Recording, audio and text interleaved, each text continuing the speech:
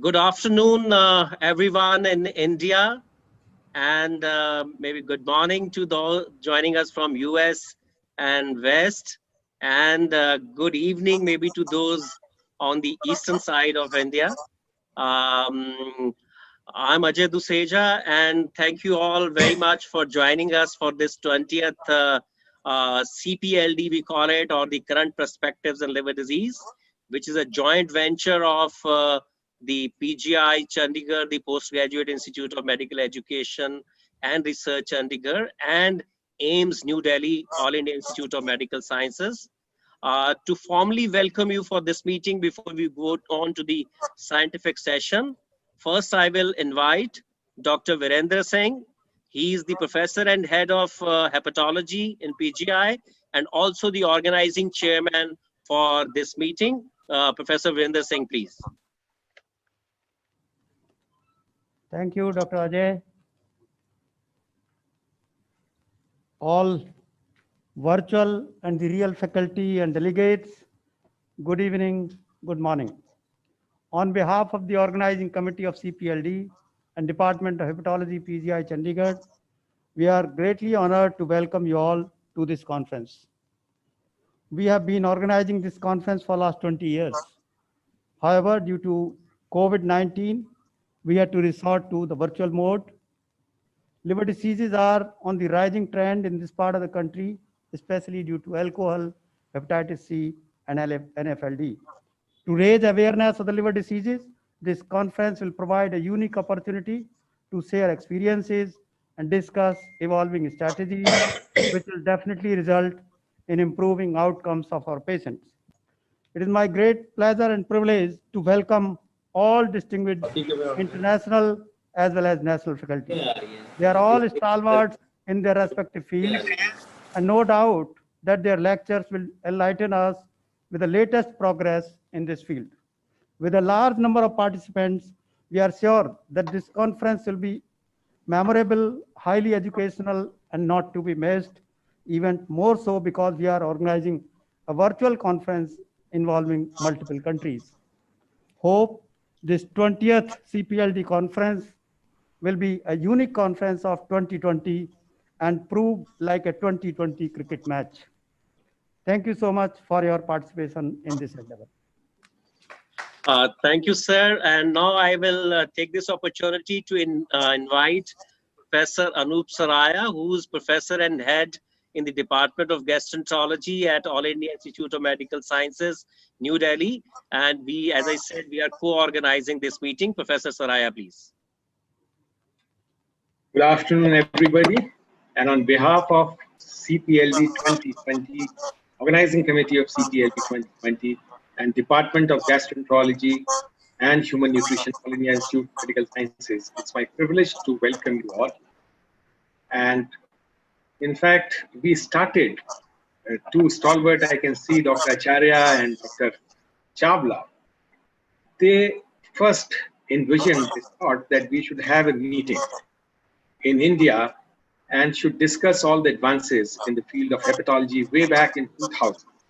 And since then, this is the 20th meeting we are organizing, and we have the privilege to be associated with that right from very beginning. I am sure that this time it's a unique meeting because we are holding this meeting, a virtual meeting now, not a physical one. And I'm really amazed to see the response. And I must congratulate Dr. Duseja and the organizing committee to rope in so many international faculty and all stalwart in the field of hepatology. And I'm sure you will have an academic feast over the next 2 days. And it's my privilege to welcome all the delegates also, those who are participating in this meeting. And I can assure you that you will not be disappointed. We have chalked out a very good program and you will definitely enjoy it. So thank you all. So over to Ajay. Thank you, sir. I think let me just tell the audience that we have had close to 2,200 registrations till date. So 2,200 people. And I think at one point of time, I'm sure I think 500 or 1000 of them would be there at all time. So before we go on to the first session, let me just take half a minute to apprise everybody of the kind of format which we would be following in this meeting. We have one moderator for each session, and he would be inviting speakers, 2 or 3 in particular session. Once both the talks or 3 of the talks are over, he would then be inviting the panelists of that particular session for their comments and questions, and a combined discussion would happen for 10 to 15 minutes, depending upon the length of the session.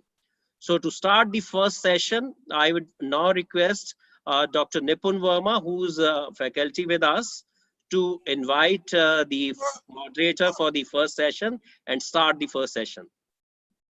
Thank you, Dr. Ajay, and I welcome all the dignitaries, teachers, students, as well as my friends to this session. And let me just call upon Professor S.K. Acharya, who's a Pro-Chancellor, KIT University, Bhubaneswar, who's a passionate teacher and motivator, and he is going to moderate the first session on alcoholic liver disease. Professor Acharya, to you, please. Thank you. Thank you. At the outset, I must convey my deep appreciation, gratitude to the organizers of the CPLD, Professor Saraya, Professor Singh, Ajay, and others, to have invited us and to have organized this very interesting meet, which has assumed its importance over the period. Now, there are 2 very interesting aspects to this meeting. And first thing, it is a first virtual meeting on the CPLD. And second thing, we have a very nice topic for this afternoon session to start the ball rolling for CPLD meeting, that is alcoholic liver disease. You must have noticed the name that has been given this time is alcohol associated liver disease. It's no more alcoholic liver disease, right? The nomenclature is gradually, in every liver disease, is gradually people are trying to change it, making it more appropriate. Needless to say, we are all aware, we are all clinicians, that alcohol consumption has increased globally in every continent and every country. And the frequency of alcoholic liver disease has also increased. And it is becoming one of the major indicators for liver transplant globally. Albeit it's red herrings, which is associated with this disease. Now, despite this large burden, unfortunately, we don't have adequate therapy as well as adequate prognostic markers, particularly biomarkers. And to speak on these 2 areas, actually, we have 2 very elegant and brilliant hepatologists. And the first lecture will be delivered by Dr. Yongi Yabo on the pathogenesis and biomarkers of alcoholic liver disease, and is there anything new in it. And the second will be by Aswini Singhal, who is very well known, and he will be delivering on the newer therapies in alcoholic liver disease.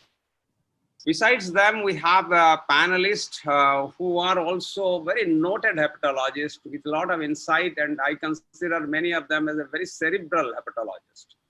Leading them is Professor Dr. S.K. Tyagi, who is the senior gastroenterologist and hepatology at Kailash Super Specialty Hospital at Meerut, followed by Sandeep Nijavan, the chief of gastroenterology at SMS Medical College, Jaipur, and Sandeep Sidhu, the professor and senior consultant gastroenterology and hepatology he was earlier in medical institution at Ludhiana, now in Sadhguru Pratap Singh Hospital, Ludhiana, and Tarana Agarwal, professor of hepatology at Rohtak PGI, Haryana.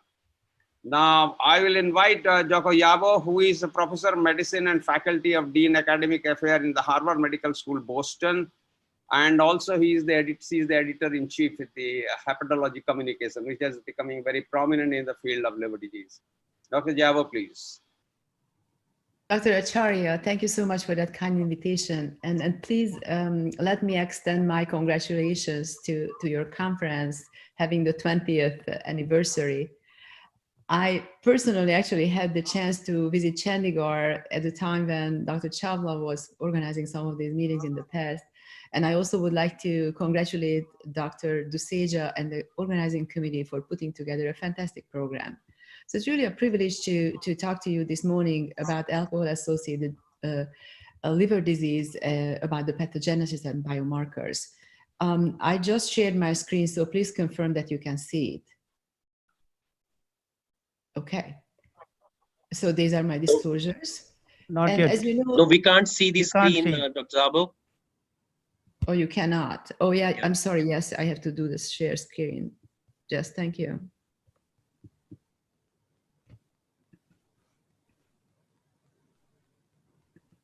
Is it better now? Yeah, but Yeah, you it's need okay. to go to the first slide. Yeah. Yeah. Yes. So I'm going to talk about the pathogenesis and biomarkers of alcohol-associated liver disease. And these are my disclosures in case anyone is interested. And so the progression of alcoholic liver disease is still not very well understood, as we know that excessive alcohol use, even binge drinking, results in steatosis. And as we all hepatologists know, many patients present only at the stage of fibrosis that eventually we kind of recognize that it was on the basis of heavy alcohol use. And patients may not even present with symptoms before showing of its cirrhosis and fibrosis. And in fact, as you know, the cirrhotic patients can then become very sick by decomposition, and the cirrhosis and alcohol use itself gives rise to a higher risk of hepatocellular cancer. What happens during this time, however, is that many of these patients actually have alcoholic hepatitis, steatohepatitis, as we identified on pathology. However, this alcoholic hepatitis may or may not be symptomatic. So what we know about alcoholic hepatitis is the patient population that presents with a severe disease. And as we know that typically those individuals who come and present with a MELD of greater than 20 have a really high risk of 90-day mortality that kind of puts alcoholic liver disease to be even more lethal in the 90-day period than any of the stage 4 cancers. Yet we don't really have very good therapies for this severe alcoholic hepatitis. To make it worse, the moderate alcoholic hepatitis patients who may or may not, they are symptomatic because typically they have elevated bilirubin, but they may not be sick enough to even present to medical care, and typically they have lower MELD scores. So I think from the standpoint of pathogenesis, the interesting and I think puzzling question is that what is the pathogenesis? Are we talking about the spectrum of the same disease getting worse? Or are they different components that are added on as insult one after another to really cause the severe alcoholic hepatitis? I think the answer is probably that we have probably components of both. And the reason for that is because as we understand from human studies and mostly from in vitro studies and from animal models is that the key elements in the pathophysiology of alcoholic liver disease are multiple. Definitely there is an alcohol-induced hepatocyte damage. There are changes in the gut permeability and the microbiome. That is not necessarily in the liver, but given the gut-liver interactions and the portal circulation carrying various components from the gut to the liver contributes to this. All of these result in innate immune activation that happens in the liver and probably even systemically in these patients. And this is happening on the top of impaired liver regeneration that is caused by alcohol. So we know that in the pathomechanism of steatosis, there are multiple biochemical factors are involved, primarily from the metabolism of alcohol, that essentially the very benign way of alcohol metabolism through alcohol dehydrogenase and aldehyde dehydrogenase gets exhausted with excessive and large amounts of alcohol use to trigger alternate mechanism of alcohol metabolism through the CYP2E1 system. And all of this induces excess production of reactive oxygen radicals that are known to have multiple deleterious effects in the cell, inducing autophagy, contributing to mitochondrial defects, and also to essentially result in steatosis as a result of all of these pathways. Reactive oxygen species directly can also induce hepatocyte death by various mechanisms. And furthermore, it has recently been shown that reactive oxygen species can also induce immune cell activation. So some of the mechanisms that even our laboratory have recently shown is that through the alcohol-induced gut permeability and LPS, there are multiple mechanisms are induced that involves, for example, activation of one of these signaling molecules called IRF3, which is called interferon regulatory factor 3, that, by the way, is also induced by alcohol directly through ER stress. And this IRF3 activation results then in mitochondrial damage and apoptosis that contributes to hepatocyte death and triggers liver injury and contributes to the pathogenesis of alcoholic steatohepatitis. So once we look at the pathology, then there are pathognomic features of alcoholic hepatitis, such as the Mallory-Denk bodies, that essentially are hepatocytes with cytokeratin sort of remnants in the middle as the Mallory-Denk bodies. And this triggers a sort of defense mechanism in the liver in terms of neutrophil leukocytes and immune cells activation and recruitment. And as you know, in the steatotic and steatohepatitis livers, in alcoholic hepatitis in particular, we can see the perihepatic fibrosis that's called the chicken wire fibrosis. That's a dynamic kind of fibrosis that can resolve if somebody stops the alcohol use. And typically this is a much earlier phase than the typical fibrosis and cirrhosis that we see in prolonged alcohol use. So neutrophils are pathognomonic for alcoholic liver disease, but really don't understand too much about them.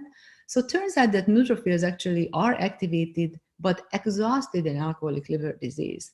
So normally neutrophils come from bone marrow, they can quickly go to the sites of tissue injury, and in the liver sinusoids, they can play a major role because they actually can get through the sinusoidal endothelial cell layer to get into very close proximity with hepatocytes and help to kind of clean up damaged hepatocytes. But it turns out that with alcohol use, there is an in vivo activation of these neutrophils to trigger them to essentially go through an activation that's called neutrophil extracellular trap formation, which means that they essentially spill out some of their DNA content that induces the neutrophil elastase activation, and that essentially induces tissue damage. Normally, this is a mechanism of neutrophil leukocytes to actually eliminate pathogens.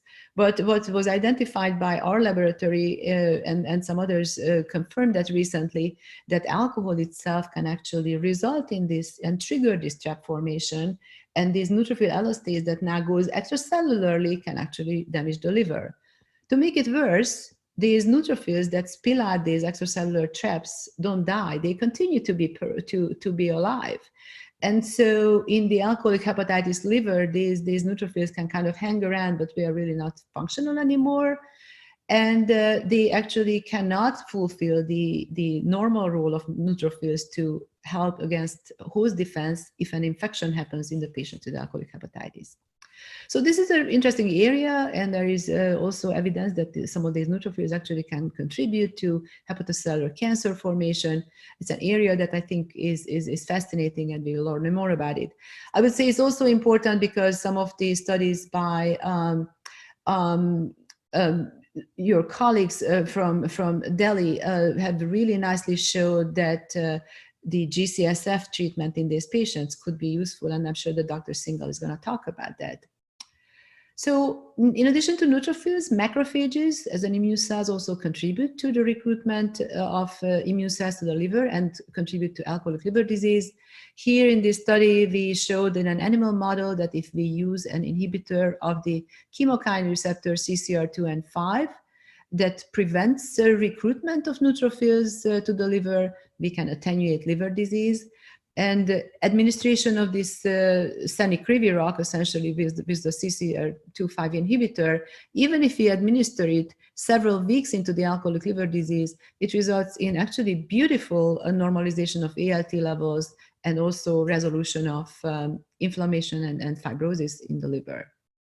So the main components in alcoholic liver disease, we believe, are the drivers of damage-associated molecules that come from damaged hepatocytes, and also molecules that come from the gut as part of the changes in the microbiome and gut translocation in terms of pathogen-associated molecules that activate the immune cells and macrophages to produce pro-inflammatory cytokines such as TNF, IL-6, and also to induce IL-1 beta.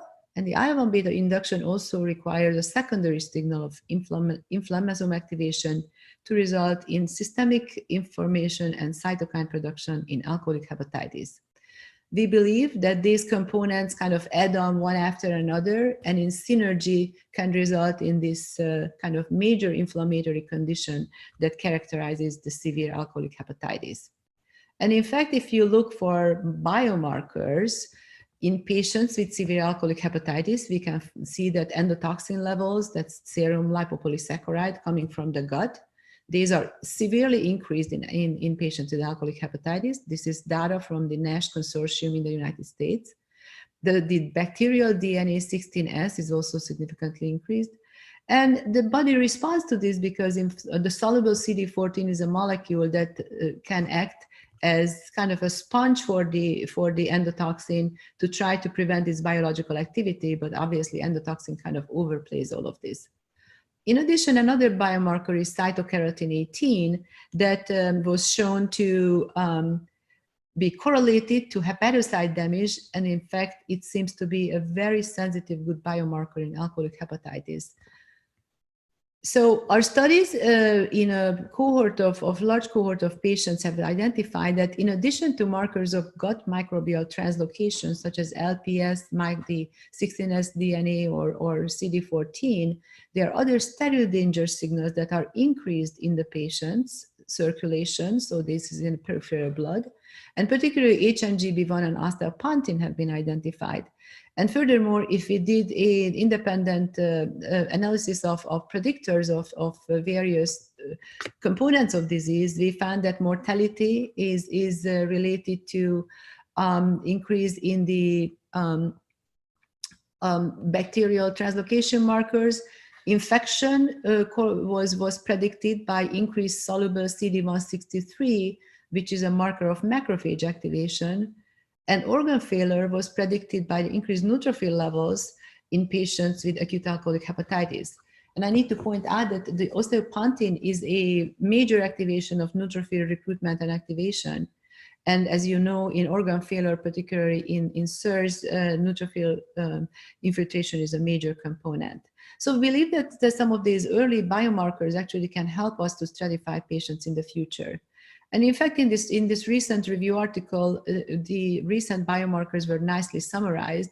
That again reminds us that cytokeratin is a very good marker for hepatocyte damage, and in fact has some correlation with the severity of the disease. The augmenter of liver regeneration, ALR, is another potential up-and-coming marker. And I showed you about CD163. ST2 is another inflammation-related marker. This is a protein of receptors in inflammatory cascade. And in fact, this could be measured and possibly can predict alcoholic liver disease progression. Some of the others include the group of microRNAs, and I'm going to talk about that in a minute. But as you see that there are some other potential markers in terms of the steroid-CoA desaturase and some other markers, including the resolvins, which are interesting because they have a major role in resolution of inflammation that obviously is not happening in alcoholic liver disease. So related to biomarkers, I wanted to tell you a little bit about microRNAs in alcohol-associated liver disease. And this is an area that we have studied for many years now, and many other investigators are getting into this field. So initially what we found that if we look in various types of liver diseases in animal models, particularly in alcoholic liver disease, we find an increase in the serum levels of microRNA 122. So microRNAs are small, short 20-22 nucleotide sequence RNAs that have no coding function, but they could be very important regulators and biomarkers. And they also are very relatively stable. So if you look at this, it looks like the serum microRNA 122 actually nicely correlates with ALT. And in fact, in models of APAP-induced liver injury, we showed that microRNA 122 increase comes up even earlier than ALT, being a relatively sensitive marker. The problem with microRNA 122 that it increases in the serum with any kind of liver injury, so this is really not specific for alcoholic liver disease. But interestingly, these microRNA 122s actually are found mostly in the exosome-rich fraction of the serum. And at the same time, when we look in the liver, contrast to the serum, the liver levels of microRNA 122 are reduced. So in one of our studies, actually, we showed that this reduction in microRNA 122 in the liver and in hepatocytes in alcoholic liver disease is actually a very important component in the pathogenesis, because if we restore this reduced microRNA 122 in alcoholic liver disease, at least in an animal model, we can essentially normalize the liver and ameliorate alcohol-induced liver disease. So what this means is that miR-122 has a major role in the pathogenesis of alcoholic liver disease at the level of liver, but it can also be a good marker in the serum for liver damage. And in fact, the multiple roles of microRNA 122 was shown both in alcoholic liver disease and NASH. And in several studies, we showed that alcohol actually induces inflammation through the microRNA mechanism involving HIF-1 alpha, but it also contributes to actually the fibrosis through mechanisms including LOX and vimentin. And finally, we also showed that this microRNA 122 that is packaged into the small exosomes, which is extracellular vesicles, can actually have a functional role in activating inflammation. So this is a very interesting area, but from the standpoint of biomarkers, keep in mind that miR-122 is a good biomarker for liver damage, but it's not specific for alcohol. So that kind of begs the question that, well, what happens if we look at these microRNAs, for example, in the circulation as a non-invasive method of kind of liquid biopsy, and look at the combination of various microRNAs.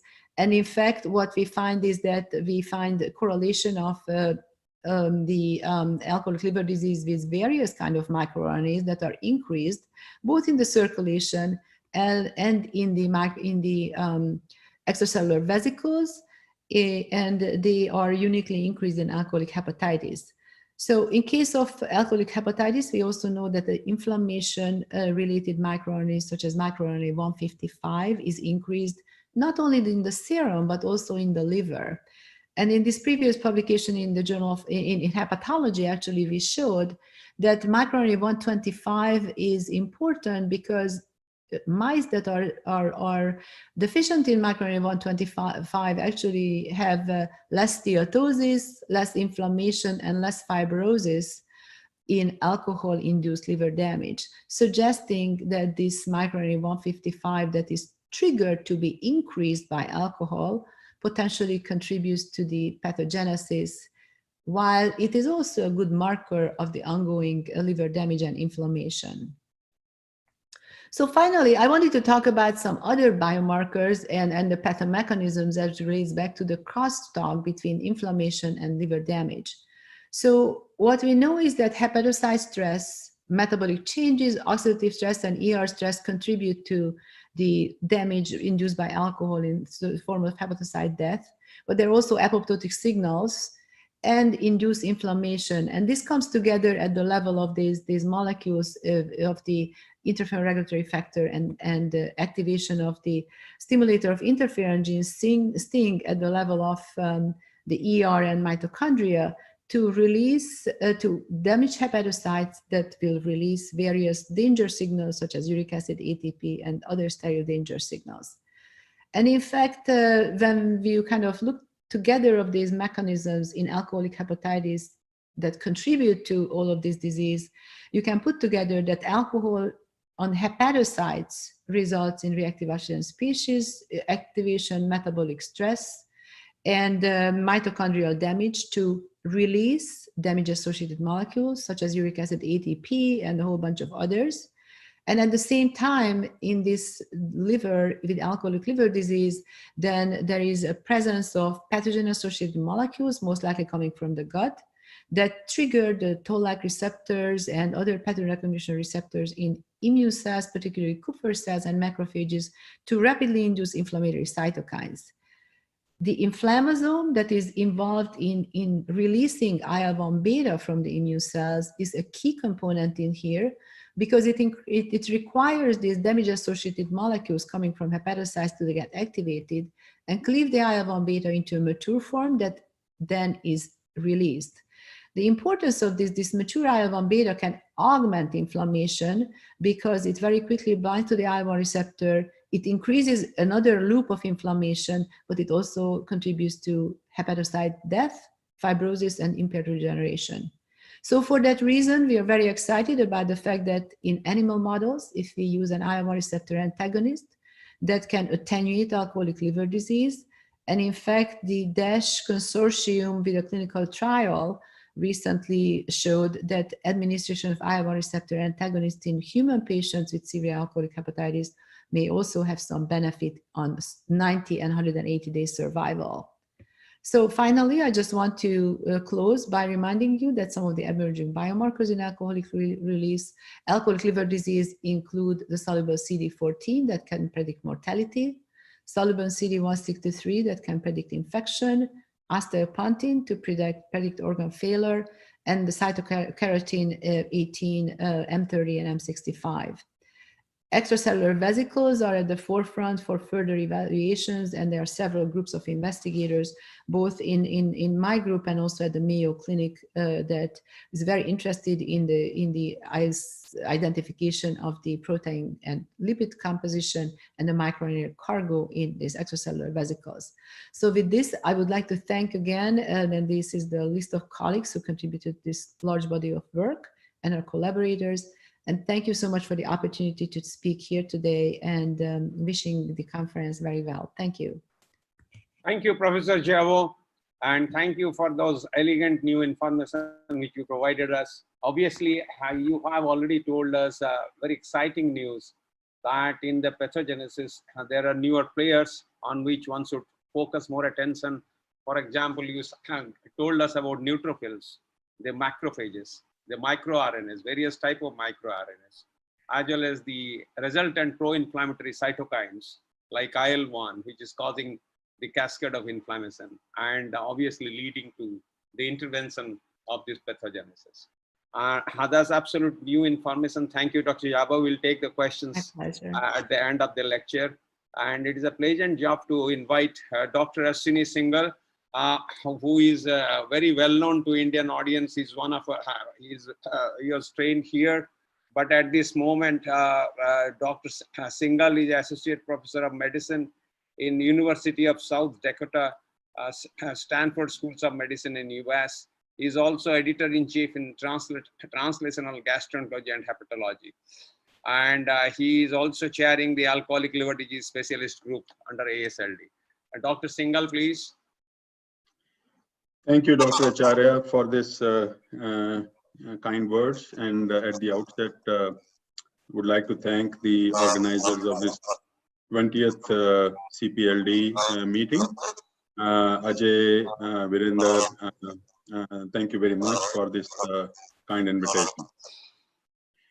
And at the outset, I would also like to be showing my pleasure on being here this morning for two other reasons. One, that the conference hitting with the ALD, which we all know is the magnitude-wise is the commonest liver disease globally, I think. And also that adaptability of the meeting with alcohol-associated terminology, which I think is more appropriate than alcoholic liver disease. So with those words, over the next 15 minutes or so, we will talk about what are the newer therapeutic targets in the field and why do we need newer therapies.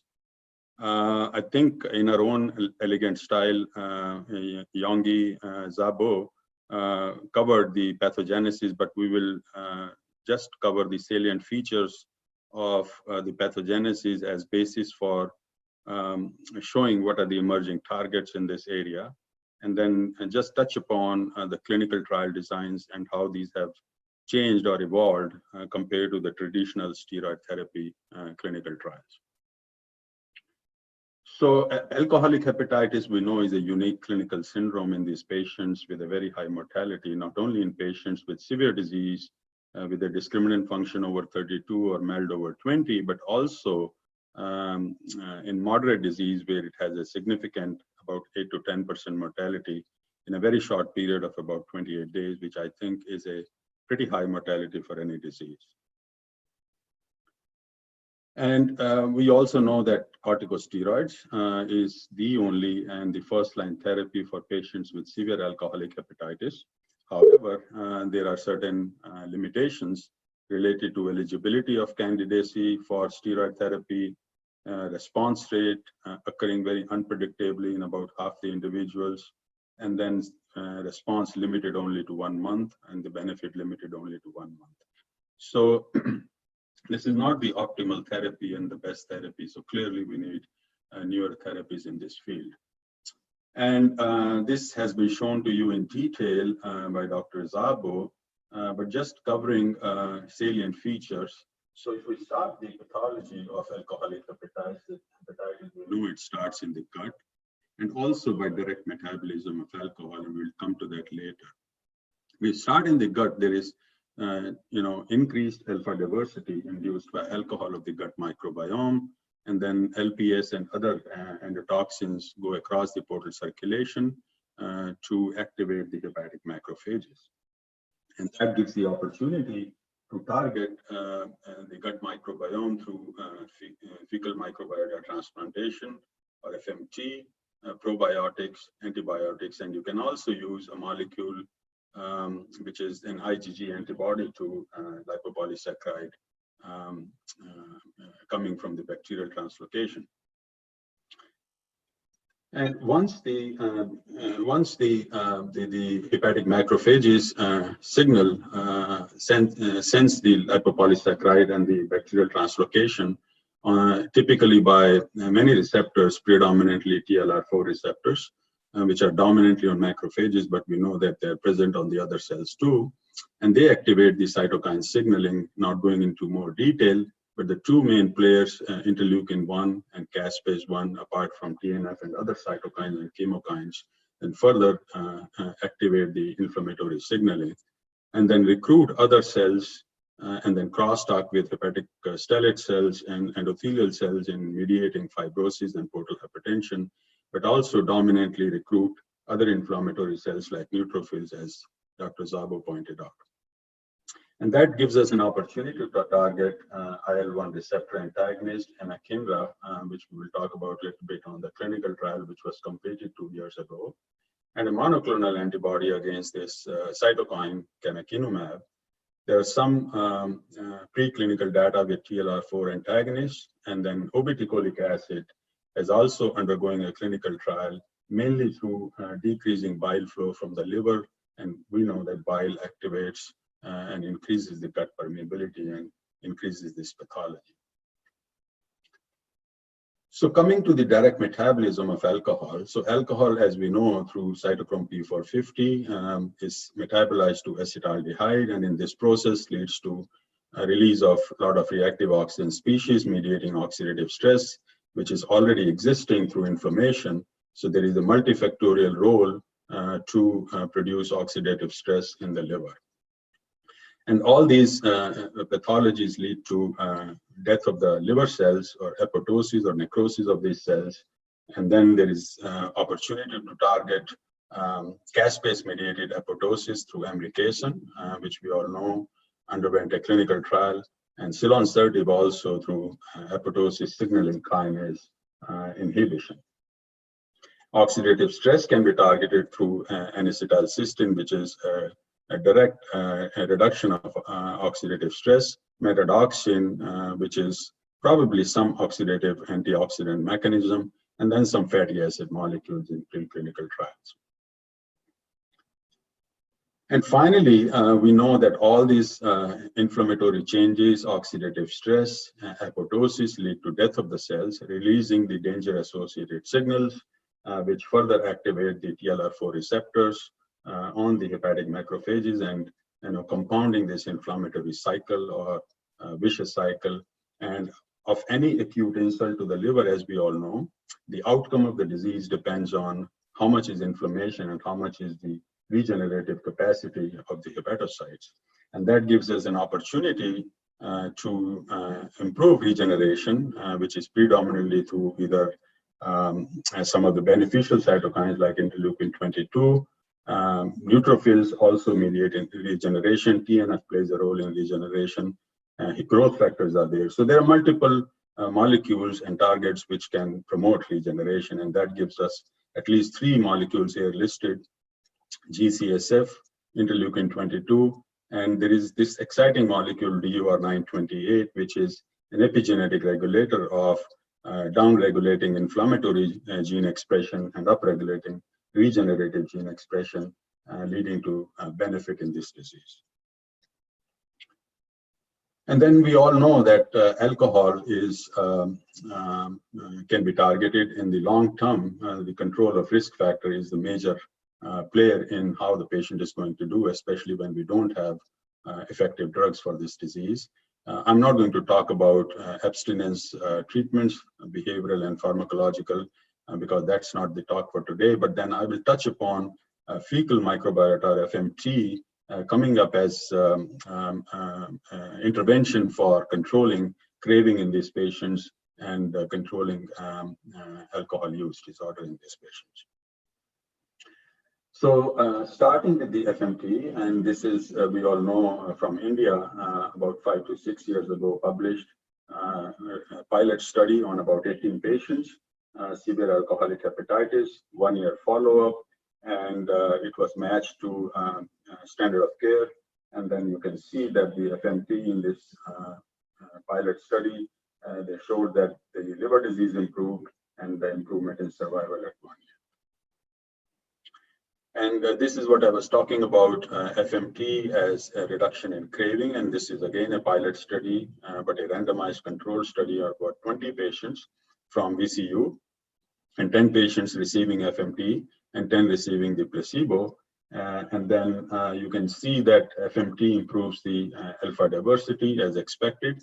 And this is associated with improvement in inflammatory markers, IL-6, lipopolysaccharide, binding protein.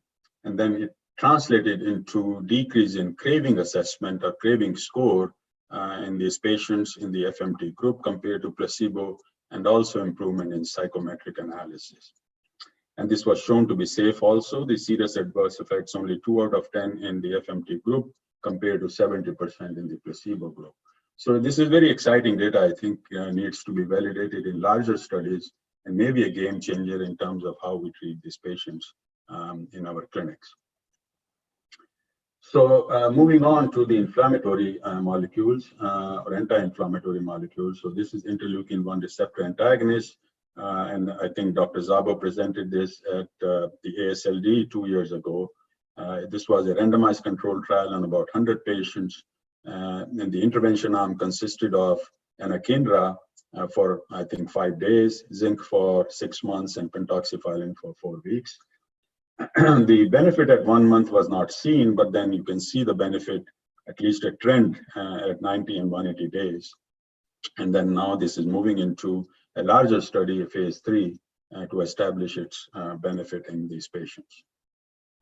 Unfortunately, cilon-30, which is an anti-apoptotic molecule, in a randomized controlled fashion, same number of patients, about 100, was a negative study. Actually, at 2 months, the intervention arm did worse compared to the placebo, and this drug is not going to be tested further in this area. And this is the molecule we were talking about, DUR928, the epigenetic regulator. Very exciting data. Pilot phase 1 study. You can see the LIL response at 1 week, 80 to 90%. Majority of 18 patients, as you can see, were severe disease, whether we talk about discriminant function over 32 or MELD over 20. The median Lille score, you see 0.1 to 0.2. In another study from Louisville, I think, this Lille score of 0.1 to 0.2 was compared to a historic steroid-treated patients where the median Lille score was 0.5, significantly better. And this important point in this study was that at 28 days, none of the patients died. So by 1 month, everybody was surviving in this particular study, and the drug was very safe. And the similar kind of data was shown in this similar study, phase 2A, dose escalating study, 18 patients, same number of patients as the previous study, including some with severe disease, but some with moderate disease also. Over 80% response rate, which was much better than a prospective steroid-treated patients and untreated patients.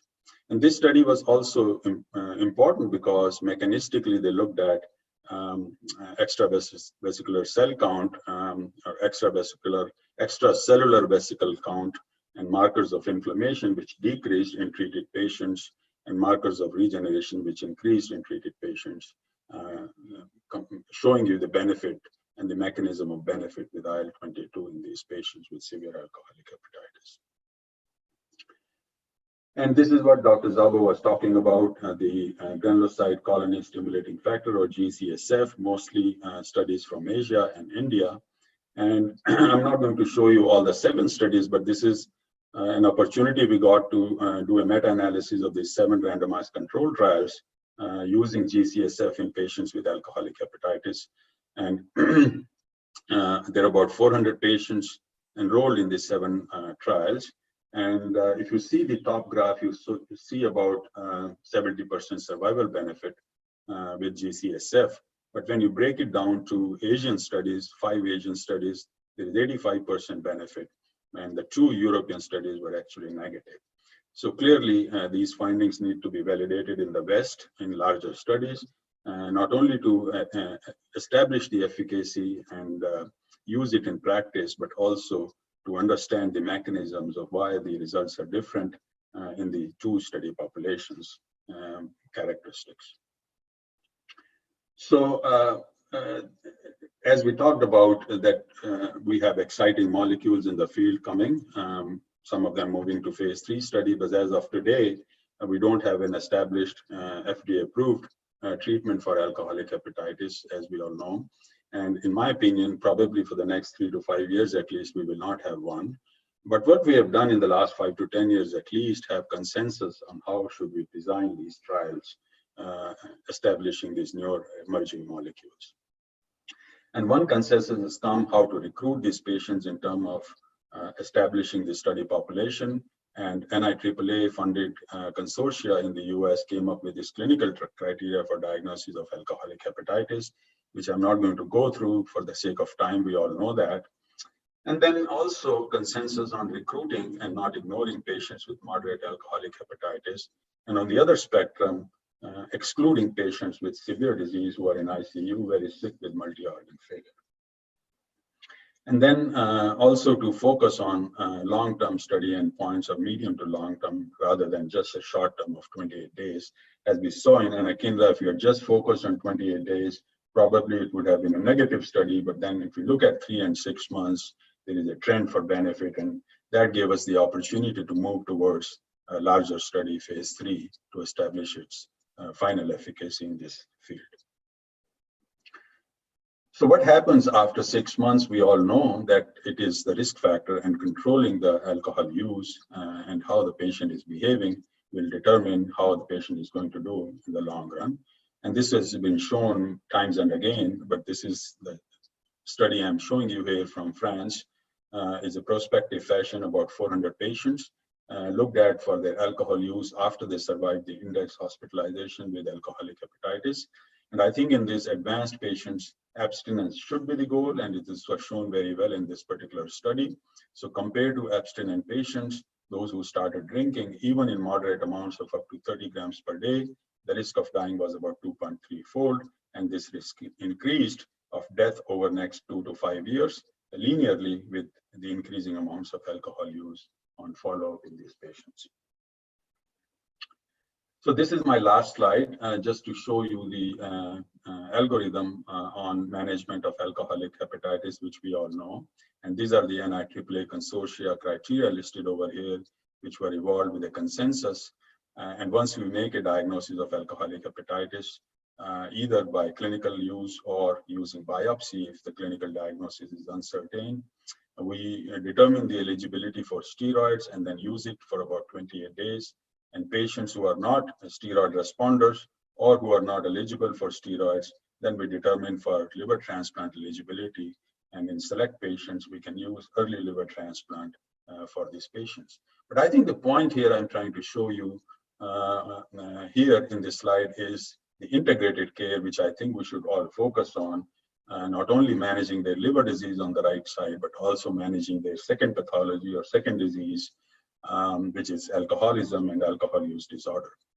So sooner than later, these patients should be screened for risk of alcohol use disorder, and those with moderate to severe alcohol use disorder should then be integrated with addiction specialists and multidisciplinary care so that we can improve their long-term outcome. And unfortunately, all across the world, including US, we saw the recent data from Pittsburgh VA that this integrated care model is used in just 14 to 15% of patients of decompensated alcohol-related liver disease. So these are key takeaways from today's presentation, take-home messages, that we saw some of the clinical trials and the newer targets and how these study designs have changed with these emerging targets in the last 5 to 10 years. And 4 or 5 molecules, I think FMT, GCSF, IL-22, and anakinra seem promising. And then we need actually the studies to not only develop benefit of or efficacy of integrated care model in managing these patients, but I think also studies and strategies to overcome barriers of implementing this model in routine clinical care of patients with ALD. So I would stop here. I think I stuck to my time, and we'll be happy to take questions.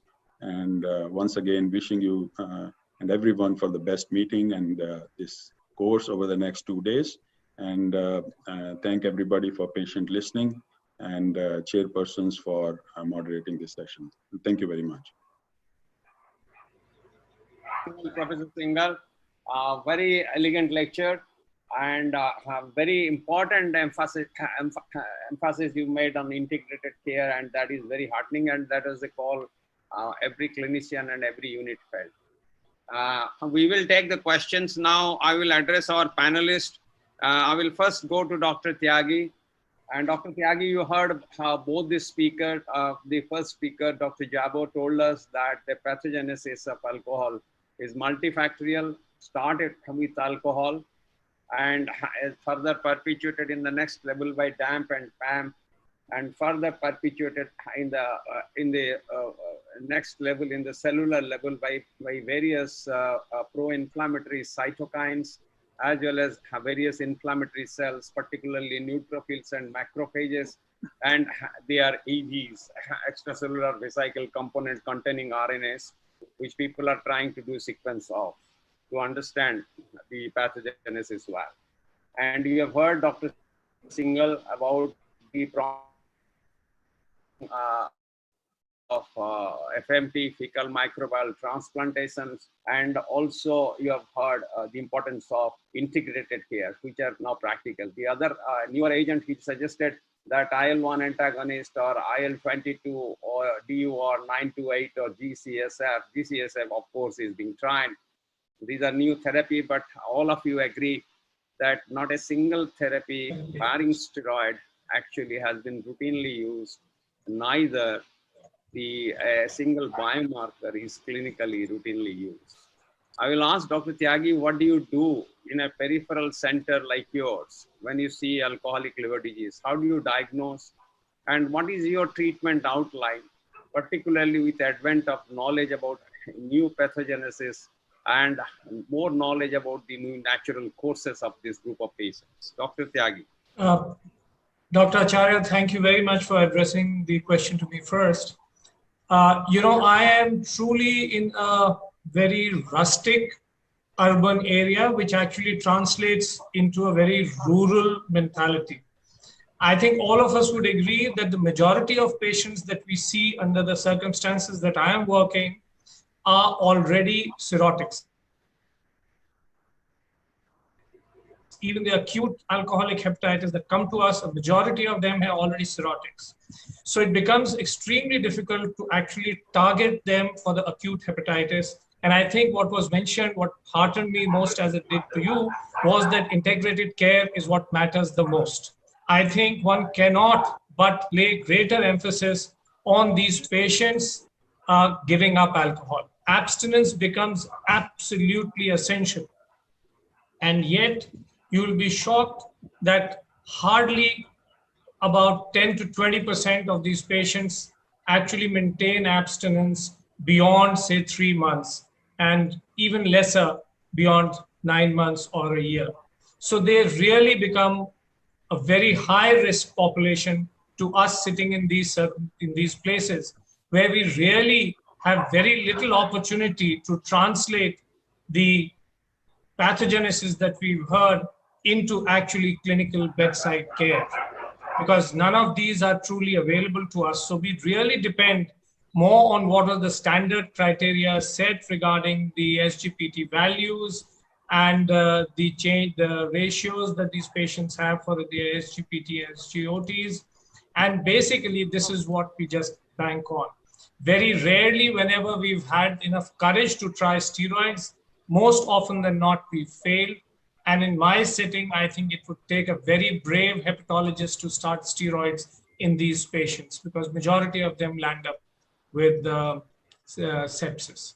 So we really, we are with our hands tied, minds blocked, and the patients merrily going on drinking as they do. And none of them actually accept. Yes, ma'am.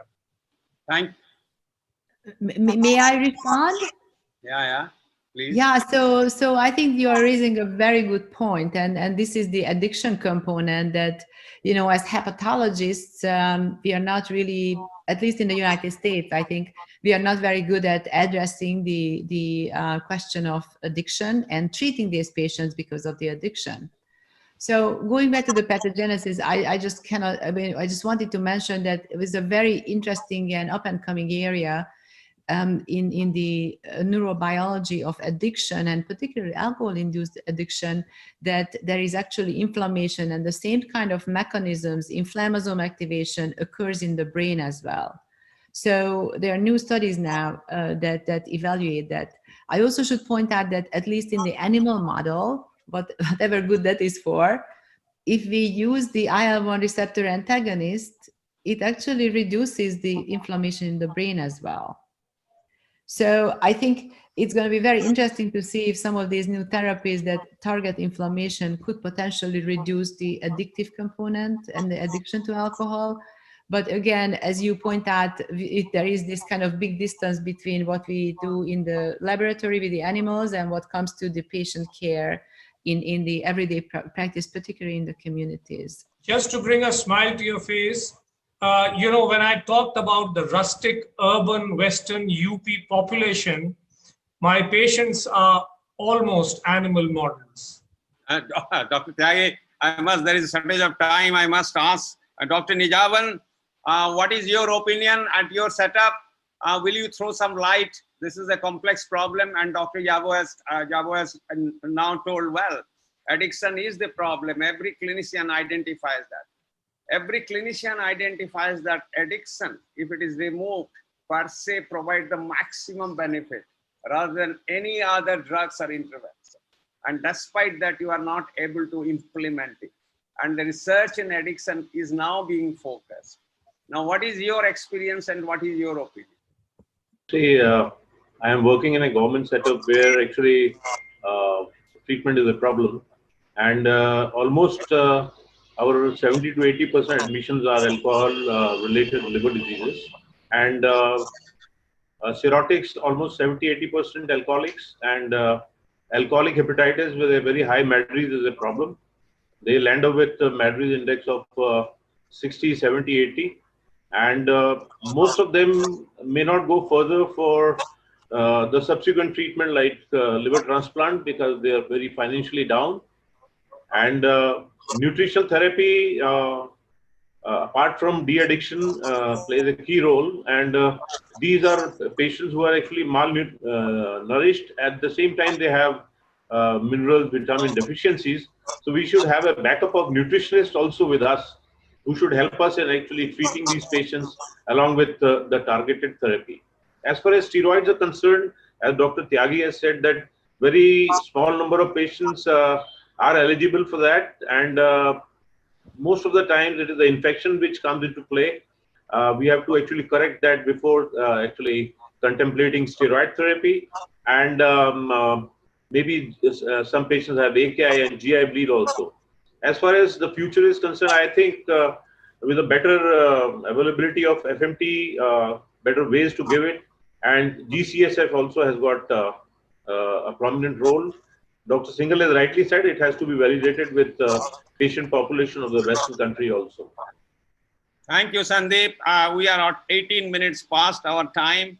I'll ask Dr. Sidhu if there is pressing comment to kindly provide your comments, please. Dr. Sidhu? Dr. Sidhu? Dr. Sidhu, you need to unmute yourself.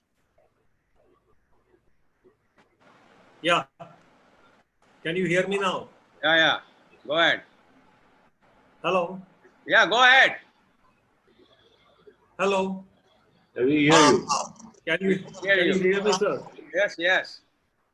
So the point I'm going to make is that unfortunately, all of our patients have got a Lilly score of more than 30 to 35 to 40. So the MELD score, and the DF score is ranging between 75 to 150. So plus, along with this, the second major component is that almost all our patients are suffering from severe sarcopenia. And this results in a very poor outcome of corticosteroids landing into sepsis. This point actually has been missed by most studies as to why they suffer from sepsis. Therefore, nutrition, if you go to Moreno's article on nutrition, which was published about 2 years back, he had clearly showed that if you take less than 22 100 kilocalories per day, then the chances of mortality are very high. And there was an editorial that came up from Mark Thurs in which he showed that if you take 56% of carbohydrates and more than 67 of that of proteins, then the mortality rate climbs down. So I think nutrition is a very important role. And secondly, I think we are already on the verge of completion of a multicentric trial using bovine colostrum. I think from at least 6 particular multi-center centers are having that. And we have evidence of a good sort of outcome, especially because it met the basic goals of doing at least 2 things. One is of decreasing improving the gut permeability, and second is to decrease the lipopolysaccharides attacking the liver. So let's hope that by the end of this year, we should have the data to present. And that's it, sir. So can you unmute yourself, Professor Acharya? Unmute yourself. Hello. Oh, sorry. No, I'm unmuted myself. Yeah. I think I'm audible. Am I audible? Yes, sir. Yes. Hello. Hello. You are audible, sir. Hello. Okay, I am audible. And now I'll request Dr. Agarwal, any pressing comments on alcoholic liver disease as you see, or your thinking process as how you are going to tackle it in future? It is not only alcohol which is actually coming today, but it is also obesity, which is co-associated with the liver disease nowadays. So, and what we have seen in our that if a patient is having, despite all other biomarkers, if his bilirubin is going down to 30, then it itself is actually prognosticating the patient that patient is difficult to bring back. Even if when the bilirubin goes beyond 30, patient is not having any otherwise, he will go on to develop. And so I want to ask Dr. Ashwini, is there any role for high volume plasma pheresis in these patients? What are being taken up for bringing down the bilirubin level, and is it helpful in these patients in acute situations? Asuni, she is asking role of bioartificial liver supports as well as ultrafiltration to bring down serum bilirubin levels in alcoholic liver disease, particularly those who have decompensated or alcoholic ACLF who are yellow. Right. Well, this is a good question. I think these are more of bridging therapies I would use. There are randomized studies on Mars or using albumin dialysis, and there are randomized studies on the liver support machines in this field in alcoholic hepatitis, which both were negative studies. They didn't improve survival. They improved the bilirubin, encephalopathy, renal function. But the ultimate survival, I think they looked at 6 months, did not get better. But I think most of these therapies could be used as bridging therapies. You are right, they decrease the bilirubin, they improve the encephalopathy, and they can support the patient until if the patient is a good transplant candidate. But otherwise, if somebody is suppose sick in the ICU with multi-organ failure, and I think there are on the other end of the spectrum, there are data, mostly retrospective data, to show that if there are 4 or more organs failed at 7 to 10 days from the presentation, in spite of all the treatment, the patient is not a transplant candidate, patient has not responded or not eligible for steroid therapy, you may actually start discussing with the family about goals of care, and whether, because in those retrospective studies, it has been shown that 3 to 6 months survival of this group of patients, because ACLF stabilizes by a week or 2. And so in this group of patients, it's pretty close to negligible. So, so when we identify that population where further care is going to be kind of futile, maybe other end of the spectrum may start. So it's a disease, very heterogeneous disease, where can be a group of patients which are eligible for medical therapy, eligible for transplant, liver support machines like you mentioned, and then futile care and discussing goals of care. Thank you, Dr. Asini. I'm sorry, I have to close this session. It is time. We have overshooted by 24 minutes and the organizers are telephoning me to close the session. Very interesting session. And I must convey my gratitude and congratulations to both the speaker as well as the panelists. Thank you, Ajay, for giving us all the chance. And over to you. Thank you. Thank you so much. Thank you everyone, and thanks everyone. bye-bye. Dr. Ashwini, Dr. Good to Zabo, see you. Thank you.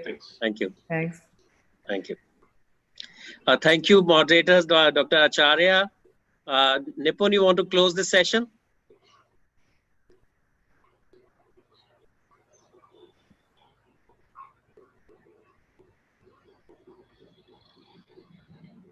It is not there. You close the session. Don't waste time. Okay. Okay. Nipun, you are not audible. So let me just continue. I think thank you very much, Professor Acharya, Professor Zabo, Professor Singhal, and all the panelists. It was a wonderful session. Very nice discussion. We could have gone on, but for the time, I think you understand. So maybe some other time we will have a full meeting, maybe on alcoholic liver disease. Okay. Thank you all. Bye-bye. Thank you so much. Thank you. Let me go on to the next session now. And the next session is on non-alcoholic fatty liver disease.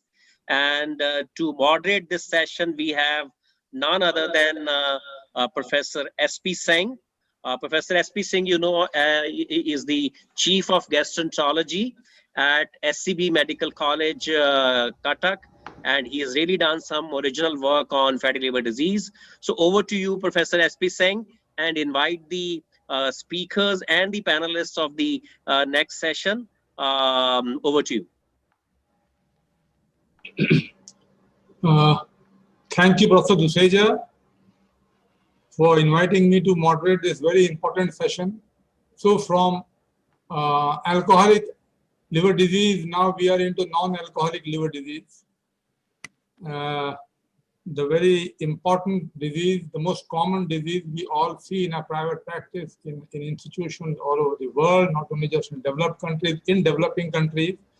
And to address a very important aspect of this pandemic, I would say, of NAFL. Whether you call it NAFL or MAFL, whatever, we are going to discuss the management of this problem today. And we have two very eminent speakers to speak on two different subjects on management. We have Professor Chan Wak Hyong, who's Professor of Medicine and Senior Consultant Gastroenterologist and Hepatologist at the University of Malaya Medical Center, Kuala Lumpur, Malaysia. He'll speak on who needs pharmacological therapy. And we have Zubair Yunosi, who's the President, Innova Medicine Services, and the Chairman of the Clinical Research Unit of Innova Health Systems at Falls Church City in the Commonwealth of Virginia, America. So we have two very eminent speakers, and after the lecture, we'll be having a panel discussion. We have four eminent panelists from our country. We have Abraham Koshi, a veteran hepatologist, Professor and Director Research and Hepatology at the Lakeshore Hospital, Kochi. We have Professor Krishnadas Devdas, who's the Professor and Head of Department of Gastroenterology at the Medical College Trivandrum. We have Seema Alam, Professor and Head Department of Pediatric Hepatology at ILBS New Delhi. And we have Varun Mehta, Professor of Gastroenterology at the DMC Ludhiana. So with this, we start the session with the talk by Professor Chan Wak Hyong, who needs pharmacological treatment. We are way behind schedule, already half an hour behind schedule to start with. So Professor Hyong, please. Thank you very much, Professor Singh, for your kind introduction. I'd like to ask for your permission to share screen. Sure. Okay. So, are you able to see the screen? Yeah. The presentation slides? Yeah. Yes. Okay, thank you very much. Good evening, ladies and gentlemen. Greetings from Kuala Lumpur. First of all, I'd like to thank Professor Singh, Professor Duseja, and the organizing committee for the invitation to speak at this year's Current Perspectives in Liver Diseases. I was really looking forward to visit the Postgraduate Institute of Medical Education and Research in Chandigarh during this event. Unfortunately, this was not possible due to the current pandemic. Nevertheless, it is my great pleasure and honor to deliver this talk virtually. So the topic that has been given to me is who needs pharmacological treatment? I've tweaked the term non-alcoholic fatty liver disease, or NAFLD, to metabolic dysfunction-associated fatty liver disease, or MAFLD. As you are probably aware, there is currently a movement to replace the old term NAFLD with a new term MAFLD. MAFLD is defined by a set of positive criteria. It is diagnosed in a person with significant hepatic steatosis based on either imaging, non-invasive score, or histology, who is overweight or obese, has type 2 diabetes mellitus, or at least has two of the criteria listed in the green box.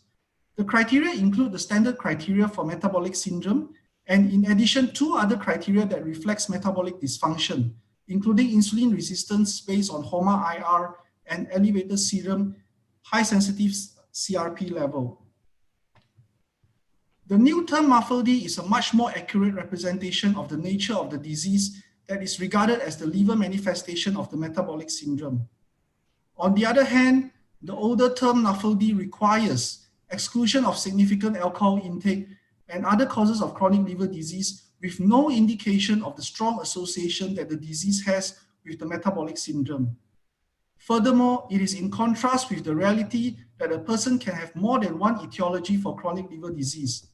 For example, fatty liver disease can be the result of both metabolic syndrome and significant alcohol intake at the same time.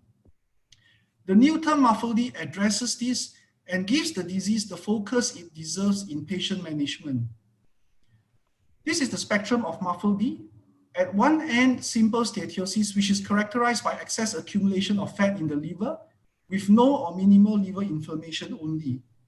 Steatohepatitis is the more severe form of the disease, characterized by more severe liver inflammation and hepatocyte ballooning.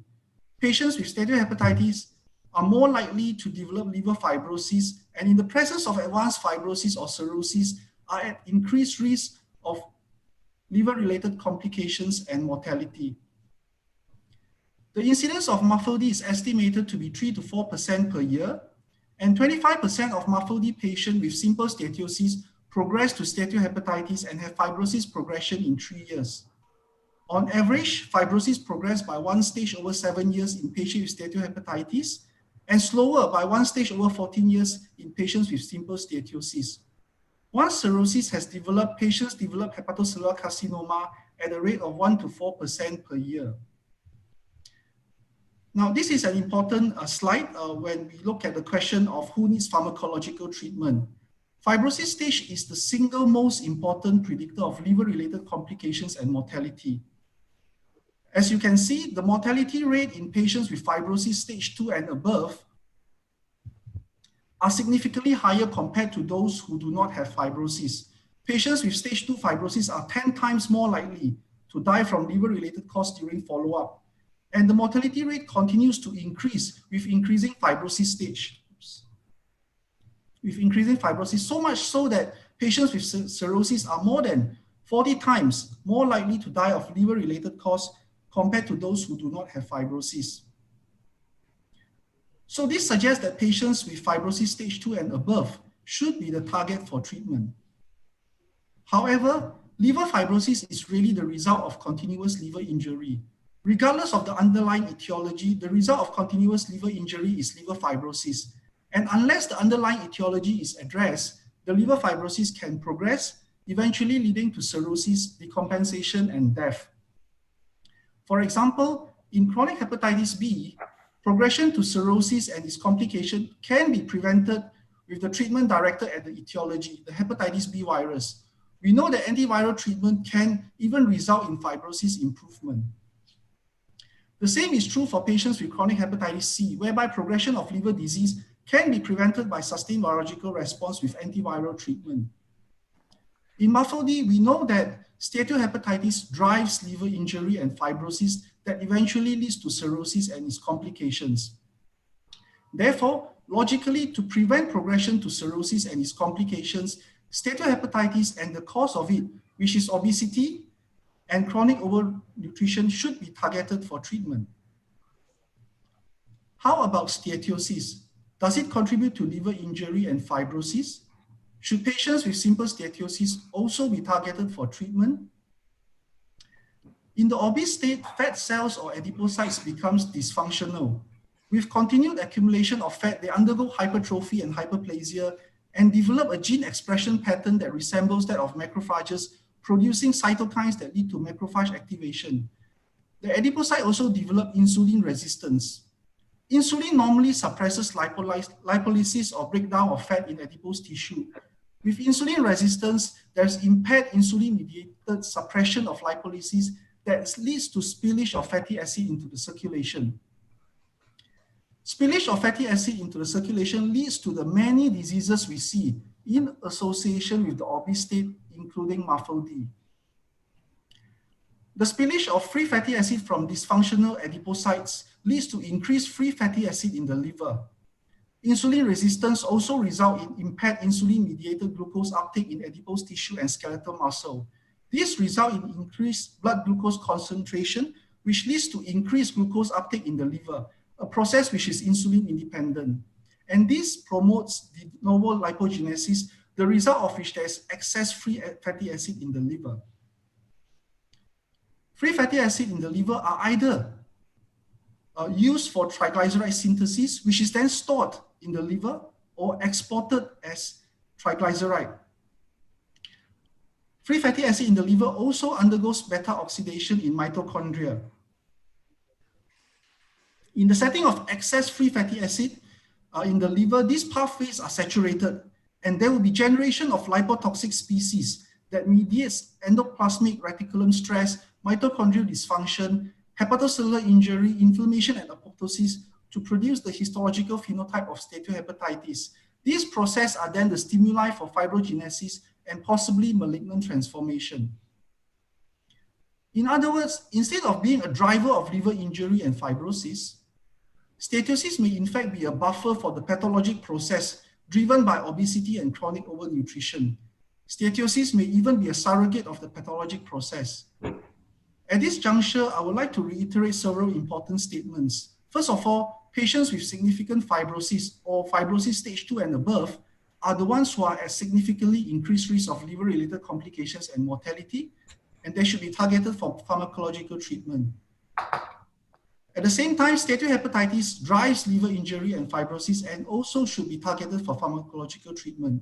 On the other hand, patients with simple steatosis are not likely to benefit from pharmacological treatment to reduce liver-related complications and mortality.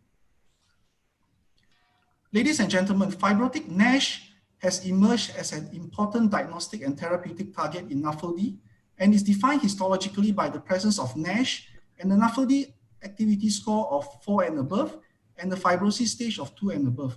This is very much consistent with the group of patients that should be targeted for treatment as mentioned earlier.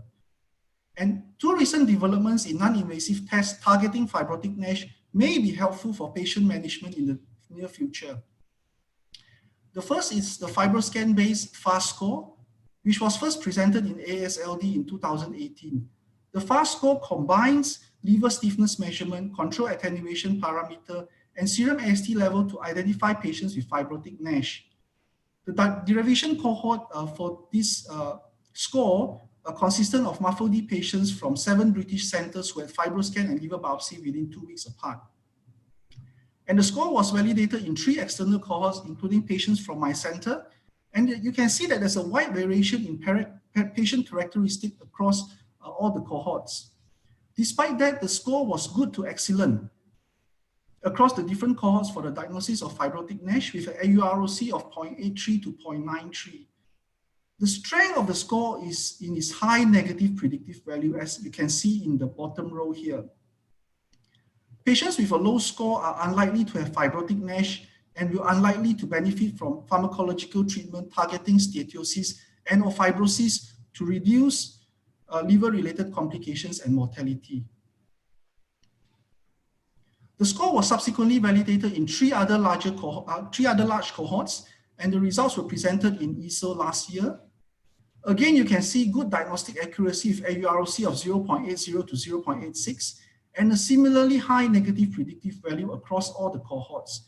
You can find the data from the derivation cohort and all the validation cohorts shown here in the full paper that has been published in Lancet Gastroenterology and Hepatology earlier this year. The second non-invasive test is MAC3, which combines HOMA-IR, serum AST level, and CK18 for the diagnosis of fibrotic NASH. This was first reported by Professor Jerome Bozier, and we perform a validation of the non-invasive test using data from our cohort. As you can see, the performance of this fully blood-based test for diagnosis of fibrotic NASH is comparable to the FibroScan-based FAST score. It also has very high negative predictive value, and it will be used full in places without FibroScan. However, the MAC3 score requires HOMA-IR and CK18 that may not be routinely performed in many places. Ladies and gentlemen, I'd like to move on to the next section of my talk. I would like to start by saying that when we are too focused, we sometimes do not get the bigger picture. This is the case with obesity and obesity-related diseases. To the cardiologist, the respiratory physician, the hepatologist, the endocrinologist, and nephrologist, an obese patient is seen in very different way. While we are focused on liver-related complications, we should remember that patients with MAFLD are at increased risk of other obesity-related diseases as well, particularly cardiovascular disease. In fact, cardiovascular disease is the leading cause of mortality in MAFLD patients. The American Association of Clinical Endocrinologists highly recommends that LDL cholesterol level be treated to target based on cardiovascular disease risk to reduce cardiovascular event and mortality. In this retrospective study across several Asian centers, we found a disproportionately low rate of statin use, as you can see in the orange bar, among MAFLD patients despite the high prevalence of dyslipidemia, as you can see in the blue bar. In a subsequent prospective study, a similar trend was observed. Importantly, Nearly 60% of patients who were not on statin should have been on statin to treat their LDL to target. And nearly 3/4 of patients who were on statin were not treated to target. These studies highlight the suboptimal treatment of dyslipidemia among MAFLD patients. Similarly, blood pressure and glucose level should also be treated accordingly in our MAFLD patients to reduce the risk of cardiovascular disease and other target organ damage. On the same note, I would like to iterate that targeting higher in the pathologic pathway will likely yield positive effects on all downstream events, and addressing obesity and chronic overnutrition will have other benefits beyond the liver. Therefore, if there's an effective pharmacological treatment that can target obesity and chronic overnutrition that does not have significant adverse effects and that is affordable, it will be ideal for the patient holistically. However, as mentioned earlier, if the pharmacological treatment targets steatohepatitis and fibrosis, it is patients with steatohepatitis and significant fibrosis who should be targeted with the aim to reduce liver-related complications and mortality. Before I end my talk, I would like to reiterate that lifestyle intervention remains the cornerstone for management of MAFLD. Weight loss of at least 10% through lifestyle intervention, as you can see in the yellow bar, can lead to steatohepatitis resolution in 90% and fibrosis improvement in 45%. This is far greater than any current investigational pharmacological treatment. However, only 10% of patients were able to achieve the desired amount of weight loss. In my opinion, the potential of lifestyle intervention has not been fully explored. When we give lifestyle advice to our MAFLD patients, the responsibility is entirely shouldered by them on an individual basis. However, growing evidence makes clear that multiple complex factors beyond personal decisions strongly influence lifestyle choices, and this should be tackled to provide a more conducive environment for better lifestyle choices in our patients. This is what we often see, but what we should see more would be something like this. And again, this is what we often see, and we should aim for more of this. And in busy cities in Asian countries, we are often caught in traffic jams, but we should see more of this. Mr. Chairperson, ladies and gentlemen, I would like to conclude by saying that MAFLD patients with steatohepatitis and significant liver fibrosis are at increased risk of liver-related mortality and should be the target for pharmacological treatment. MAFLD patients should also receive pharmacological treatment to reduce their cardiovascular disease risk. Last but not least, lifestyle modification is the cornerstone for treatment of MAFLD, but an effective pharmacological treatment that can target obesity and chronic overnutrition will be ideal for the patient holistically. I would just like to take the opportunity to invite you to the Asian Pacific Digestive Week 2021, which will be held next year in next year in Kuala Lumpur, 19 to 22 August. Thank you very much.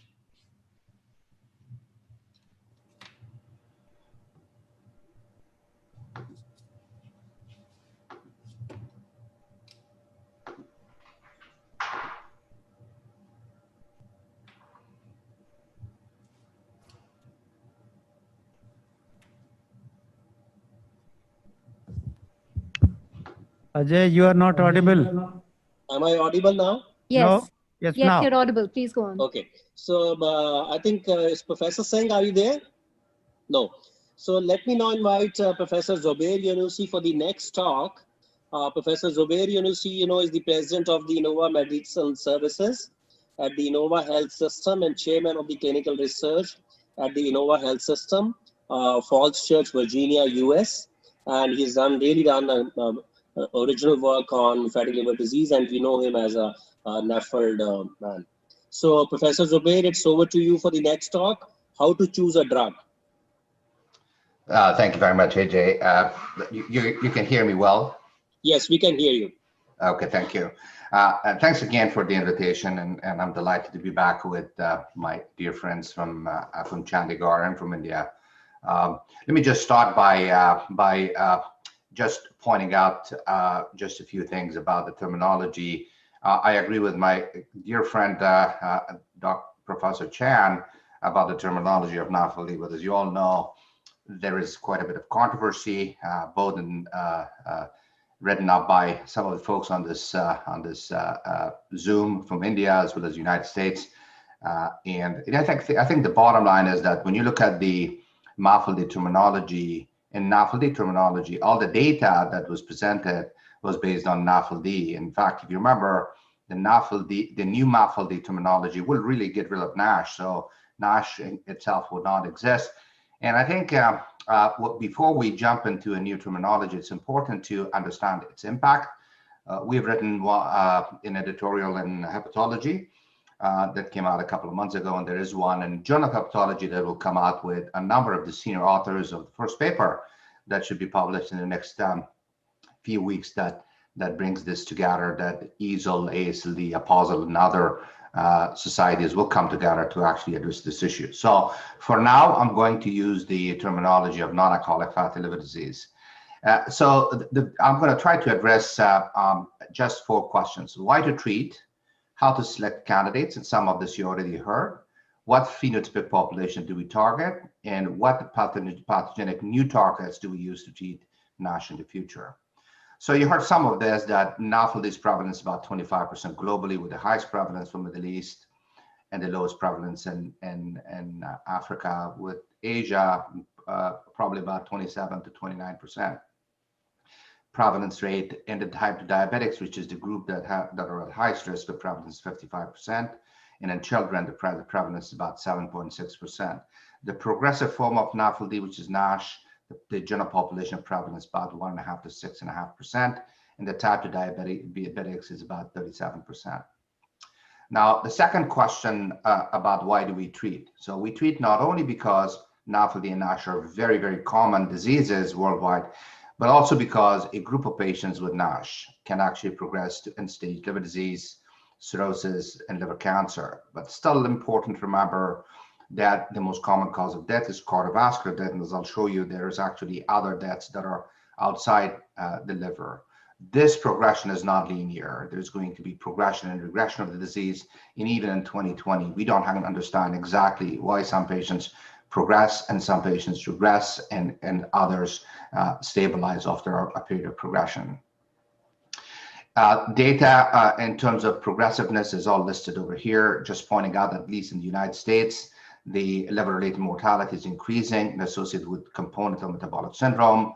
There is also the second indication for liver transplantation, and among the top 3 causes of liver cancer in models predict that it's going to increase in the United States. And this heat map that you have and down here, it shows the global mortality rate related to NAFLD or liver disease here, but NAFLD is the one that actually is increasing.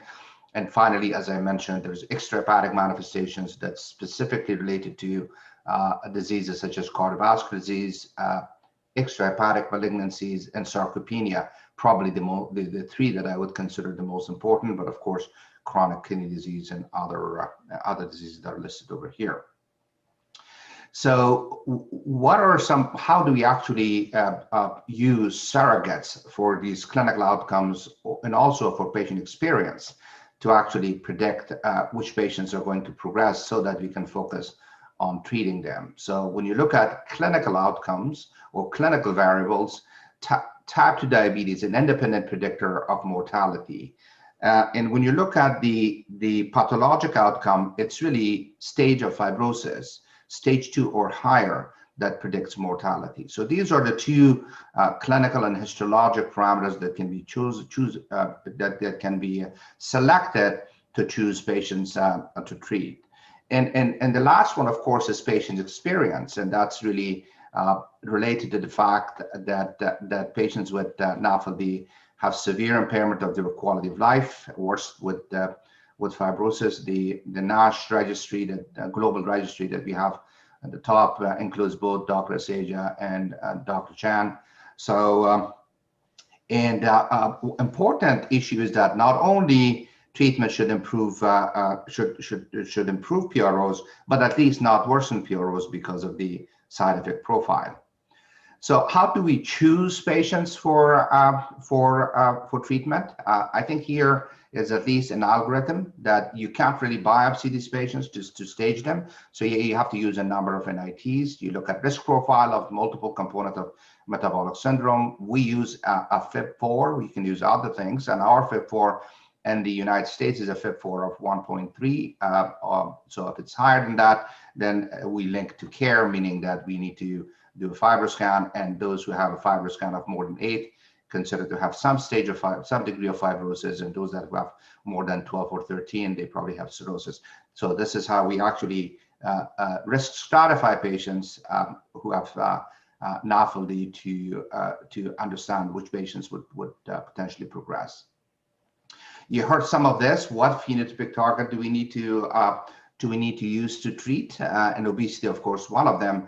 And of course, caloric intake, weight reduction, exercise, all of these things will be important, but also it'll be important to at least not exacerbate the liver disease, so no heavy alcohol consumption. And you saw this already, that weight reduction can be effective if you lose more than 10% of weight, but it's very hard to accomplish. And in fact, it's very hard to sustain. If you've accomplished it in 5 years from Cochrane collaboration, only 15% of patients who actually initially reduce their weight can sustain it. So it's going to be a combination of diet and exercise. It depends on where you are and which type of diet would be effective, but at least in the West, it is going to be a Mediterranean diet and moderate physical activity that can not only reduce the weight, improve the visceral adiposity, but also hepatic, intrahepatic fat. Now, for the morbidly obese sort of phenotype, weight loss surgery can be effective, but it's important to remember, and it can be sustained after the first year of weight loss, as long as you actually maintain your weight loss after bariatric surgery, that improvement of steatohepatitis, edema, fibrosis can occur. It is important to remember that patients that have cirrhosis, especially those that have decompensated cirrhosis, will be at high risk for the surgery. So at the moment, this is not a treatment that AACLD guideline actually recommends for all patients with NASH and morbid obesity. But if you qualify for this, at least you have an option to look at their liver as well as the other metabolic component of morbid obesity. Treatments that are available in the United States are going to be a drug treatment would be pioglitazone for diabetic and pre-diabetic with NASH. This study from Kenkuzi suggesting that a number of component of NASH will improve. The other drug that's available for non-diabetic without cirrhosis in NASH is vitamin E. And you can see here that at least in the PIVEN study, it improved a number of histologic features. There is some data suggesting that even in cirrhotics, it may be effective, except this is a retrospective case-controlled study of 90 patients in each group. And at the moment, I certainly do not actually look at cirrhotics for vitamin E. In this study from Naga Chalasani's group, there was an improvement of hepatic event or decompensation. But at the moment, we just continue with the treatment. Now, let's look at some of the new targets for the treatment of NASH. First, when you look at the pathogenesis of NASH, it's very heterogeneous. So visceral adiposity, insulin-resistant and metabolic syndrome, of course, is a target. You can also look at, for those that have, in terms of their pathogenesis, dysbiosis, then that could be a target. Oxidative stress and then inflammatory sort of processes that can lead, all of these processes can lead into activation of hepatic stellate cells and of course, collagen deposition and fibrosis. The interesting thing, of course, is that in a single patient, one of the, not just a single pathway will be impacted, and potentially there will be multiple pathways that are involved. So that may actually argue for a combination of different regimens. These are some of the targets, and I'll review some of the targets in the next few minutes. Let's start by looking at THR beta agonists for treatment of NAFLD NASH. The left side of the slide is the drug that's actually developed by Madrigal. And there is evidence both in terms of reduction in fat as well as histology that there's going to be some improvement. There are minimal side effects. Of course, newer THR beta receptor agonist is this drug from Viking, and again, similar improvement of NITs. When you look at GLP-1, they probably are the most promising drugs. Liraglutide does have some improvement, and now semaglutide is being actually tested in phase 2 and phase 3 clinical trials for treatment of NASH. PPAR, this was the GenFit drug, elafibranor, that in phase 2 showed some promise, but phase 3 resolved it, did not show any significant improvement of NASH or fibrosis. I just wanted to show this this study with saroglitazar, which is available in India, and as you can see, that's been, I think, approved, that there's, at least in this study, significant improvement of both NASH and component of steatohepatitis by histology. No major side effects were reported. Cilicarvirac, again, a number of pathways that it can actually affect. It seems to be an antifibrotic, and the phase 3 NASH aurora study is ongoing. And finally, obeticholic acid and phase 2 Flint study showed some potential improvement. And then in phase 3 Regenerate that I presented, there was significant improvement of the fibrosis stage without worsening NASH. And in fact, in a larger study later on, Arun Sanyal showed that even steatohepatitis can also improve. Some side effects in terms of pruritus and LDL increases, but they are minor and they can be managed with either statin, and most of the pruritus issues are not a major clinical importance. There's also evidence that non-invasive tests will improve with OCA. This is the fastest.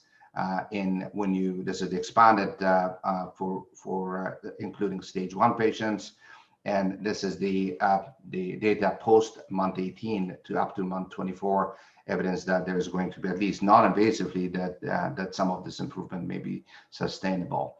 And finally, as I mentioned, it'll be the combination of multiple different regimens. This is a study that was presented at this during this International Liver Congress, in showing that at least some of the combinations have promise, and probably Silo and FAIR, this is from Gilead study, maybe the combination that needs to go into phase 3 clinical trial.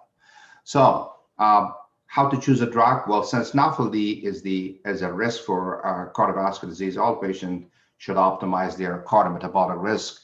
And in this context, lifestyle modification is actually recommended for all. NASH is really the progressive form of NAFLD, and it should be the target of drug treatment. Since stage of fibrosis is the most important predictor of outcome, it should determine the urgency for treatment. And given the invasiveness of liver biopsy, I suggest that NITs for fibrosis will be used for risk stratify these patients. And treatment should not only improve clinical outcome, but also PROs, patient-reported outcome, or at least not worsen PROs because of the side effect profile. I would submit to you that treatment of NAFLD and NASH will require a multidisciplinary integrated team that includes diabetologist, endocrinologist, primary care, as well as nutritionist experts and exercise experts, to first find which patients are at highest risk for progression with NITs, to adopt lifestyle modification for as much as that can be done, and then use the drugs that are currently available, saroglitazar in India, and in the United States, vitamin E and pioglitazone, but then also consider these patients for clinical trials of new drugs. I'm going to stop here, and again, thank you very much for the attention, and I'll be glad to take any questions during Q&A.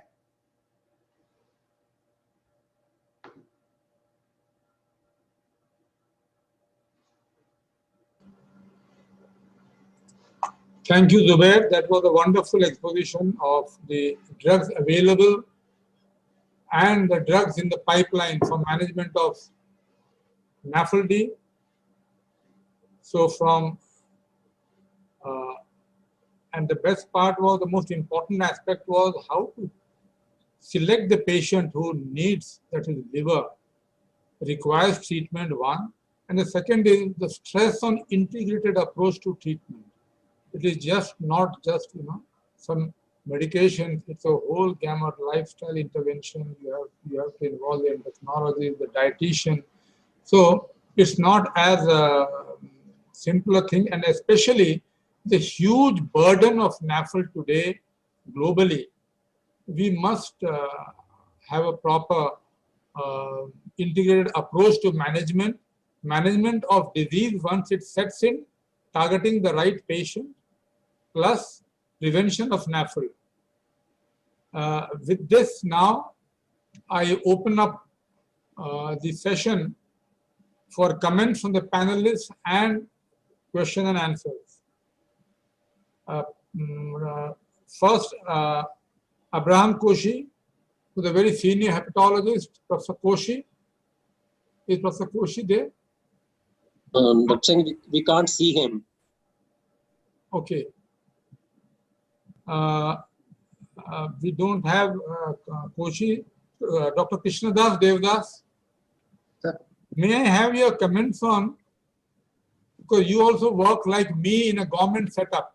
We see the same type of patients, the garden variety of NAFL. What do you do in these patients? How do you decide who requires treatment? Do you treat all your patients? No, actually, it depends on the two factors. One is the liver part and the other is the metabolic syndrome part.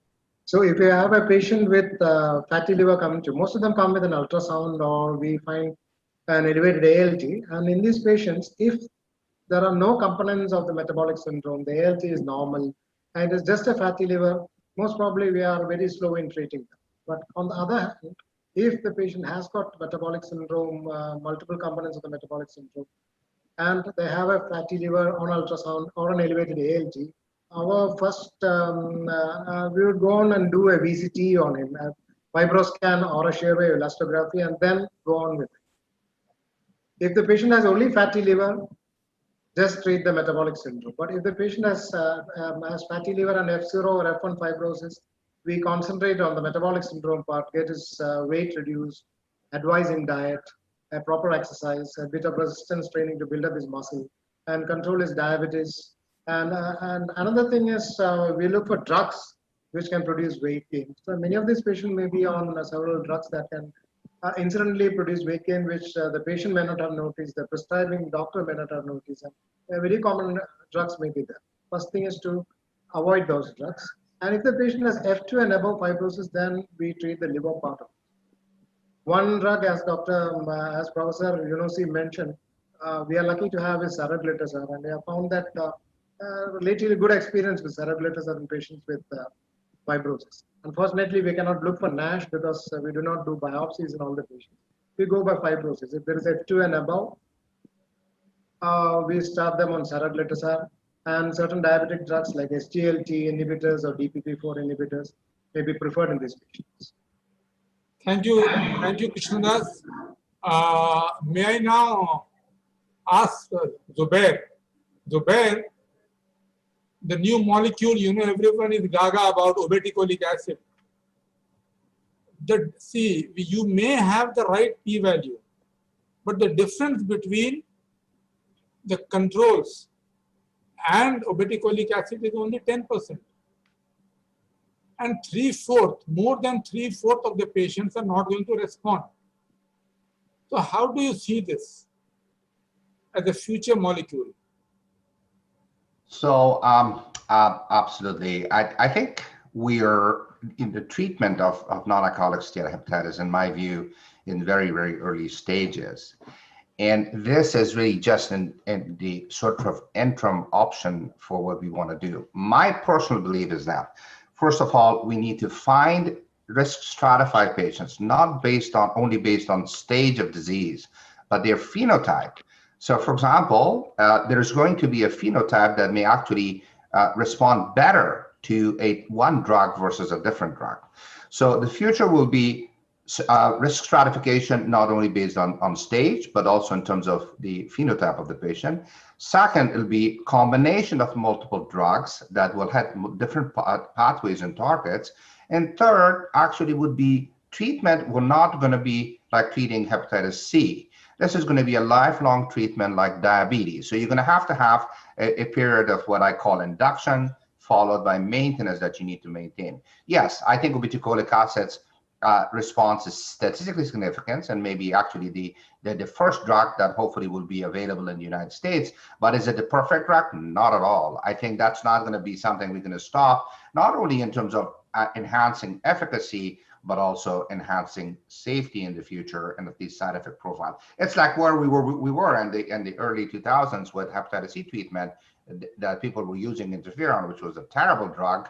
Now that we look back, but it was what we had, and for us, obeticholic acid is actually significantly better than that, where hepatitis C was. But is there going to be additional sort of advances in this field? No doubt in my mind, absolutely. Thanks, Zubair. Professor Varun Mehta, you come from the opposite end of India, where the population is quite different from, please unmute yourself. The population is quite different from the population whom we see in this part of the country. Here we are a resource constrained region where people are much leaner than the Punjabi population or the Haryanavi population you see there. Your population is more like the Americans, right? Good evening, sir. Good evening, everyone. A very valid point, a very valid, interesting point noted. We have some data on the presence of NFLD in our setup. We looked at their cardiovascular mortalities. We looked at their cardiovascular correlations. What we found was that when we looked at around 100 patients with NFLD who had increasing fibrosis, they had increasing intimal thickness of the aorta as well, of the carotids. And this was independent of the metabolic syndrome. So we thought whether liver is acting as an inflammatory organ and whether the liver is the seat for inflammation, which is causing, because CMIT being a surrogate marker for atherosclerosis, we thought that whether, unfortunately, we did not have the CRP levels for these patients. But interesting point to note in this particular observation from our center was whether liver is itself an inflammatory generation of inflammatory cytokines in a setting of NFLD with advanced fibrosis, especially in the absence of metabolic syndrome. I'd like to have comments from my panelists as well as from speakers on this particular observation. I think Professor Singh has some issues with his connection. So I think Varun, maybe we'll discuss this issue, but before that, let me go to Professor Seema Alam, who heads the unit of pediatric hepatology at the prestigious ILBS. So Dr. Seema, I think maybe you can give your perspective as far as the children with fatty liver and choosing drug there. Who are the candidates, if at all, and how do you choose in children? I think your perspective on that. Okay, I would, going forward, we know that there are very few drugs which have been tested in children. So if there is a treatment that we are offering as of now to pediatric NAFLD is in the form of lifestyle modification only and vitamin E. As AZLD has, recommendations say that you give it to the biopsy-proven NASH, even among pediatric NAFLD. But with the challenge of having a biopsy-proven NASH with us, I mean, we usually are not able to get a biopsy done in most of our patients, where families do not really take it very easily to get the biopsy done. So we are using vitamin E, but only in cases where there is a rise in the ALT beyond 60. So that is that is one thing that we're doing. Apart from that, dietary supplementation is another thing that has been seen in children in quite a few studies. So that we are using omega-3 in the form of dietary supplementation, not as a drug as such. Now, as far as the drugs are concerned and their role and when will it really be available to us, and I think there are very good publications around us, and what they say is that actually most of the data that is coming out among drugs is coming out with keeping the endpoints of the adult endpoints in mind, and we need to now start thinking about pediatric NAFLD endpoints and then go about with these studies. That is the only way that we will be able to get some drugs which will then be available for children. as far as which is the drug which has been studied up till now among the drugs that Dr. Zubair was talking about, I don't think any of these drugs have been tackled in children, except losartan. They have just come recently. After I heard about this webinar, I went and looked up, and losartan has recently in September completed their their trial in children. We don't know the result as such, but that is one drug. And then another drug in the pipeline that both Europe and USA has is it's a combination of cholic acid and as well as I think one of the arachidonic acid. So that is one combination that they're planning to use in children, and that is going to start very soon. So as of now, the only drug that we have is vitamin E. If people in other centers are using something for their children, please let me know. Okay, thank you. I think any questions from the hall, lecture theatre, PGI? If you can, please come over to the mic. And I have a question in the chat box. Maybe Professor Zubair or maybe Professor Chan can take it about the can we take the help, or can the presence of genetic mutations like PNPLA3 or TM6 can help you in further, in future about choosing a drug for NASH? So that's the question. Maybe one of you can take it up. Or I can try. Go ahead. Okay, I believe that there may be a role in the future, but certainly we need more research to guide us on how we utilize it. Sure. Professor Zubair? So I think genetic testing, or as a part of the prognostic or responsive or response sort of SNPs or some sort of biomarker is going to be a part of the future in phenotypic stratification and genotypic stratification of our patients. Do I think the current genetic test that we have is going to do that? I don't think so. I think these are not really approved, and we just need to develop. And this is really why all clinical trials are biobanking, because they want to actually develop some sort of a genetic biomarker that can address the efficacy in the future. Sure. Thank you. Professor Singh, I can see you. You are back. Maybe can we close this session, or any questions from the hall? Yeah. Yeah. Can you hear me? Yeah, we can hear you, sir. Yeah. So, question to Dr. Zubair. What is the end point? When we are starting therapy, we do a biopsy. And then do we do a biopsy when we take off the drug? So I mean to say, what is the end point in these trials of the different drugs? So right now the FDA requires a biohistologic improvement for patients who don't have cirrhosis.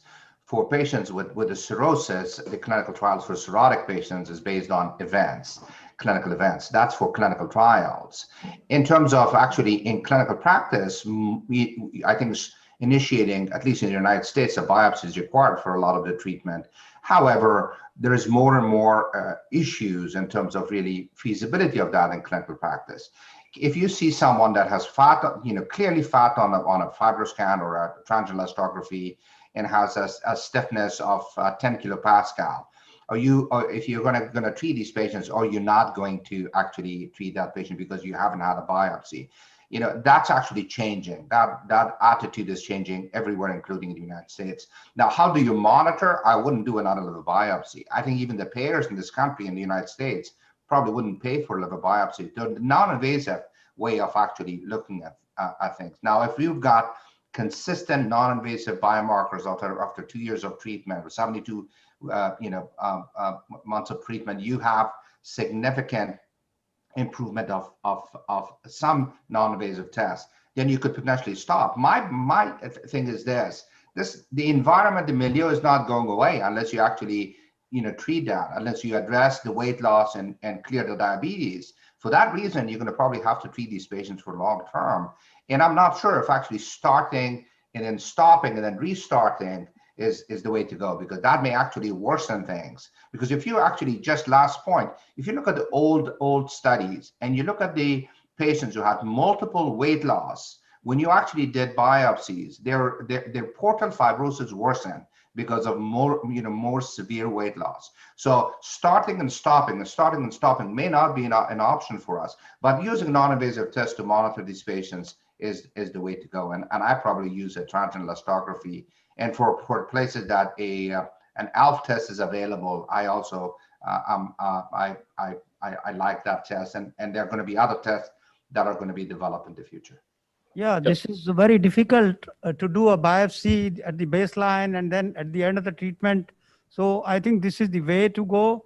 Maybe we can take help of the different biomarkers and the transient elastography and the CAP, and that should be because these are all non-invasive markers. Yeah, great. Okay, Professor S.P. Singh, can you close this session, please? Yeah, I think I must thank all both the speakers, Professor Zubair, Professor Kyong, for wonderful lectures they have given on this very important subject. And I also thank the panelists, Dr. Krishna Das Devdas, Dr. Seema Alam, and Dr. Varun Mehta. Thank you for all your inputs. Thank you. And now I hand over the stage to Ajay. Yeah, it's my time to say thank you to you for moderating this session so well.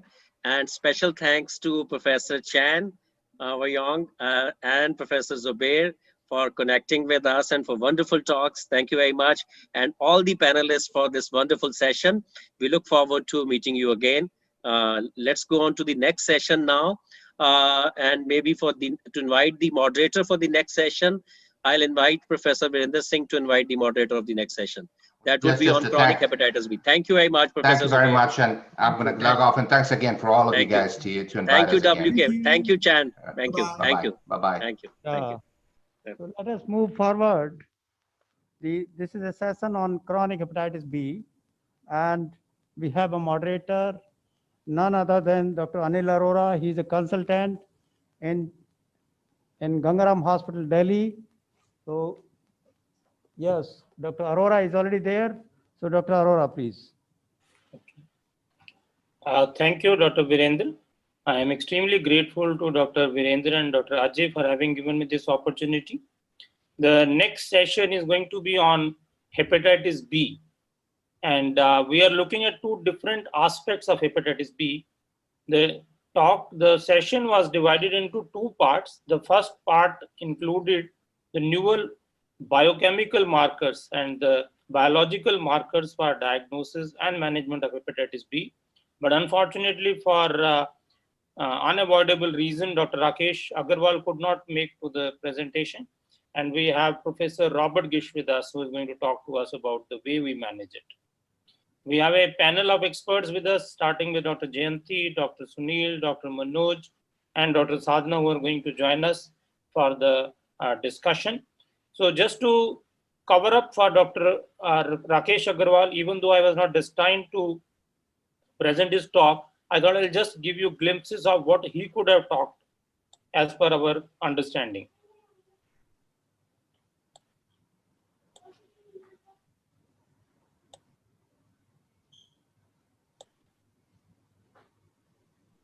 Is my slide visible?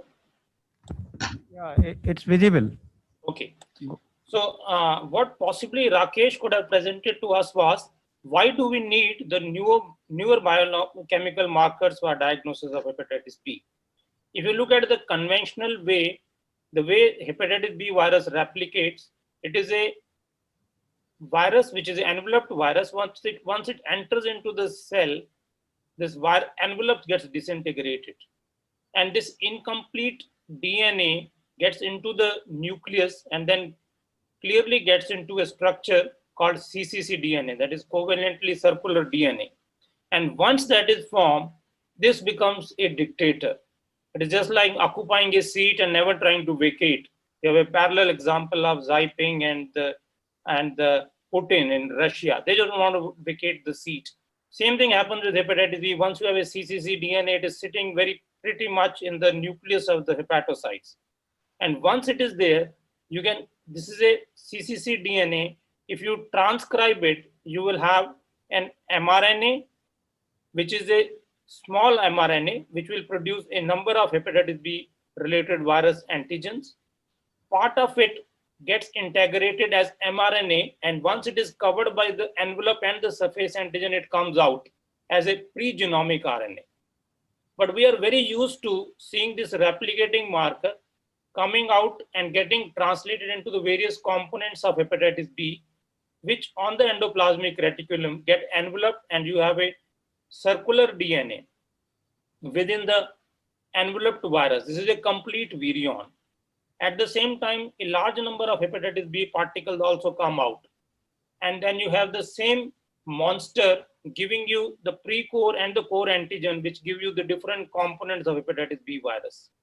So once the virus is multiplying, you have RNA in the serum, you have complete virion, you have incomplete virion in the form of hepatitis B particles, as well as the various components of the replication and the translation from the mRNA of the virus, which has been transcribed from the cccDNA. So this is the culprit which gives you a lot of problems. But somehow, traditionally, we are used to be measuring only the virion, HBV DNA, and HBsAg. For some unknown reasons, which I think Dr. Robert Gish can clarify, we have never looked at either the core antigen or at the pre-genomic RNA, which is encapsulated in a small virion presenting as HBV RNA. So this is what happens. You have a cccDNA, which can either, with a small pre-genomic RNA, can produce HBsAg and can put it into the blood. It can form a pre-core RNA, which produces large amount of the core and the E antigen. And then you can have a pre-genomic RNA, which gives large amount of RNA and DNA into the serum. Somehow we have been totally ignoring these middle two parts, that is HBV RNA and core antigen, for reasons best known to the scientists. And we have been basically concentrating on only two parts, that is HBsAg and the HBV DNA in the blood. But thanks to this discovery of the molecular biology and the technology to look at these various components of hepatitis B virus, today we have two more markers which can be looked at. You can look at the core antigen, you can look at the HBV RNA, as well as you can look at the quantitative levels of E antigen and anti-HBC antibody. They not only help in deciding who is going to relapse after a completion of nucleoside analog therapy, who are the patients who are likely to have sustained response after treatment, and which patients are likely to progress to hepatocellular carcinoma, and which patients have a good immune response. So if you have higher level of anti-HBC antibody, you are likely to have a very good immune response. The higher the E antigen level quantitatively, the more the replicative state of the virus, and higher the level of serum RNA, HBV, and the core antigen, the more the chances that the patient is going to relapse. We do have some evidence theoretically and practically in terms of publication of the utility of both the core antigen as well as the RNA in management of hepatitis B. And recently there is one more marker called MAC2 protein, binding protein glycosylation isomer, which is a very good and important component for deciding which patients of the hepatitis B virus are likely to have a recurrence of the disease and development of the fibrosis. With that much of the theoretical background, I'll hand over, before we come to the discussion of the utility of these markers in day-to-day hepatology, may I request Professor Robert Gish to present his talk, and then we'll come back to the discussion with our esteemed panelists. Professor Robert Gish, please.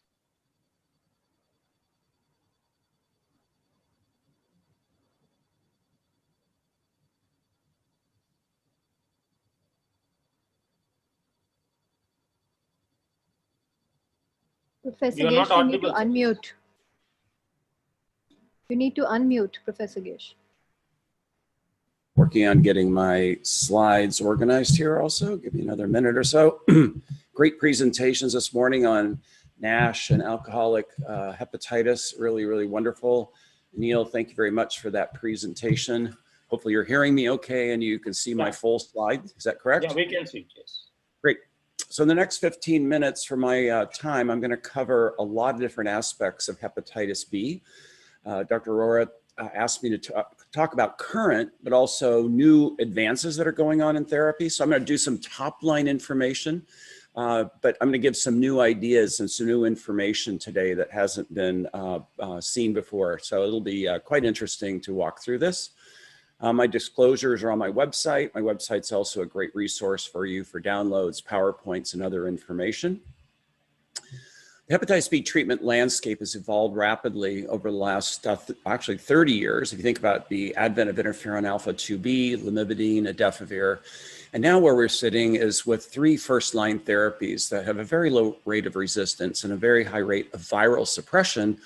But with 5 years of therapy, the best we can do in terms of S antigen loss or functional cure is about 10%. So we have a long way to go. S antigen loss is the next golden goalpost.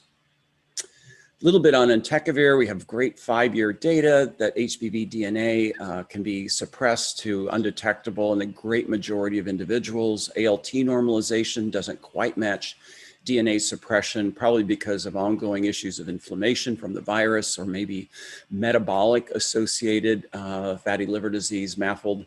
But entecavir, highly effective and extremely low resistance rate of about 1%. We have 8-year data on TDF. And if you have an intent to treat, the numbers are relatively low, but observed or per protocol, DNA suppression is very high. So if you have a compliant patient on long-term therapy, the vast majority will be HBV DNA negative. But S antigen loss remains extremely low in E antigen negative patients and relatively rare in E antigen positive patients. Here we're at 12% at 8 years. Well, what about TAF, TAF? That's the most recent addition to our armamentarium. This is another prodrug of tenofovir. It is liver directed and has very little systemic exposure due to this alafenamide addition. And it also results in higher rates of ALT normalization, which we think it may have to do with how much drug is in the liver and potentially more intrahepatic viral suppression. But the real goal of getting this drug to market wasn't just having very low rates of resistance, as you can see here with TAF and TDF, but the issues of bone safety and renal safety. I'll show you a little bit of data on that in just a moment. But you would select TAF as a first-line therapy in all of your patients, and at TAF or entecavir are my 2 first-line therapies over TDF because of the safety issues. But definitely older patients, patients with bone disease, patients with renal alterations, TAF also becomes a very, very attractive choice. What is the data? Well, this was data that looked at non-inferiority in terms of DNA suppression, but less renal changes that were seen in the TAF versus the TDF group. And there's longer term data when these patients were switched from TDF in the TDF arm back to TAF, where they had improvement in renal function. So you can actually recover most of the decrement that you might see with TDF. Similar issues, we're non-inferior, as I mentioned, with HBV DNA suppression with TAF versus TDF. That was that primary endpoint, but bone safety was also significant with minimal changes in bone density here. It was statistically significant. And also when patients on TDF were switched back to TAF, you could have bone health recovery in terms of changes on DEXA scan. So TAF is a substantial advance for our management of our long-term hepatitis B patients because we're treating patients now indefinitely, or indefinitely means until S loss or until new therapies come about. Now, I'd like to point you all to a website at University of Washington. This is a collaborative, and you can see the primary care work group along the right side. I had the honor of being involved in this also to really move a simple protocol forward to help all of us improve our hepatitis B management. The guidelines are way too complicated for most providers to understand, to read, to integrate into their care. So we came up with a much simpler algorithm, and I would point you to that website. It's got great for training, great for education. And look at this, very, very simple. So if you have a patient with cirrhosis, any HBV DNA, you treat. The patient's non-cirrhotic, very simple. 2,000 cutoff, elevated ALT, you're going to strongly consider to treat those individuals. So very, very simple move forward. We're really thinking about reasons why not to treat a patient who's surface antigen positive and is replicating, as opposed to the complex algorithms that have been developed by different international organizations where you need to integrate 6, 10, or 14 different factors. What about monitoring patients on our first line therapy? Well, every 6 months, you're gonna be monitoring ALT, HBV DNA. Renal monitoring is going to be needed with entecavir and TDF, although with TAF, even down to dialysis, it's still standard dosing, which is important. It's going to be very rare that you would have any issue of resistance, and I'd like to highlight here that you should not be using lamivudine, adefovir, or telbivudine in your practice. Those are all second-line treatments, and cost is no longer an issue, especially with entecavir and TDF. Liver cancer surveillance is recommended long-term in those selected high-risk patients. I'd like to highlight the term surveillance. That means ongoing regular testing. Screening is used for the first test, but should not be a term used for ongoing long-term testing. So endpoints, really like to focus on S antigen loss. And in most practices now, we have access to quantitative S antigen. That's a first line test for my practice. I'll be looking at that S antigen dynamic to see if that patient is clearing hepatitis B surface antigen naturally, if they're off nuke, or if they're going to be clearing on nuke therapy. If they're not clearing, they're going to be a candidate for research trials or potentially new therapies as those individuals emerge. So many guidelines for hepatitis B, what tests to follow. I'd like to highlight here that ALT normal is 25 for women and 35 for men. We've heard some interesting discussions, including from one of our pediatricians, that using numbers as high as 60. I don't understand how we can set such an upper boundary. The healthy ALT, 25 for women, 35 for men, irregardless of what your laboratory says is normal. Normal doesn't mean healthy. Here we're defining healthy, and the guidelines are continue to bring that ALT target down into that healthy range. One of the problems, this is from the Czech study about how many patients are slipping through the cracks. Look at ALT testing. Remember, ALT is not a liver function test. ALT is a liver enzyme. Liver enzymes relate to interaction with the virus, potentially alcohol, fatty liver, hepatitis delta, other issues. But 78% of patients had more than one ALT done per year. So we're missing a lot of patients. 37% of patients had more than one HBV DNA test done per year. And as you know, twice a year is the minimum for those. And almost 20% never had any HBV DNA tested. So really it's a compliance issue. And I think this is both provider-based and patient-based. Look at these patients with cirrhosis. Only 56% were prescribed antiviral treatment. This is a huge problem, and HCC surveillance, also low compliance and adherence. Well, there's a global scientific strategy towards the cure of chronic hepatitis B. I'd like to remind you that S antigen loss is a functional cure. This is a bit of an oxymoron because a true cure would be clearing all the virus. So we use the word sterilizing cure for that.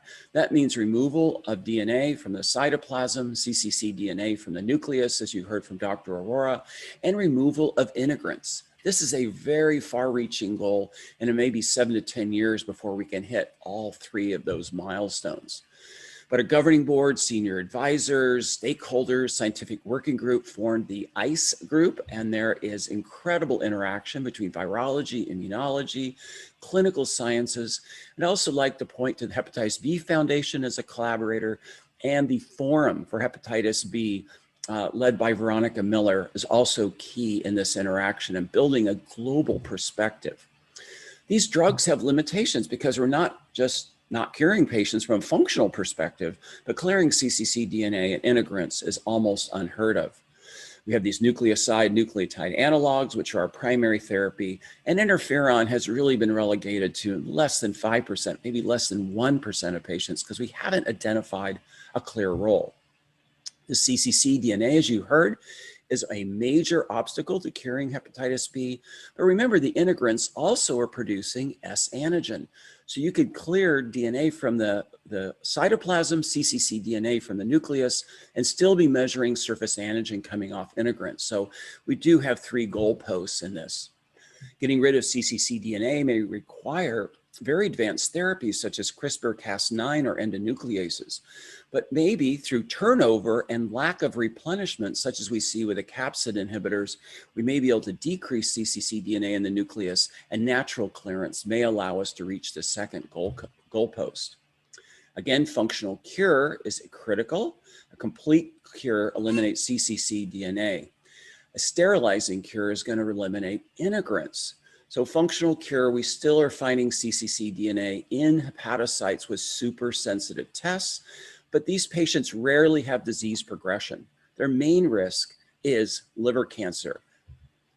What will cure look like? It's really going to be combination therapy. And as you know, there's phase 3 trials ongoing now with capsid inhibitors, interfering RNA, and nucleoside or nucleotide analogs. This will be our next reach. And I'm going to predict that those will probably end up having about 20% S antigen loss, or more than a doubling of our current goals with our nucleoside or nucleotide analogs. But I'm really thinking that 40% S antigen loss is going to be the goal to gain full traction with some of these new therapies.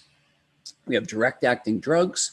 We have host targeted drugs that are going to block the cell's activities. And we have immune stimulating drugs that are going to train the immune system to reattack or reactivate surveillance for the hepatitis B virus. This is a number of these targets captured here. We talked about capsid and encapsidation, reverse transcription. We already have multiple drugs for those. We may have RNA inhibitors. We have T and B cell activators, therapeutic vaccines, entry inhibitors, and drugs that may inhibit cccDNA formation, but more importantly, degrade cccDNA. So lots of targets, lots of research. There's over 30 drugs in development for hepatitis B today. I'm quite optimistic in the next 3 to 10 years, we're going to have major advances. And just think, in the future, we may treat all S antigen positive patients. Half-life of cccDNA has been an incredible controversy. I'll point you to other research articles that take a look at this important issue. What that final number is still not known completely, but probably in that 11 to 22 weeks is probably reasonable. That half-life turnover is going to be important for inhibitors that stop the replenishment of cccDNA. This is talking about infectious hepatitis B in nuke-treated patients. So you can take a patient down to undetectable HBV DNA, but they're still infectious. That means our tests have limits. Remember, our HBV DNA levels measure down to 6 to 12 international units. Quantitative S antigen measures down to 0.05. But still, there is virus in these patients, and of course, they're at risk for reactivation. siRNAs are one of the most exciting areas, and they can cause HBV mRNA to be broken down and result in DNA, RNA, and other viral markers that you heard about briefly from Dr. Aurora to be suppressed. Look forward to this phase 3 data that's ongoing with Janssen, and there's other studies that are in phase 2. This is the final few comments, the importance of future treatment options. This is looking at a survey of patients who are relatively sophisticated. Loss of S antigens, number 1, stopping medications 2, but very high on this list is a decreased risk of liver cancer and improved quality of life. S antigen loss isn't just good for natural history, but it helps have a major impact on stigma. Stigma is a huge issue in many countries for patients who are infected with hepatitis B. So in the US, the biggest is liver cancer, international loss of S antigen, but you can see other targets through these surveys that were felt to be very, very important to patients. Side effects, patients will tolerate some mild headaches or little GI upset, but very few will tolerate flu-like symptoms. And this is one of the reasons that interferon has been relegated to a minor role in managing our patients. Risk of ALT flare is not also considered acceptable to patients, but it is, I think, to many investigators because we see flares often as therapeutic. Willingness to join a clinical trial for a functional cure. A lot of patients are very interested in being in this, but look at the threshold. If you're under 25%, less than half of patients. But if you get up to a 90% chance, almost all patients are going to be interested in being part of that clinical trial. So what's happened to a cure? We have a paper coming out that I helped co-author with Tim Block. Well, we just aren't investing substantially in this. The numbers of hepatitis B research investment is sometimes between 10 and 5% that of HIV, but the death rate of hepatitis B is higher than HIV in many countries and globally. So finally, TAF or entecavir is first line. Do not use lamivudine, adefovir, or telbivudine in your practice, in my opinion. Our next goal is to get a functional cure or S loss around 40%. In the next decade, clear cccDNA and remove integrants. Combination of drug therapy will be required like HIV and hepatitis C, although we've been spoiled by single drug therapy for hepatitis B. Understanding how hepatitis B persists has been improved markedly, but we need better assays, not just the assays you heard about from Dr. Arora, but intracellular assays where we can do fine needle aspirates and measure what's going on in the liver cell. There is great hope, there's great investment, there's great collaboration, and thank you for having me here today.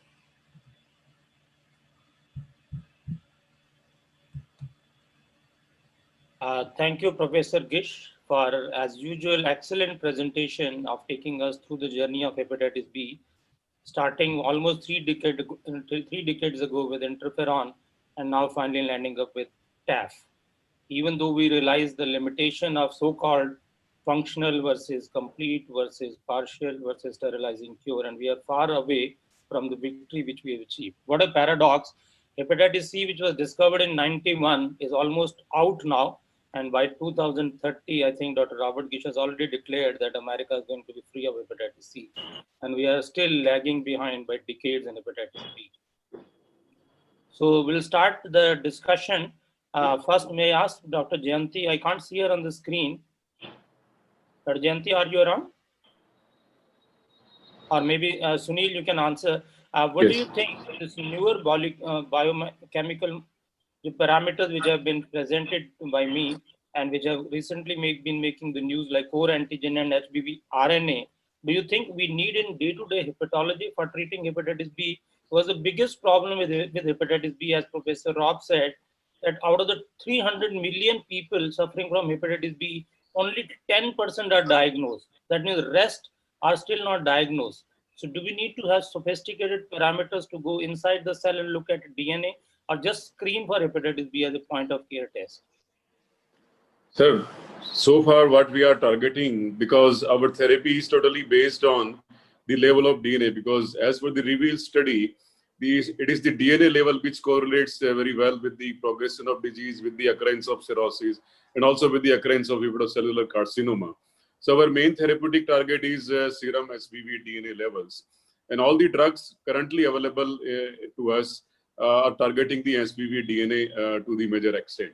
So long as the person is on treatment and he has high HBV DNA, we keep on following DNA till it becomes negative. The problem occurs once the DNA is negative, then what is next? So far, we are looking at HBsAg quantification. So quantitative HBsAg will take us from the point when the DNA is negative, when the DNA is no longer detectable with our whatever available test limits.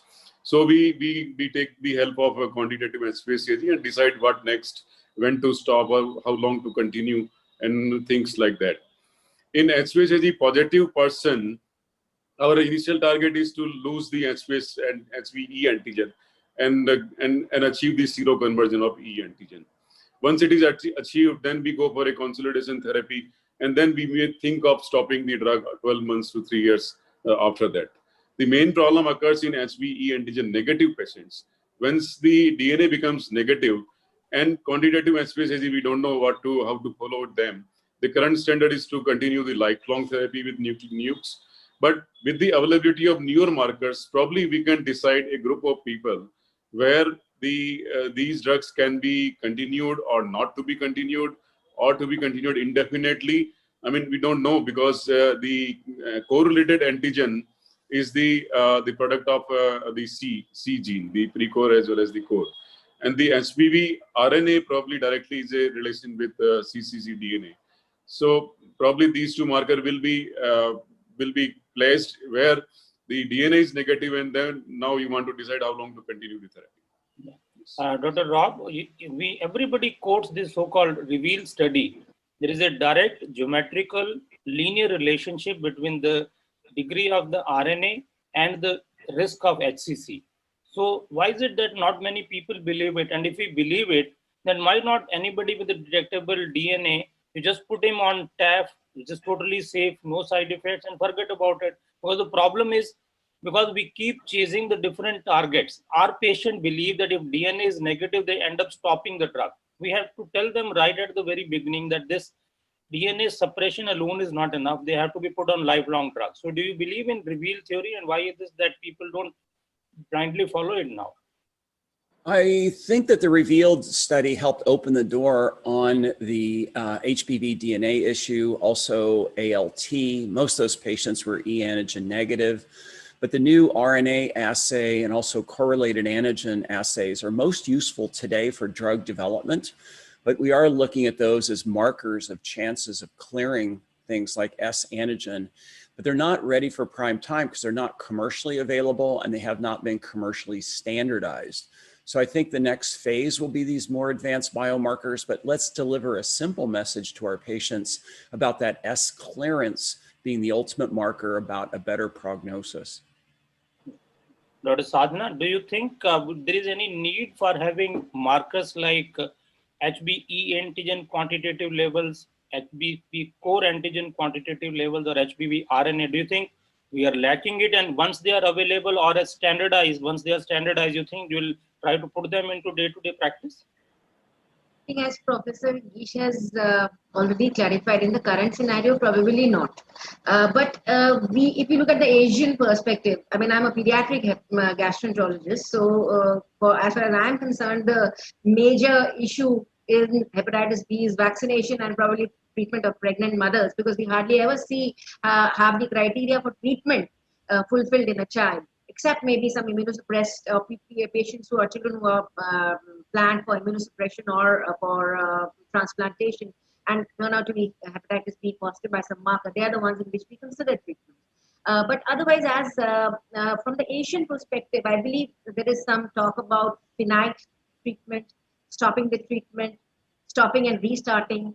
Probably in those scenarios, maybe, I mean, there would be a case, I mean, I am not an expert on that, but my common sense tells me in those scenarios, possibly, there would be a role for quantitative HBS AG, especially, as has been discussed by you as well as Professor. Yeah, Dr. Manoj, do you think we already, when the patient comes to you for treatment of hepatitis B, which is incidentally detected, you already have a plethora of tests, E antigen, HBV DNA, anti-HBs antibody, core antibody. On top of that, you want to add more tests when you know you have a limited efficacy of the drug. You have limited drugs like TAF or entecavir. So where do you think, if we have newer tests, where would you like to put them in your practice? You are muted, Manoj. Okay, thank you, sir. I think the newer tests like core antigen assay, CCC DNA, or HBV RNA are still in the realm of research rather than the clinical practice, because except maybe HBs antigen quantification, which has been used for PEG interferon, guiding the PEG interferon therapy. Otherwise, these newer tests are still in the research area, and in routine clinical practice, they are neither available nor there is expertise for routine testing of such kind of these Dr. markers. Jansi is a senior professor of hepatology from Chennai. Ma'am, do you look forward to having newer tests? You think there is a deficiency of these tests and we are missing out on our therapeutic armamentarium? And any role of HBV genotype in your practice today with availability of a very good high genetic resistance barrier drugs and total, outcast of interferon? Do you still need to have a genotype done in your patients? Yeah, coming to the newer markers, I think important thing is, just 1 second. The newer markers would be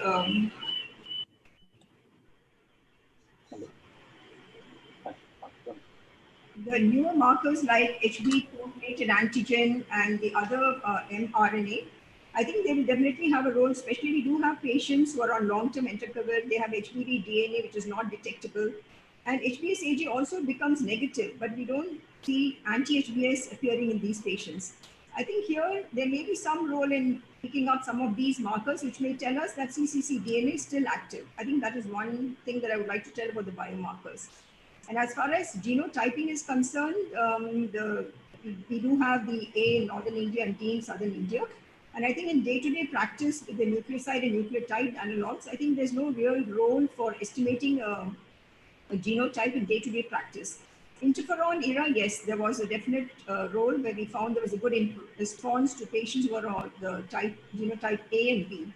And C and D, I think, and day-to-day practice, I would really not go for a genotyping for a HBV. And final comment from Professor Robert Gish.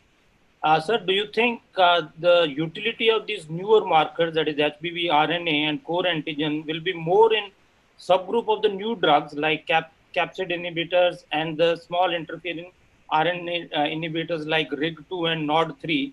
Because if you give cap inhibitors, then you are likely to have less cccDNA and less core antigen. Whereas if you give small interfering RNA inhibitors like RIG2 agonist, then you're more likely to have a higher level of RNA. Do you think that is a subgroup of the patient where we'll look forward to these new agents? I think the data from the clinical trials using the RNA assay quantitative and correlated antigen will answer those questions, whether in subgroups of patients, they're markers to predict when to continue or when to stop therapy or what the chances of clearance are. So I'm going to wait and make comments after the next phase 3 trial comes out and then decide how I would recommend the use of those. But I think they'll probably be approved from a regulatory perspective in less than 5 years. But knowing how to use them will really depend on maybe even 3 or 4 large phase 3 trials. It's a great question. Can I ask one question? Yes. Yeah. Only one query. Like there was some literature in pediatric literature as well about sequential therapy, the use of the nukes followed by interferon, and that some people had claimed that there was a study from China and one from India that there is an increased seroconversion. So, what is your thoughts? What are your thoughts, Professor Gish, on that, and whether you would relegate interferon to the dustbin, or since it is an immunomodulator and does have a finite therapy, do you think there is a role, especially that there are also reports that there may be more sustained loss of hepatitis B surface antigen with interferon as compared to the nukes? While we are waiting for the more novel therapies to appear on the scene, what are your thoughts about combination or sequential therapy, and also about finite therapy, stopping treatment, then restarting treatment, because these questions may get to us as pediatricians also in future times. So Dr. Rohr, do you want me to answer that? Yeah, please go ahead. So it was quite garbled, unfortunately, but I think the two questions were, what's the role of interferon plus a nucleoside or nucleotide analog, and what about stopping therapy? I think the public, the key opinion leaders globally have already made their statement about combination therapy, both for adults and pediatric, that it's not in the dustbin, but it's on the back burner or the back shelf just because of risk and benefit. There's a relatively small number of patients that are going to benefit from this therapy that has a relatively large number of complications, and patients are not interested. That's the second statement there. So interferon may resurge as a role as some of the new therapeutic trials come out, because there's still companies using combination therapy, but today it's under 1% and I don't use it in my practice. The stop therapy data has been very interesting. Most of the positive data has come out of Europe, and that's because it's a lot more adult-acquired hepatitis B. The data from Canada, which is mostly Asian, and the Asian stop studies have not shown a major role in terms of S antigen clearance.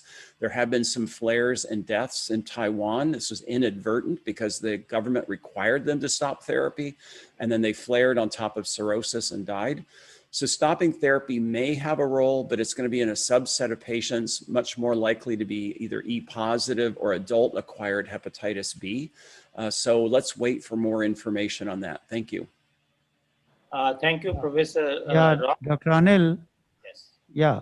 See, I'm from Lecture Theatre, PGI Chandigarh. Yeah. So I just wanted to share that the major problem is the measurement of cccDNA. We cannot do biopsy in all patients. So that is why we are looking at the surrogate markers, that is the HBV RNA and the correlated antigen. So is there any role of the upcoming immunotherapies? Question to Dr. Gage, as PD-1 inhibitors. So in general, I believe immunotherapies will have a major role in the next wave of hepatitis B drugs because it's immune control that's going to keep this viral level suppressed and clearing S antigen. Interferon is actually the best drug to fight cccDNA. That was some important research that came from Dr. Guo at the Hepatitis B Foundation and the Bloomberg Research Center. So yes, immune therapy will be part of this, whether it's therapeutic vaccines, lambda interferon, regular interferon, TLR8, TLR7 agonists. Those are all being looked at today, and I think that information is very exciting. PD-1 and PD-L1 inhibitors, there's going to be a big issue about risk and benefit. And as you know, the immune side effects of these PD-1 and PD-L1 is quite large. I think they'll have a minor role or research role only, but we'll have better drugs targeting the checkpoints in the future. Thank you. With that, we already have a red flag from Dr. Ajay. I am thankful to Professor Robert Gish and my colleague panelists, Dr. Manoj, Dr. Jayanti, Dr. Sunil, and Dr. Sadhana. At the end, I'd like to conclude that even it is a paradoxical situation that you have a very effective, cheap, and safe vaccine which is available for almost 30 years, but still we are lagging behind hepatitis C. I think innovative people like Dr. Robert comes up with new combination therapy which gets rid of the virus, and we look forward to a Nobel Prize for Dr. Robert Gish next time we see him. With that, I'll hand over the proceedings back to Dr. Ajay and Dr. Virendra. Thank you, Dr. Anil. Now we move on to the next session, which is on chronic hepatitis C, and Dr. Arka and Dr. Dhiman. Dr. Dhiman, is he there? Okay, Dr. Arka, yes. Please take over the. Dr. Dhiman was there, I think. So I think we're already running a little late on time. So without further ado, I think I'd request Professor Dhiman, who is currently the director of SGPGI Lucknow, to please moderate the next session on chronic hepatitis C. Yes, sir, is here.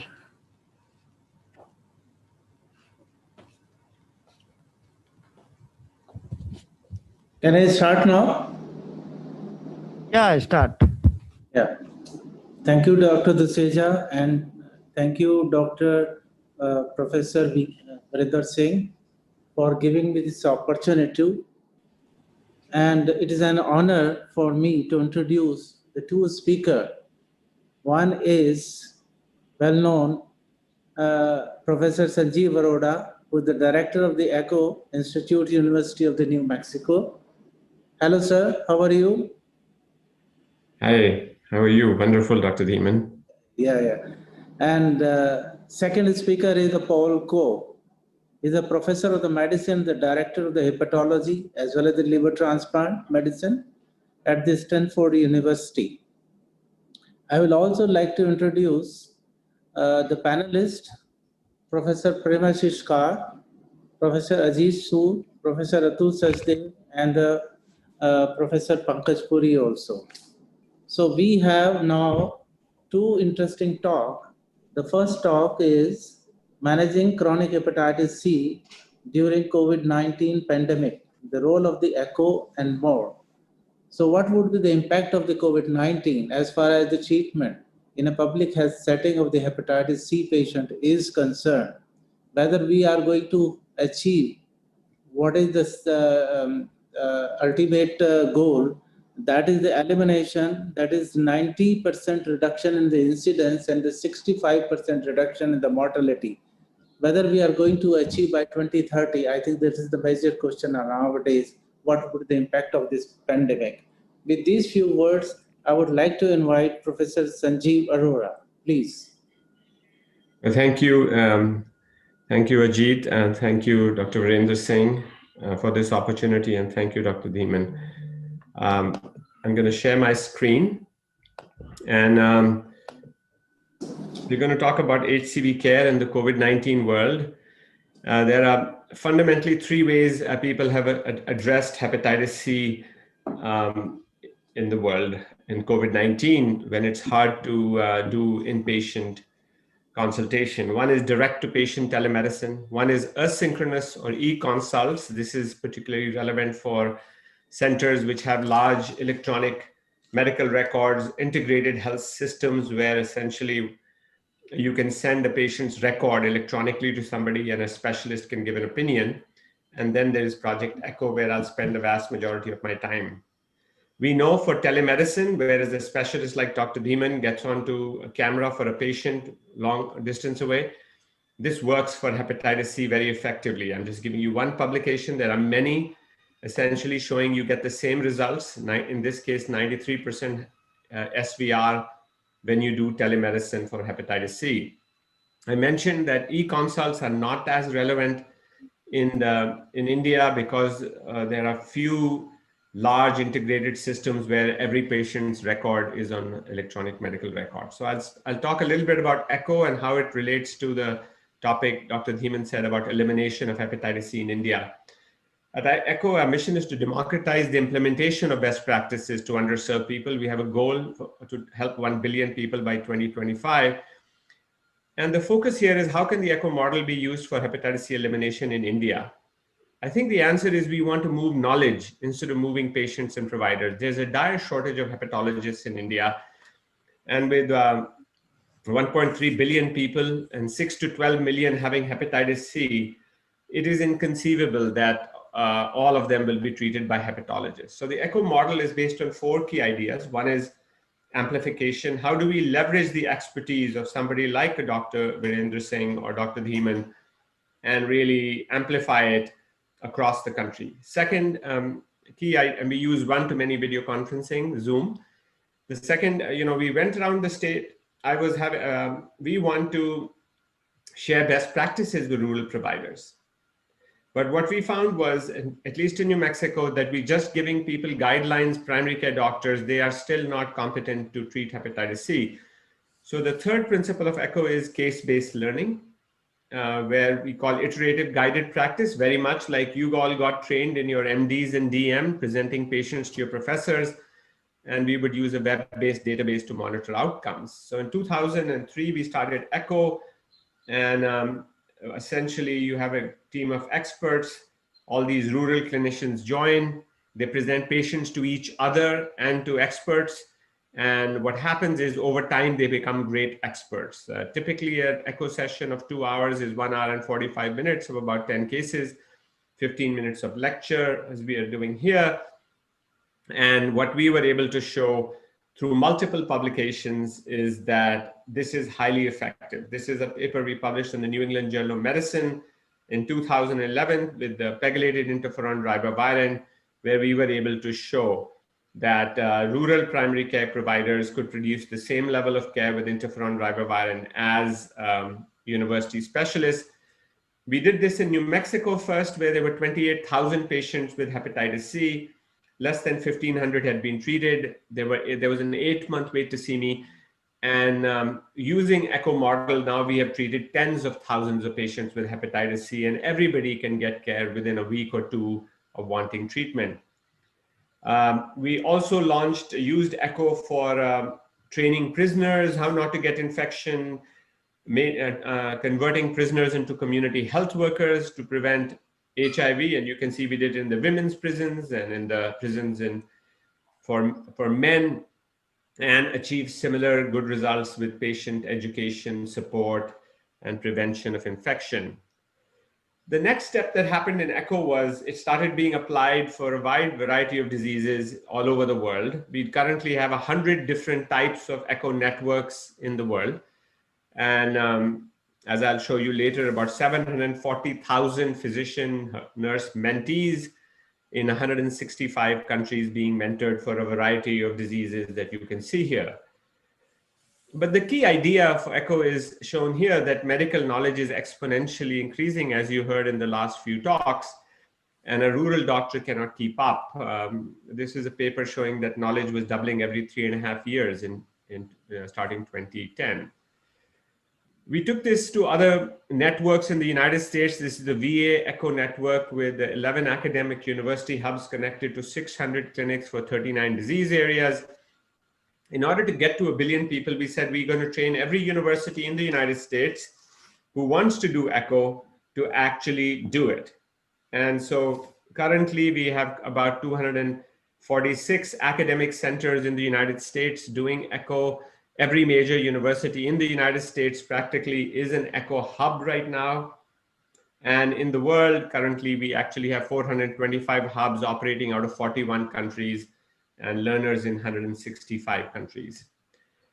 Now, for hepatitis C, there are 51 active academic university hubs in the world in all these countries that you can see.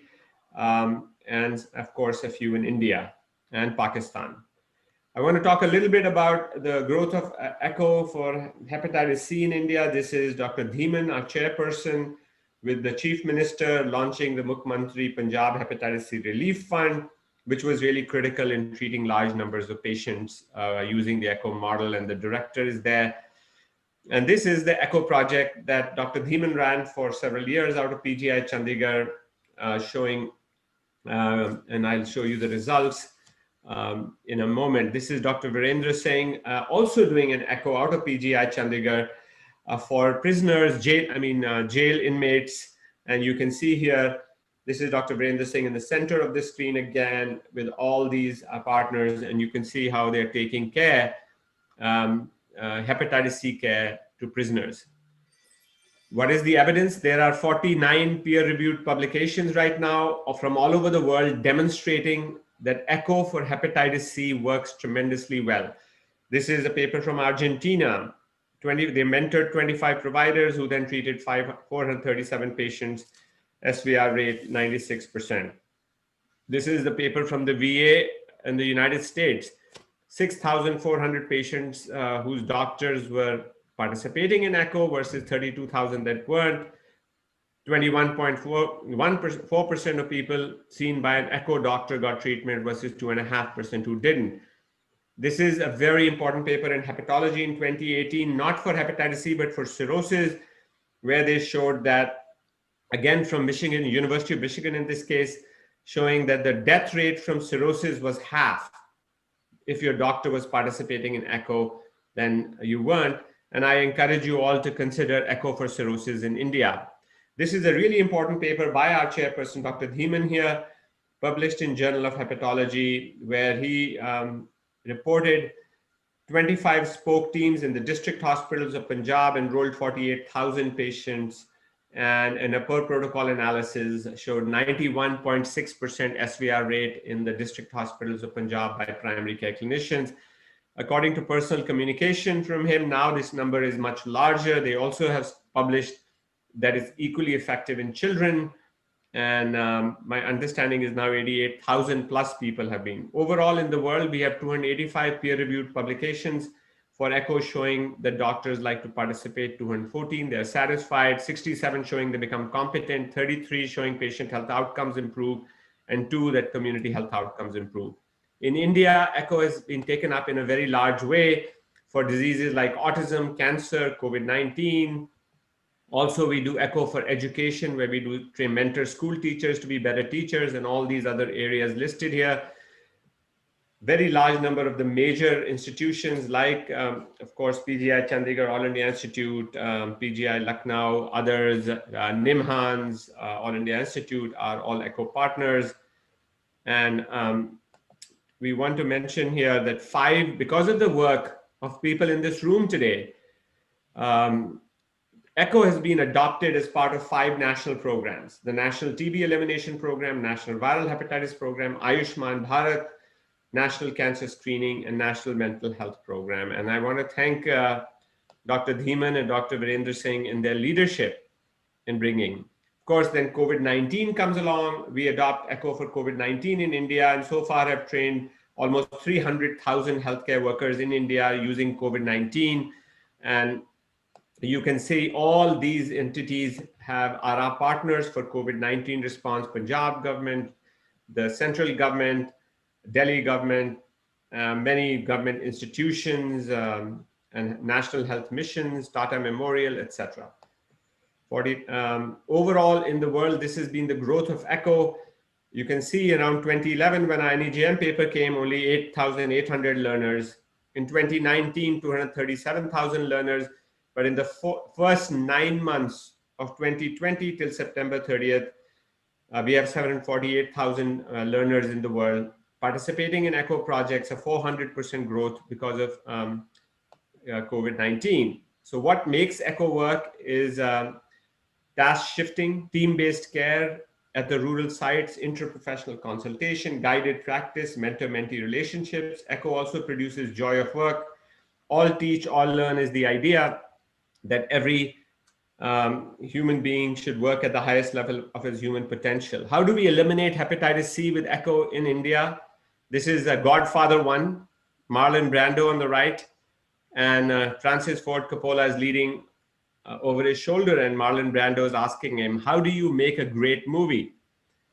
And Francis Ford Coppola, the director, says, get everyone to agree to make the same movie. This is really important for hepatitis C elimination in India. There are 5 broad conditions for collective impact in any healthcare system.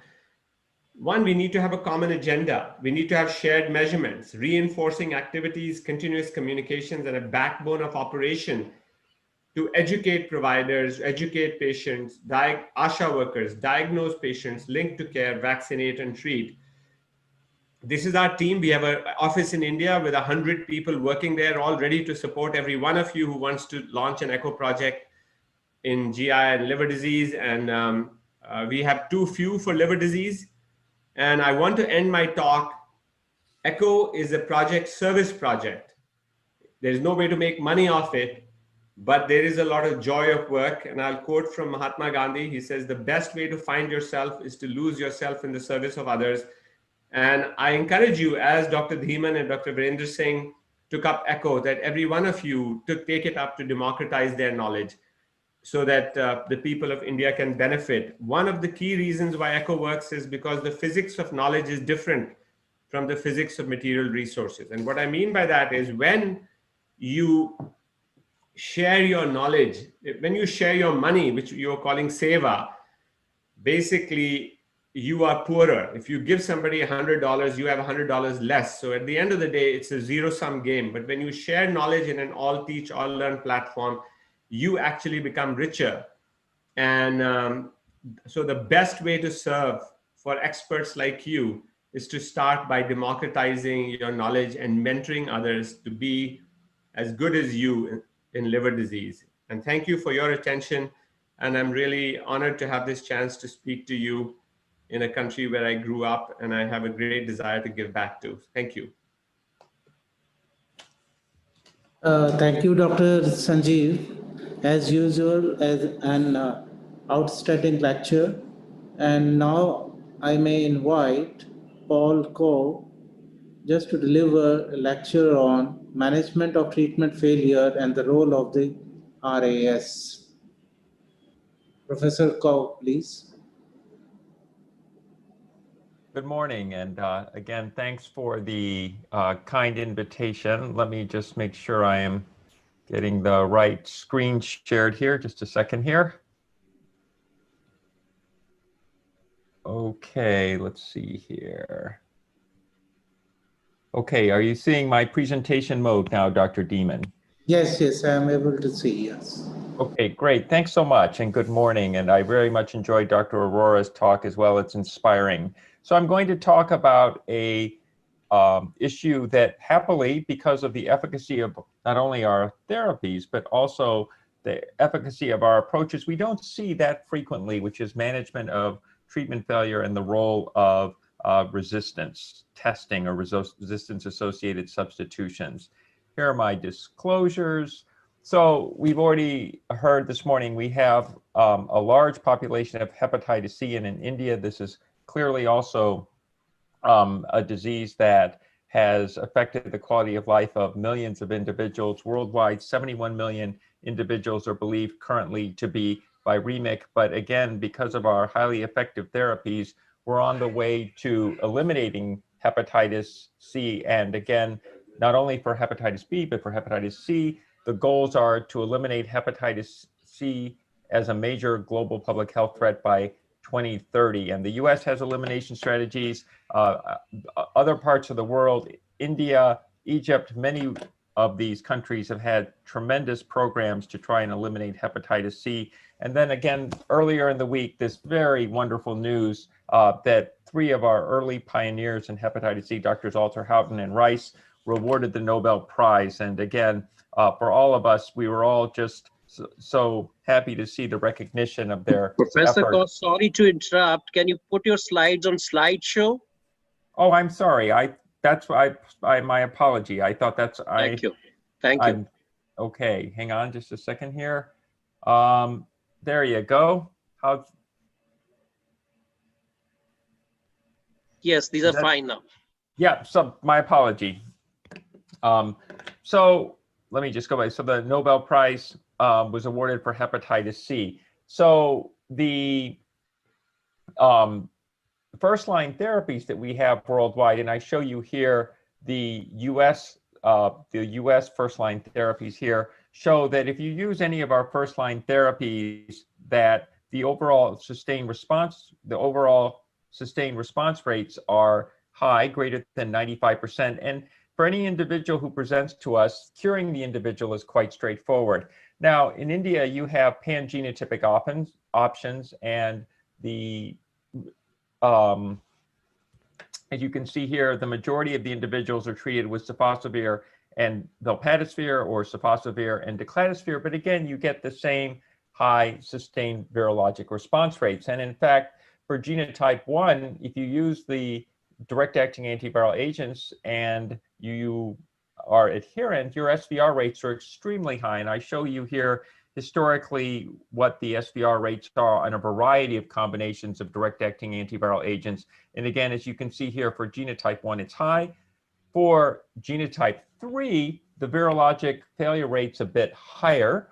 And this has become now our most challenging genotype to treat. Although, again, the combinations that we have, decladisvir, sofosbuvir, velpatasvir, are still highly effective here. And again, genotypes 1 and 3 remain the most challenging when it comes to treatment failure. And the main reason for treatment failure when it comes to pre-existing failures is that we have naturally occurring resistance-associated substitutions to our direct-acting antiviral agents. And again here, I'm just going to concentrate on genotypes 1 and 3 because these are the genotypes which remain most problematic to treat worldwide and have the highest prevalence. But you can see here that there are a variety of substitutions here that are present, including for genotype 1, the ones that remain most problematic, which are the Y93 polymorphisms, as well as for genotype 3, of course, A30K is also somewhat problematic. Let's talk about, for just a moment, about with decladisvir, because the combination of sofosbuvir and decladisvir is probably the most widely used, and there are low-cost generics available here. This was a very nice paper that came from a real-life French cohort, and they looked at individuals with baseline resistance-associated substitutions. And you can see here across genotypes that with Y93 being present here in the far right here, that when present, there was a high rate of virologic failure when treatment was administered with sofosbuvir and decladisvir, whereas if you had any other particular resistance-associated substitution, that the sustained response rates were actually quite robust. Again, this was another pooled analysis, again, showing, again, with naturally occurring NS5A and NS3 substitutions, again, Y93 and A30K turn out to be the most problematic of the baseline substitutions. And the other therapy that's available widely is sofosbuvir velpatasvir. So how does this combination work when you have these naturally occurring substitutions? So this was a pooled analysis that was published a couple of years ago in the Journal of Hepatology in 1,284 patients, again, across all genotypes here. And you can see here the resistance-associated substitutions that they queried for here, both as a class for NS5A, as well as your velpatasvir-specific resistance-associated substitutions. And you can see here that they also looked at two cutoffs, which is important, 1% and 15% here. And what you can see is that all of these substitutions that were present really didn't impact sustained virologic response rates until you came down to genotype 3. And with genotype 3, what they reported was that really it's Y93, again, not surprisingly, not at the same prevalence as decladisvir, and then A30K seemed to be the most problematic resistant-associated substitutions for those who are treated with sofosbuvir and velpatasvir. So again, we get high sustained virologic response rates, and this is all in the context that we are trying to eliminate hepatitis C. So if you do bring somebody in, they're compliant with therapy, and they fail to achieve sustained virologic response, what are the approaches? Well, one is that we need to look at the different rates of decay. So obviously these substitutions occur when you apply pressure to the hepatitis C virus. And again, we learned very early on when we were using protease inhibitors that if you discontinue therapy and you wait less than a year, that the resistance-associated substitutions, because of their poor replicative fitness, will actually dissipate with the protease class. We know resistance is almost unheard of with sofosbuvir, and the replicative fitness of these sofosbuvir resistance-associated variants is very, very poor, and they disappear within a few days. But NS5A inhibitors, unfortunately, the majority of them, the replicative fitness is robust, and they persist for years. And so when we try to create pathways to retreat these individuals, we generally like to think of the ability to combine different classes. So of course, we have protease inhibitors, NS5A inhibitors, and of course, we have sofosbuvir. There were some non-nucleoside polymerase inhibitors, but these have largely gone away at this particular time. And in the US now, the number of protease inhibitors has gone down some. Samipravir is no longer available, and we have glecaprevir, crizoprevir, and voxilaprevir. And of course, you can see here our NS5A inhibitors that we have here and have had over the past few years are shown here, but we are predominantly using decladisvir, velpatasvir, and preventosvir, and still some ledipasvir as it's highly effective. So the barriers to resistance, again, NS5A has a relatively low barrier to resistance, but again, the important thing here is that the latest generation velpatasvir, preventosvir are quite a bit better. Protease inhibitors also relatively low barrier to resistance compared, of course, to sofosbuvir.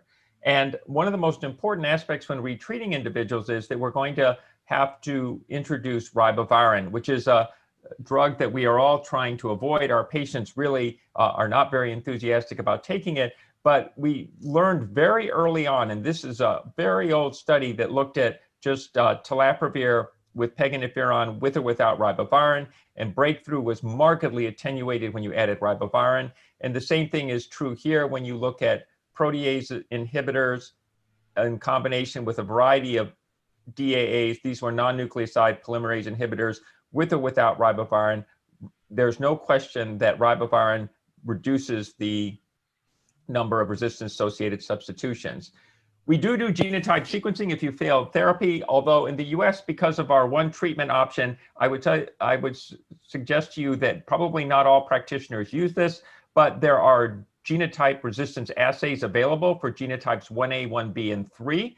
And multiple assays are available, both population sequencing and deep sequencing.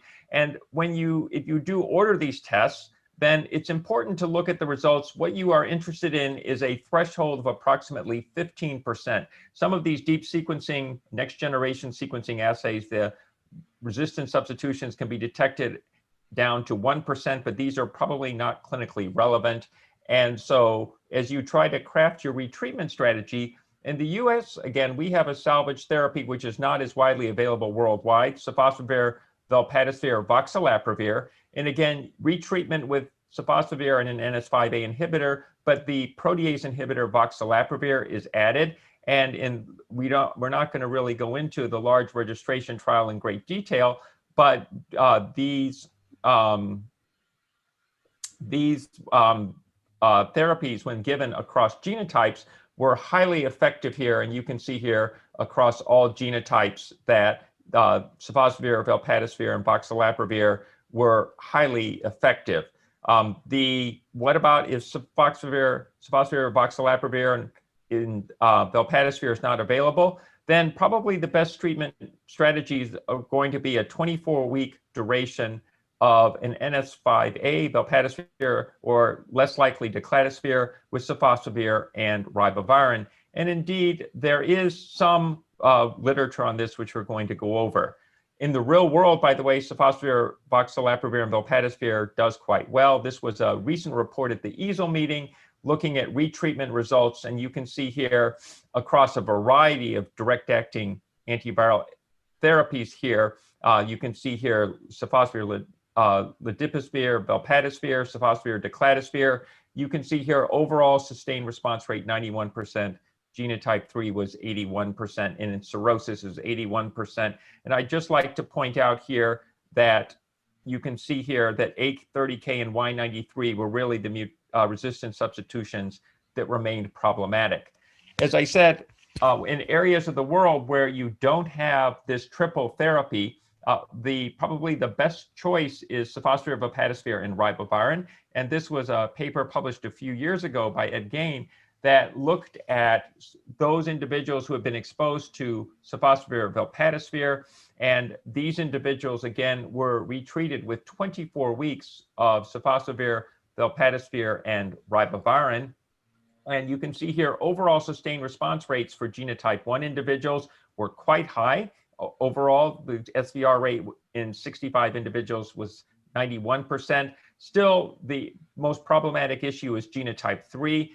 There were 3 individuals who failed virologically here. And again, if you had resistant-associated substitutions, the overall sustained virologic response in these individuals was about 77%. And so, again, this is probably still remains the best salvage option if you cannot introduce a protease inhibitor. In the US, where we have a few other options, and we're not going to go into these, and I limited my discussion because these aren't available widely across the world, but again, glucapavir, prevendisvir, and sofosbuvir is another option. And generally, we do rarely use this, but when we've had glucapavir, prevendisvir failures, which are extremely uncommon, we can treat with or without ribavirin, and people have treated actually up to 24 weeks, but typically the duration is 16 weeks. Grizopavir, elbasvir, and sofosbuvir, there's some limited data as well in these individuals. And so when we look to try to treat these individuals, again, you have high sustained virologic response rates with our first-line therapies. And again, in India, where you use sofosbuvir, velpatasvir, and sofosbuvir, declarasphere, and we're on an elimination pathway, that this combination of 2 sets of DAAs really works the vast majority of the time. Again, we don't really use resistance-associated testing prior to treatment in elimination settings. And even in the US, we have our practice guidance where if we use certain DAAs, such as grizopavir, elbasvir, where for genotype 1A, resistance testing has been recommended, the vast majority of clinicians are really getting away from testing prior to initial treatment in these individuals. Again, also, it's somewhat cumbersome, the access to treatment. With treatment failure, again, the most important thing to do is assess the reason for failure. Were they not compliant, or did they truly take their medicines and unfortunately have breakthrough. And then rash testing is certainly reasonable if available, and I'll be very interested to hear what your experience is with using RAS testing. Again, ideally, sofosbuvir, velpatasvir, and voxilatravir, which is, in my opinion, the best salvage regimen, would be available. But without this, you still get very good sustained virologic response rates with sofosbuvir, velpatasvir, and ribavirin. Again, this is given for a 24-week duration, and with that combination, again, we should be able to become closer to meeting our WHO guidance targets. And that way, obviously, by 2030, we can have a discussion here where we can talk about how hepatitis C is a disease that used to be a formidable challenge worldwide. And again, I'm going to stop here. And I would like to thank Dr. Dieman, Dr. Dehusa, and the rest of the organizers for inviting me to speak with you this morning, or in your case, this evening. Thanks so much. Thank you, Paul. I really enjoyed your talk, which is very crisp as well as the very informative and very well said. Soft well in the box is the best salvage therapy as of today, but in India it is not available. Therefore, the soft well and the ribavirin would remain the salvage therapy, particularly in India, and if it is given for the 24 weeks. Thank you very much. Now I will move on to the panelists also, but before that I would like to ask one question from the Sanjeev. Very small question, that what is the impact of this pandemic as far as the goal achievement by 2030 is concerned? It would be very informative if you tell us the time trends as far as achieving this goal in different part of the world is concerned. Only the two questions. Thank you, Dr. Dheeman. So what we are seeing is across the world, for a variety of chronic diseases, there is a massive amount of information accumulating right now for most chronic diseases, for vaccinations, for preventive colorectal cancer screening, for management of high blood pressure and diabetes, for immunizations. There has been a substantial decrement in care for these people. In HIV, in tuberculosis, rates of treatment are down, adherence is suffering. So there has been a huge, huge impact. And I think that what the final impact on elimination will be is not really known. I think there are two variables that will play a role. And my own view is that certainly the virus is not going anywhere for COVID-19 for at least a couple of years. So we are stuck with it. But our response to it will change in about 6 months to 8 months from now. And I'll explain what I'm saying by that is there are two major things that will make a difference. One is effective vaccination. Of course, healthcare providers getting one. But the second is effective treatments. There is clearly a glimpse right now that effective treatments may come soon, may even come sooner than vaccination will be available. Once effective treatment comes up and we open up our economies again, then I think elimination could get back on track. My own feeling is eliminating by 2013, the primary the limitation right now is not technology, not drugs. I mean, India is the least expensive HCV drugs. It is our willingness to really put a massive effort into elimination. My own feeling is that Punjab, of course, in India is putting this massive effort for elimination, but in many other states, it is not as robust an effort as you have in Punjab. So I don't think COVID-19 will ultimately affect the elimination targets if the world is truly interested in doing it. Especially, I mean, we have found at least wherever echo is being used, you know, millions of patients have been treated just with echo model.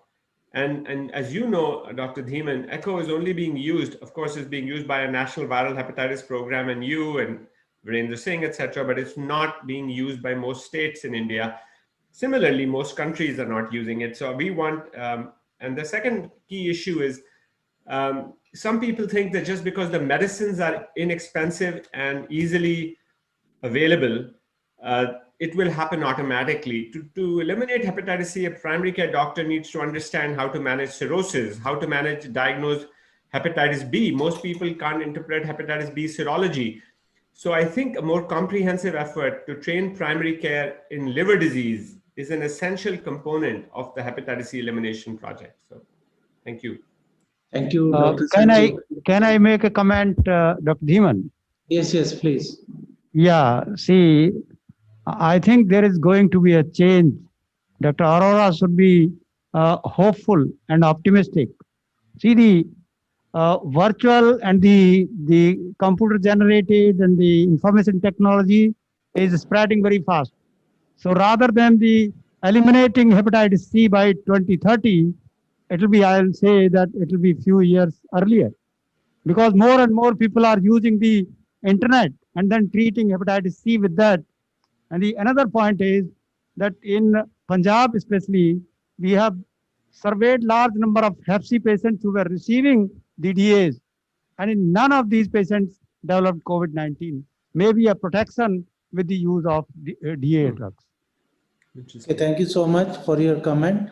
Now we move on to the panelist. Professor Premashish Kar.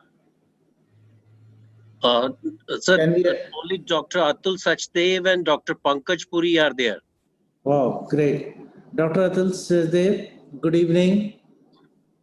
Dr. Atul, how are you?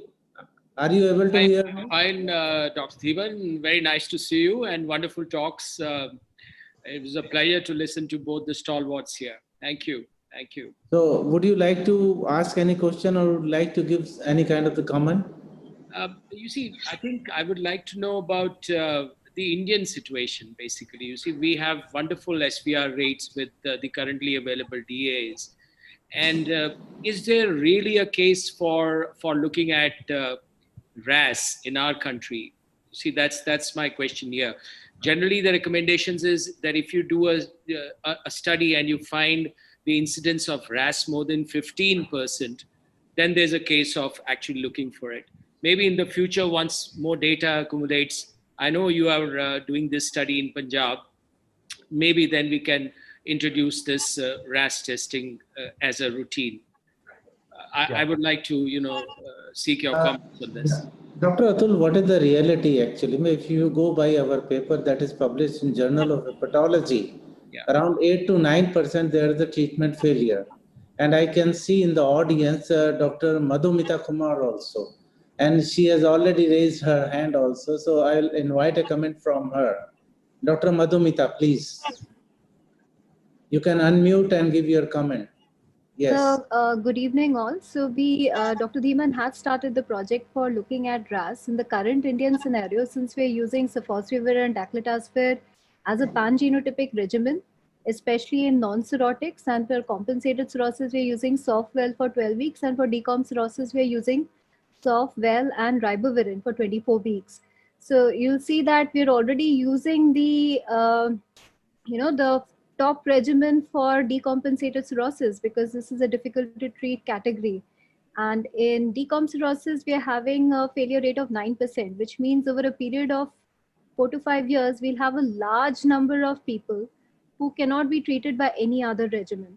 So we are actually having a database already of around 380 individuals who are treatment failures, so one reason or the other, or they have just not. So we are looking at the RAS in these individuals.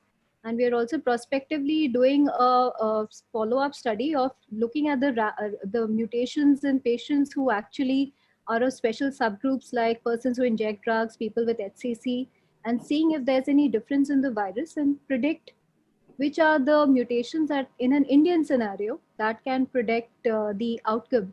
And we are eagerly awaiting the entry of oxaliprevir, even though it's available now only on compassionate basis. But in the state medical program, it is still not available. And there are patients who have taken DAs starting with the soft riba, then soft dacla, and Now Sofel, Riba as well, and they are still failed the regimen. So I think there is a case for looking at RAS in an Indian population, and maybe we could have tailor-made therapy if the suitable drugs are available. Dr. Madhumita, just a question from you. What is, are you getting the resistance towards the soft well and the REBA for 24 hours regimen?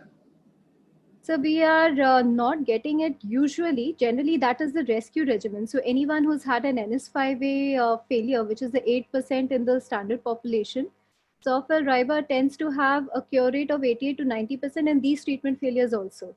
So over time, however, there are few who have failed even this rescue regimen. So we have accumulated a large number of those already because the program is already 4 years old.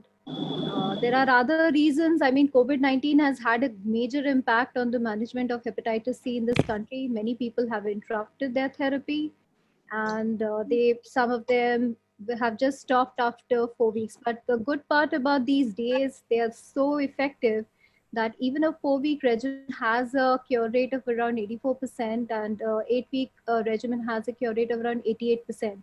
So we have managed to be very lucky in the public health setting because of the remarkable capacity or efficacy of these drugs.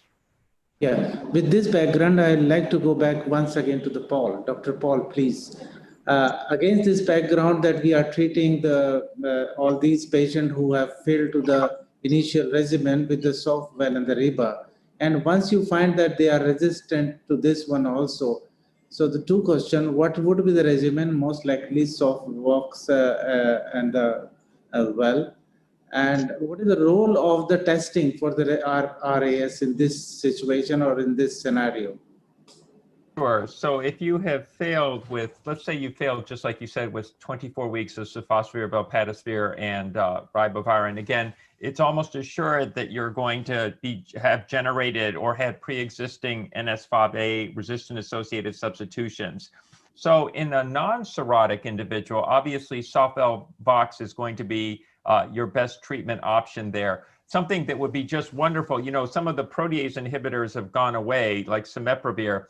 In my opinion, it would have been actually very useful to keep that around just for this particular reason, even though the drug is no longer widely available, because obviously crossing classes is a very easy solution to treating these individuals without cirrhosis. As everybody knows in this audience, you can't give protease inhibitors to those who are decompensated. And that's an issue. The other choice would be to introduce some other additional medicines with, you know, the best NS5A inhibitor that's available is co-formulated with a protease inhibitor. That's glecaprevir and preventosvir. And again, on a limited basis, that could also be considered, although again, a 3-drug regimen with Sofel-Vox is actually, I think, the best treatment option. And what I am hoping for countries such as India is that because your success rates are so high, that you can use Sofel-Vox when there is a treatment failure that occurs. Again, it's going to be uncommon. And by the way, we don't have difficulty with reimbursement for Sofel-Vox in the US in general because it's such a low, the use is actually so uncommon. Now, decompensated, as she was saying, that's a much bigger problem, in my opinion. And none of us really have a great treatment option. There are reports and people who are somewhat decompensated, not severely decompensated, people have used Sofel-Vox. You know, the protease inhibitor goes up when you get to Child B. Child C, it's really, the PK is really dramatically affected. But, you know, some Child B do okay. And, you know, when we had Cimeprevir available in the US years ago, some of us used it in people with more advanced liver disease, sometimes with very high bilirubin levels, drug-induced liver injury. But you could treat these individuals, and there are papers out there where you could still get away with treating these individuals for a short duration. So I suspect that, so for your purposes, I think that right now, hopefully introducing a protease or Sofel-Vox will come available for you. But otherwise, I think that if we get additional therapies, hopefully you'll have some additional options. Thank you. Thank you so much. Only the last comment, Ajay, can I ask from the Dr. Puri? Dr. Pankaj Puri is there and Dr. Kar has also joined in. Maybe one comment from both of them. Yeah. Yes, small Ajay, comment. we are running very late. We are running very late. Yeah. Yeah, Dr. Dhiman. So I will, Last comment here. Brief. Most things have already been covered, and all I'll say is Rsk testing is very rarely done in clinical practice. And since our options are limited, testing and adding the cost to the treatment is not really a viable option in general practice. Okay, thank you so much. I think with this, we cannot take further questions because we are running late. Thank you so much, everyone. And with this, thank you for everyone, and I close the session now. Thank you, Professor Arora and Professor Kaur. Thank you. Dr. Sunil, can you take over the next session? So thank you very much for this interesting session. We move on to the next session on autoimmune hepatitis. And for this, I invite Professor Abhijit Chaudhary, who is the professor and head of Department of Hepatology at the Institute of Postgraduate Medical Education and Research, Kolkata. Sir, please, are you there? Yes. Good evening. Yeah, it's really a pleasure to join CPLD, which I think I've been doing for the last 15 years or so. And it's also my pleasure to set the ball rolling and request Dr. Kaushal Madan and Dr. Shalimar in that sequence to present their talks. So the session is on autoimmune hepatitis, and primarily it has been planned in a way that clinical challenges are primarily addressed. So Kaushal is going to talk to us on seronegative autoimmune hepatitis, which remains a serious clinical challenge for many of us. And then I think everybody knows Kaushal. He is presently the Secretary General of the Indian National Association of Study of Liver Disease, and he heads the liver disease division of Max Super Specialty Hospital. So over to you, Kaushal.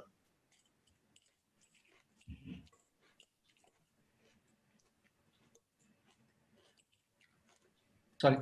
Good evening, everyone. Thank you so much, sir. I hope I am audible now. Yeah, you're audible. You are. Thank you. So good evening, everyone. Thanks to Dr. Virender Singh and Dr. Ajay for making me part of this wonderful meeting.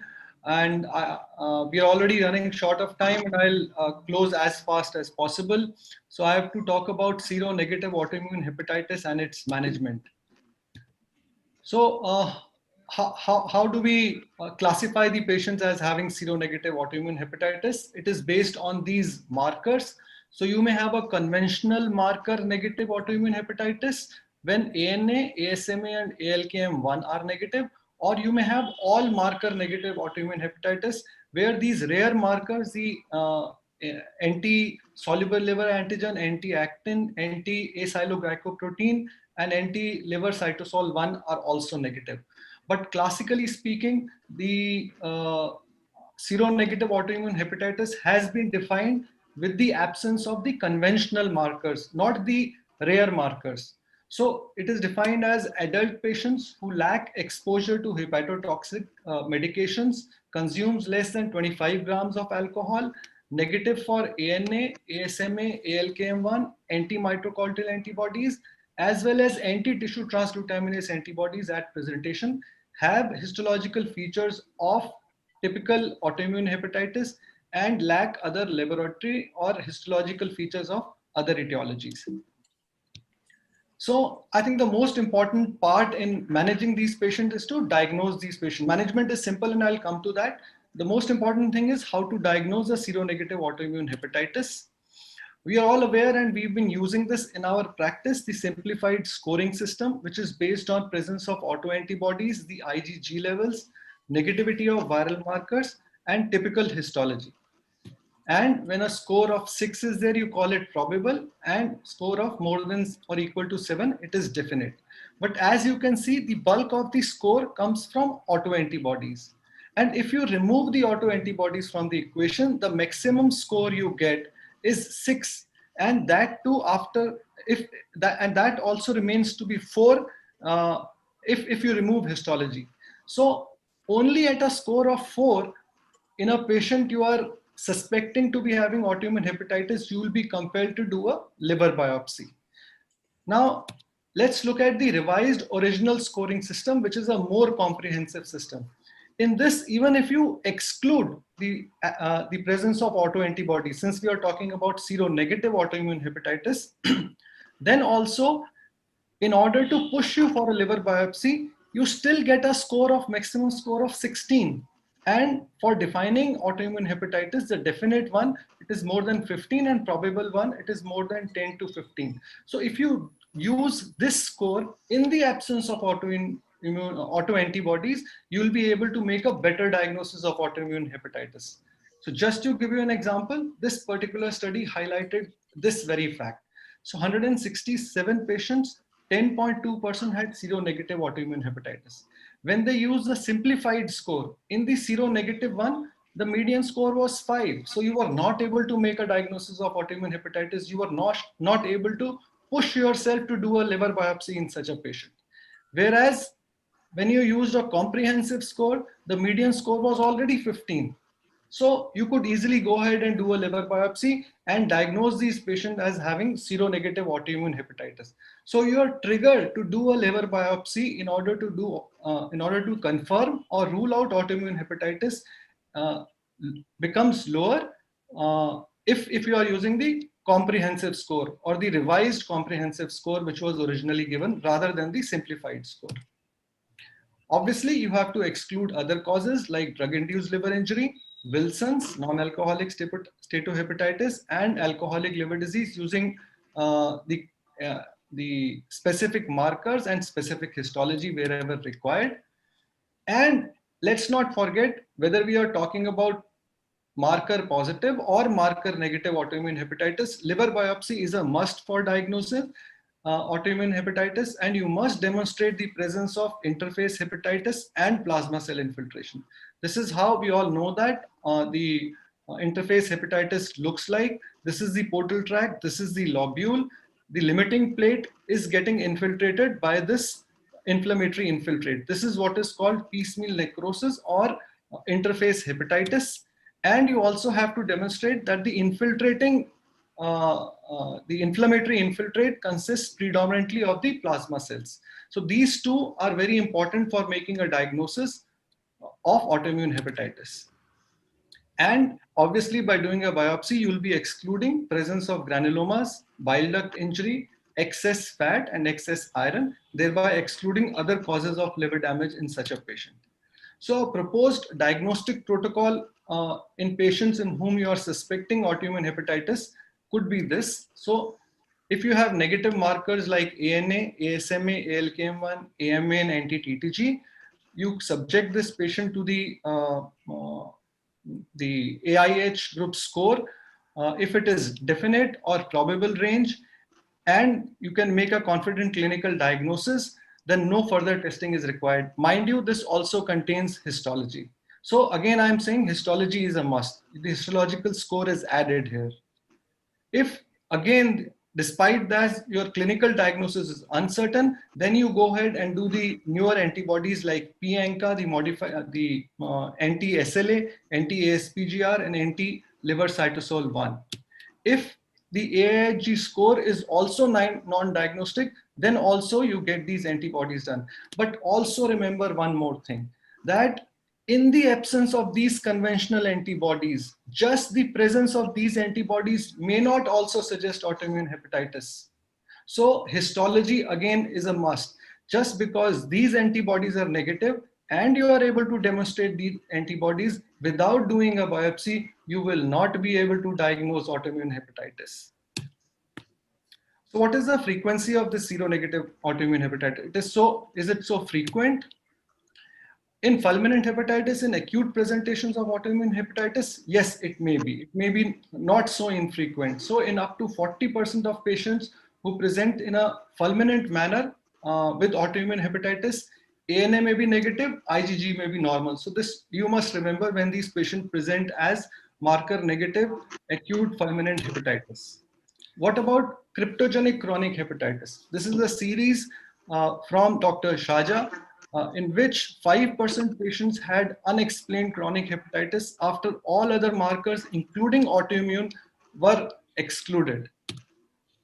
So in these patients, these series show that of all cases of CLD, all cases of cryptogenic chronic hepatitis, seronegative autoimmune hepatitis may form about 1%. Whereas when you see all cases of autoimmune hepatitis, then seronegative autoimmune hepatitis may be from anywhere from 20% to 34%. What about the clinical features? Why are we talking so much about it? Is the clinical feature different from a standard or classical autoimmune hepatitis? The answer is no. There have been a number of series. I'll just present this one, although numbers are small since it's a rare phenomena. A seropositive autoimmune hepatitis, seronegative hepatitis, no difference in mean age, no difference in the gender predominance, and the baseline ALT was also similar in the two. However, a series from China did suggest that the IgG levels may be lower in patients who have seronegative autoimmune hepatitis. What about histology? Again, several series which suggest that there is no difference in the scores of portal inflammation, lobular inflammation, plasma cell infiltration, or piecemeal necrosis among patients who have seropositive or seronegative hepatitis. We have Dr. Ashim Das among the panelists, and it would be interesting to know his experience about this. And that brings us to the real part of the management, about how to manage these patients. Do we manage these patients or treat these patients differently from classical autoimmune hepatitis?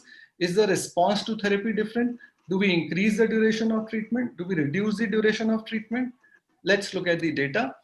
So this particular study, when they looked at the response to steroids or response to immunosuppressive therapy, this is the seronegative hepatitis, this is seropositive hepatitis, the rate of fall of ALT and the ultimate level of ALT achieved after 1 year of therapy were similar in the two groups. No difference whether it was classical hepatitis or seronegative.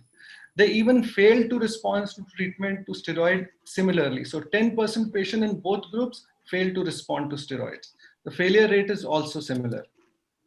Another study, over a 5-year period, 30 classical autoimmune hepatitis, 6 seronegative autoimmune hepatitis.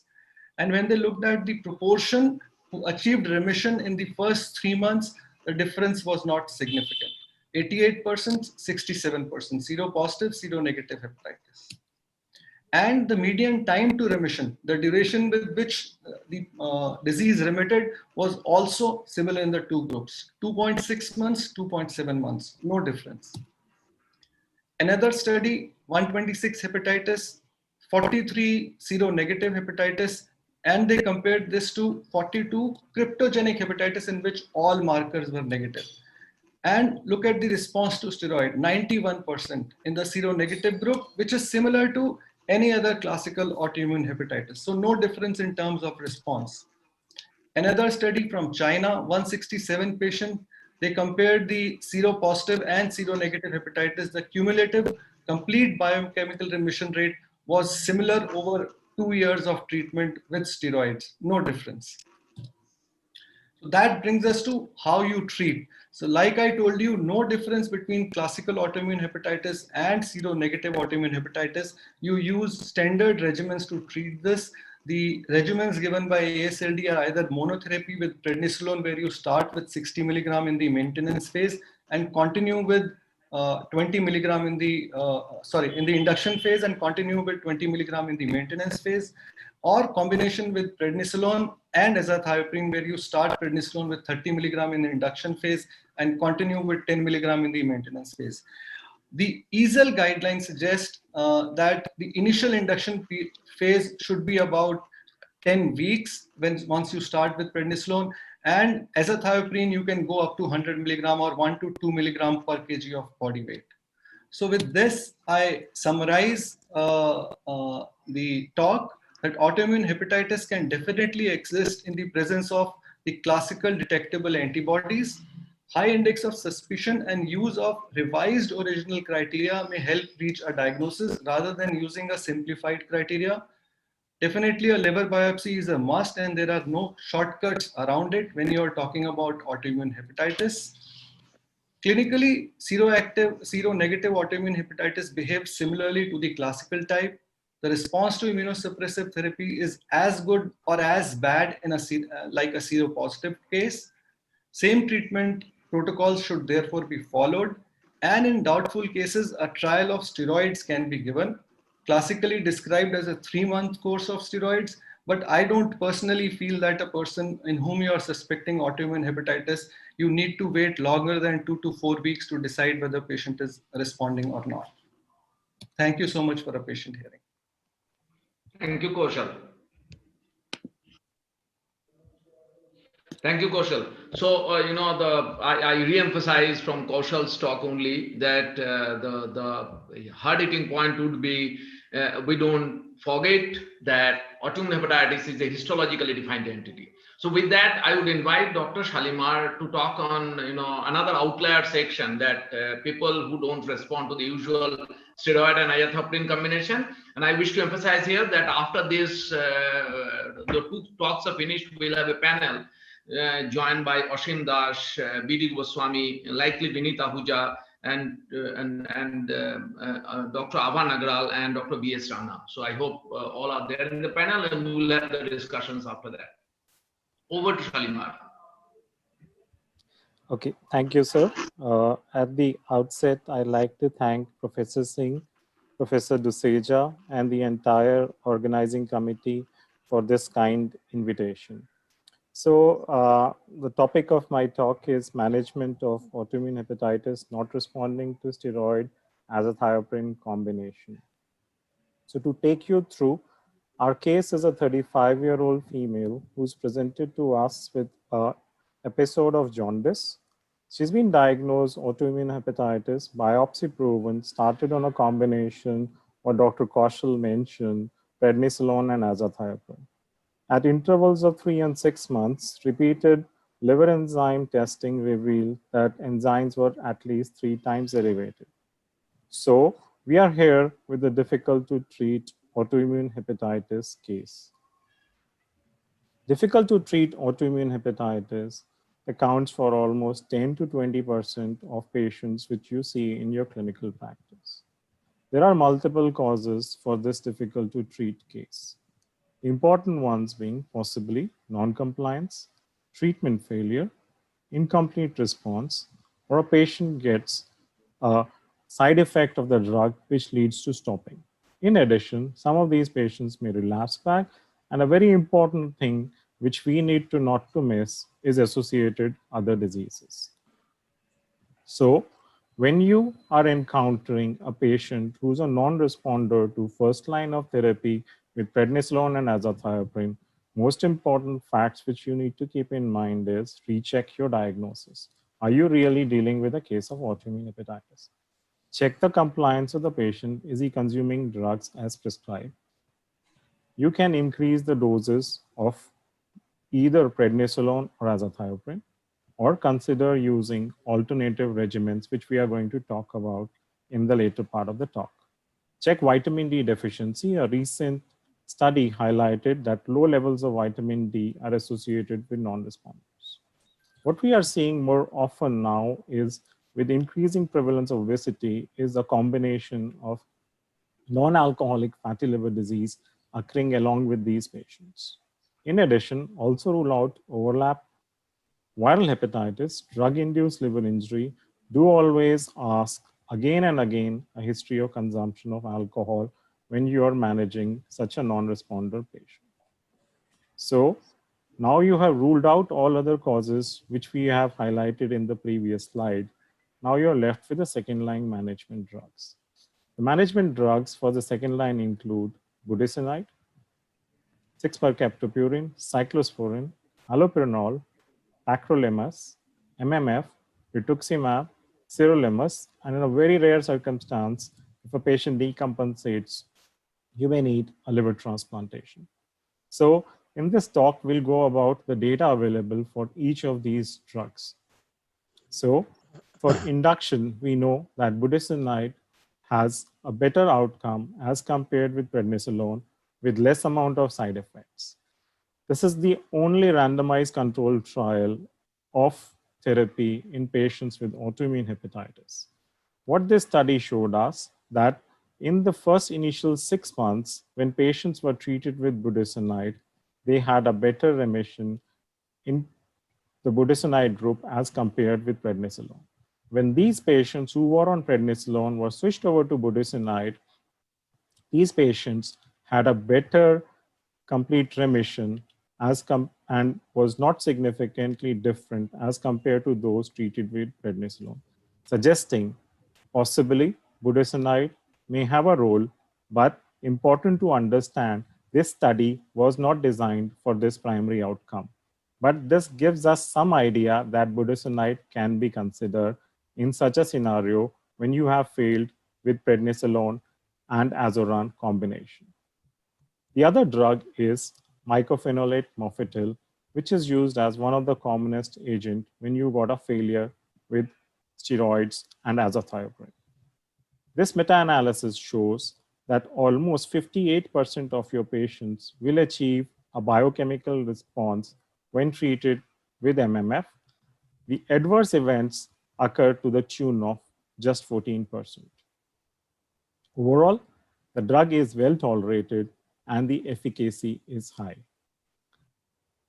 When the patients were divided, depending upon whether they had side effects to the initial drug regimen or they didn't had any response. Very important data, what it suggests is that those patients who had intolerance have a higher response rate of 82%, whereas those who had a non-response to azoran and prednisolone combination will have a low response rate of 32%. So response rates are higher in those who develop side effects to the primary drug regimen as compared to those who do not have a response to the primary regimen. So do we know which factors predict the outcome of biochemical remission in patients treated with MMF?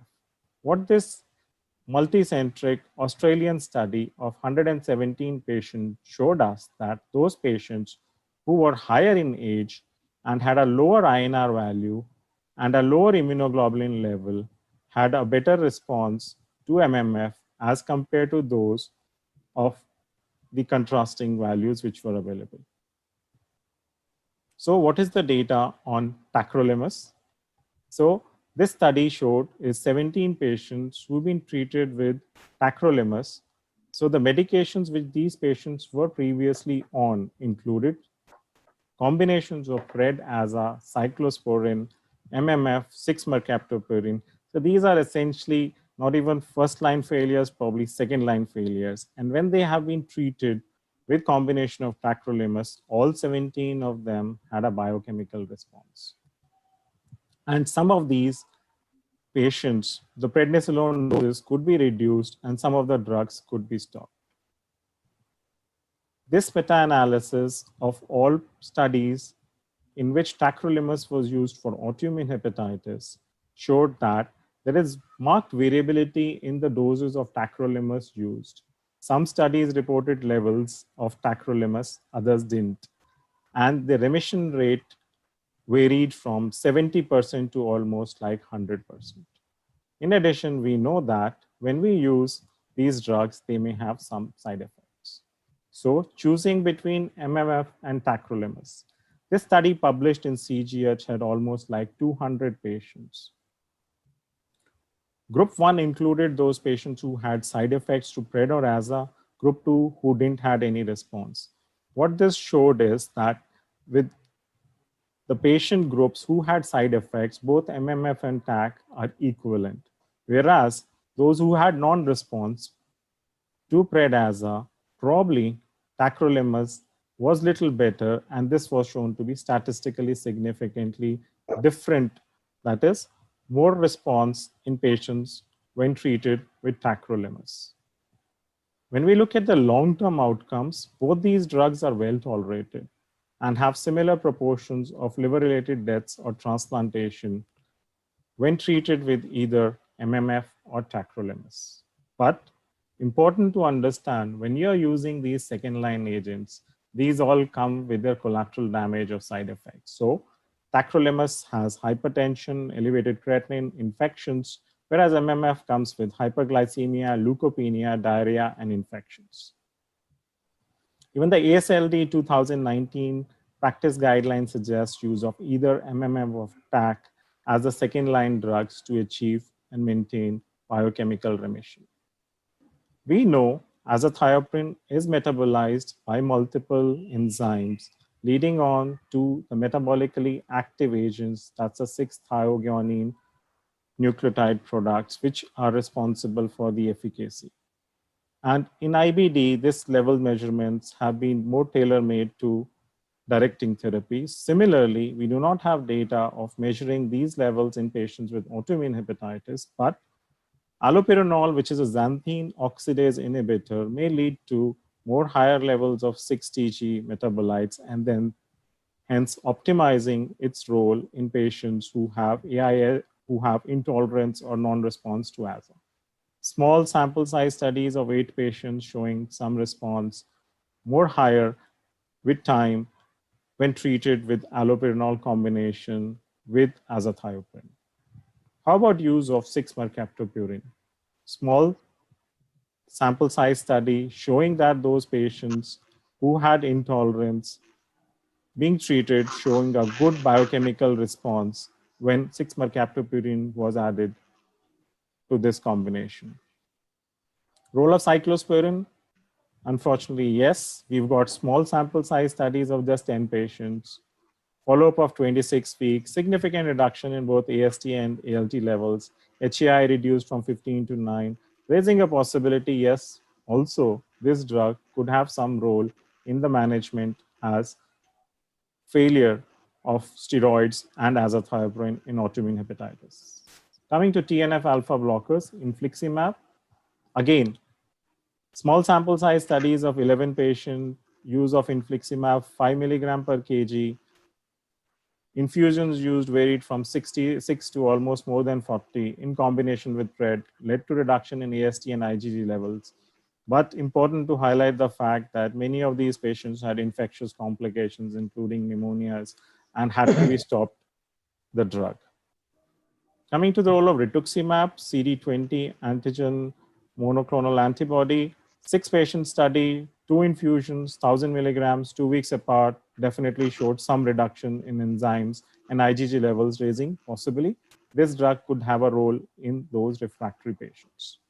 A recent larger study showing possibly a more better role of rituximab in this difficult to treat patient group. 22 patients received rituximab, 71 were flare-free at 2 years with reduction in ALT levels and IgG levels. So other options in this difficult to treat subgroup includes use of drugs like rapamycin, everolimus, sirolimus. Another new potential drug which includes is belimumab, which is a B-cell activating factor inhibitor, which is anti-BAFF. This drug has been approved in use of systemic lupus erythematosus and is presently undergoing a randomized controlled trial in patients with autoimmune hepatitis. Other drugs includes methotrexate, cyclophosphamide. Unfortunately, for autoimmune hepatitis, we have only one randomized controlled trial, that too in naive patients. We do not have adequate amount of data regarding the use in patients who got refractory autoimmune hepatitis. So most of these available data are case reports, retrospective studies with their own biases regarding the outcomes and use depending upon the individual center using what kind of therapy they think is the best suited for this kind of patient. So a systematic review looked at the biochemical responses. So whichever drug combination you use, either you use TEC-PRED, cyclosporin-PRED, budesonide, MMF-PRED, you're going to achieve a response rate in refractory cases to almost like 80 to 90%. Unfortunately, the important hard points which we need is histological remission, liver transplant requirement and mortality, the number of patients are too small to say whether these really lead to benefit in these outcomes. So to conclude, the case which I had discussed, we can start him in a combination of any of these drugs which we have talked about. The commonest experts would agree we use MMF or TAC. And if we do not respond to these combinations, you can take a call of adding up drugs like rituximab or other drugs and then looking at the response. But eventually, you will lead to biochemical remission in almost like 80 to 90% of your refractory patients. So to conclude, there are multiple options now available to treat difficult to treat autoimmune hepatitis. But most important is you need to rule out other associated diseases and treat them, which could be the possible reason the patient has not responded. The choice of the drug depends upon the side effect profile. And the second line drugs can be used either alone, themselves in combination, or in combination with prednisolone. And we need more prospective randomized controlled trials. Enter your meeting ID followed by Thank you. Thank you. Thank you, Dr. Shalimar. So we had an excellent two talks till now, and now we are already running late. And I'm reminded by the organizers to be as fast as possible. So I'll come to the panelists right now. So I'll start with Dr. Ashim Dash, because Dr. Kaushal has mentioned at the very outset that emphasized that it's a histologically defined disease, which we clinicians often tend to forget, and often our diagnosis is based on serology and other compatible clinical parameters. So Dr. Dash, maybe a minute or so, because time is short, would love to hear from you how to make a very confident diagnosis of autoimmune hepatitis and sort of the ambiguity, and how do you think is the role, we want the re-emphasize thing from your end, role of histology in diagnosis of autoimmune hepatitis? Yes, the most of the time, if we see a significant portal inflammation with interface hepatitis and rosetting, along with emperipolesis, we can safely call it as that it could be due to autoimmune hepatitis. Of course, provided hepatitis B, chronic hepatitis B and chronic hepatitis C should be excluded. But chronic hepatitis B, chronic hepatitis C cannot have those significant portal inflammation or interface hepatitis. But sometimes it happens that the centrilobular hepatitis with necrosis occurs in some acute onset autoimmune hepatitis or in a classical autoimmune hepatitis, in addition to the portal tract based disease. So in those situations, one has to really exclude the possibility of a acute viral hepatitis or systemic viral infection, even the acute drug-induced hepatitis. But typical portal-based significant portal inflammation with interface hepatitis and emperipolesis, one can safely clearly conclude that this is a case of a autoimmune hepatitis. Good, great. So I would like to come to Dr. Abha Nagral. We keep on discussing on autoimmune hepatitis in adult settings mostly, while we all know that pediatric autoimmune hepatitis is a large entity. So given the fact that we just now discussed seronegative autoimmune hepatitis, and we have got a tendency to think that autoimmune hepatitis in pediatric setting is almost always equated with LKM1 positivity only, we would love to hear, and we would love to think of the spectrum of autoimmune hepatitis in the pediatric setting that we should keep always in mind while diagnosing autoimmune hepatitis in pediatric liver disease conditions. Over to Dr. Nagral. Yeah, thank you, thank you, Dr. Chaudhary. Thank you, the organizers, for inviting me here. So in the pediatric spectrum, though we see LKM1 positivity or type 2 autoimmune hepatitis, still type 1 hepatitis is the commonest type of hepatitis. I would probably not in an adult do an LKM antibody at all. But in a child, I would like to do it. It has a more severe course. The response to treatment is not as good. So, type 1 or the ANA positive standard autoimmune hepatitis is more common in children. We can also see type 2 LKM1, which we don't see in adults. The other thing is in children, you have autoimmune and PSC overlaps very often, which we do not see in adults. and not as often in adults, I would say. And the third point I want to make is often in that age group, especially young, say 7-8 year adolescent age group, there is a big overlap between autoimmune and Wilson's disease. And it has been said that if you are treating a patient as autoimmune hepatitis and the patient is not responding, think of Wilson's disease, review your biopsies, review everything else, and be sure that you have not missed out Wilson's disease. So that's one more important point I'd like to make.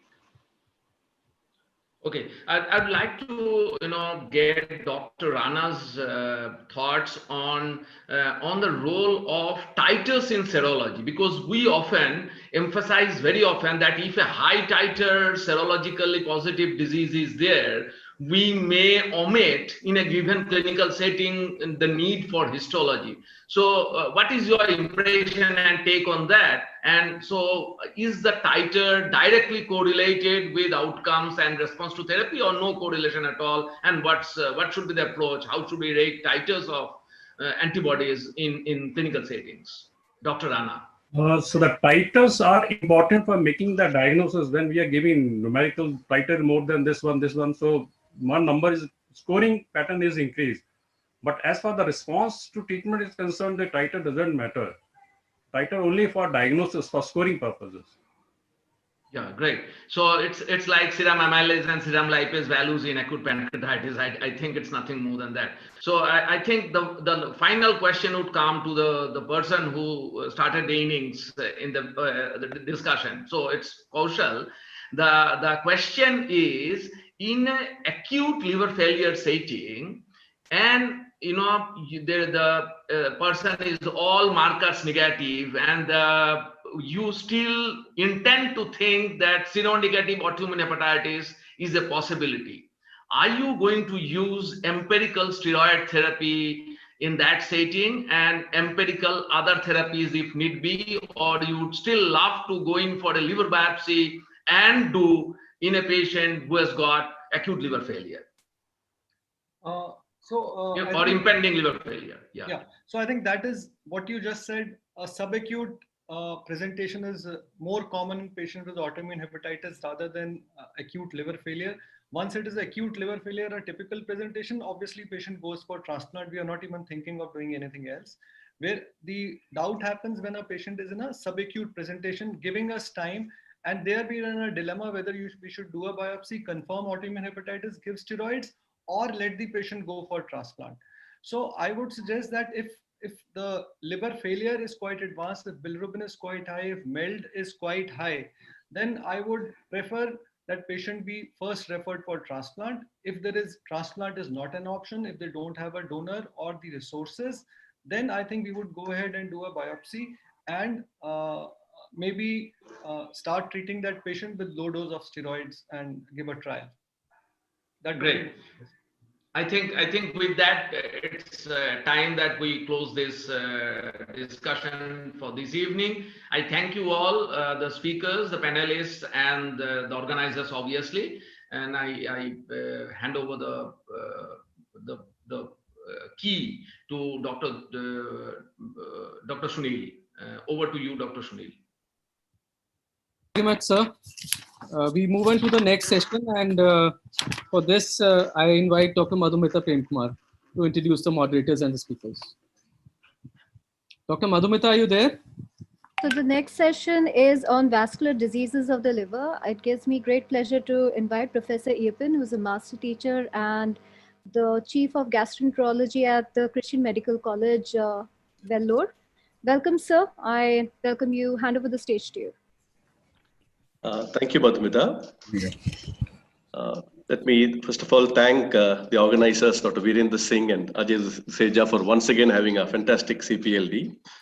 The topic for the next session is on vascular disease of the liver. There are two speakers, both are experts in their field. Professor Akash Shukla will cover changing epidemiology of vascular liver disorders. He is head of gastroenterology at KEM Mumbai. And Dr. Shivanand from Radiology in Orange Institute, Delhi, will talk on radiological interventions for vascular liver disorders. We have an international list of panelists, Dr. Dilavari, I think, is joining us from Scotland. Dr. S.P. Mishra, the past president of ISG. Dr. R.S. Chinna, Professor T.D. Yadav, and Dr. Amar Mukund. So may I ask, invite Akash to take up the first topic, epidemiology of vascular liver disorders.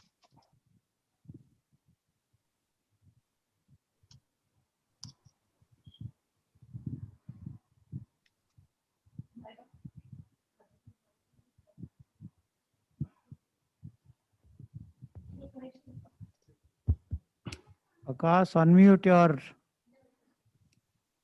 unmute yourself. Am I audible now? Yes, sir. Audible. Audible. Thank you, Professor Epen, and thank you, Professor Viren Singh and Professor Ajay Duseja for having me on this prestigious meeting of CPLD. As usual, this has been of immensely high standards. My topic was changing epidemiology of vascular liver disorders. I've added a hint of profile as well to make it more interesting. The first disclaimer is that there was hardly any data on the changing epidemiology in the last 2 to 3 decades. So I actually carried out a survey when I got this topic. I sent it out to 25 gastroenterologists who had more than 25 years of non-institutional general gastroenterology practice to see what is the change in their practice profile. And the first question which I asked was, what is the percentage of vascular liver diseases that they see amongst all the patients of portal hypertension that they have? So 20 years ago, the average was around 22%, and now it has come down to 14%. Having said that, they all said that the number of patients with portal hypertension has increased by almost 2 to 2.5 folds over these last 20 years. So the absolute number of patients with vascular liver diseases have actually increased in the last 2 decades for sure in general gastroenterology practice as well. The second question which I asked them was, what is the percentage of each vascular liver disease amongst all the liver vascular diseases that they see? And that was a very interesting result. 20 years ago, 9% of their patients with vascular liver disease were Budd-Chiari, which has now increased to 26%, which is almost a 3-fold increase. Similarly, there is a increase in the portal vein thrombosis. This is non-cirrhotic adult onset portal vein thrombosis, which has increased from 12% to 36%. The NCPF has remained more or less the same, from 36% marginal decline to 27%, and a huge decline in EHPVO, newly diagnosed, 43% 20 years ago to 11% now. Now let us see what the published literature says about NCPF. In the 1990s, from both PGI Chandigarh as well as from ILBS Delhi, there were a profile published of portal hypertension in which 15 to 20% of cases of all portal hypertension were because of NCPF. In contrast to this, in the West, it was just 3 to 5%. Currently, the incidence is likely to be much lower in both West as well as the East. Professor Epen had nicely collated the prevalence profile of the patients across different studies over 2 decades. And they showed that there was a consistent reduction from 15 to 20% in the 90s to around 2.4 to 2.7% after 2010. The other interesting thing which they published was their own data of absolute number of patients with NCPF over the last so many years. And the number more or less remained the same, except for 2 years in 2011 and 12, when they declined into single digits. The numbers have remained consistently the same. So although the percentage prevalence has reduced, the absolute number of patients with NCPF coming has not really reduced, which is also our experience, which we presented at APDW in 2014. We are all aware about the arsenicosis as one of the etiological factors, which was first put forward by Professor Mazumdar, and subsequently, again from Professor Epen's group, they showed that celiac serology as well as low vitamin B12 levels are also important associations for development of non-cirrhotic portal fibrosis. We are all aware of the several other terminologies that are used for non-cirrhotic portal fibrosis, like nodular regenerative hyperplasia, idiopathic portal hypertension, a score of other pathological terms which are sometimes used interchangeably, may not be appropriately so, like hepatoportal sclerosis, incomplete septal cirrhosis, obliterative portal venopathy, and of course the other words like other terms like benign intrahepatic portal hypertension or idiopathic pre-sinusoidal portal hypertension. Now, all these terminologies have created a lot of confusion, and therefore, in 2014, there was broadly narrowed down to three: the idiopathic portal hypertension, which was the Japanese terminology; the APASL definition of NCPF or IPH, which is together, which were more or less similar by the fact that there was portal hypertension, but no cirrhosis. And then there was Schouten et al. From Europe, who spoke of idiopathic non-cirrhotic portal hypertension and gave their own criteria. However, when we talked about idiopathic non-cirrhotic portal hypertension, although the term is idiopathic, we know that now there are several associated disorders which give rise to this hugely heterogeneous group of diseases which are clubbed under one umbrella term of INCPH.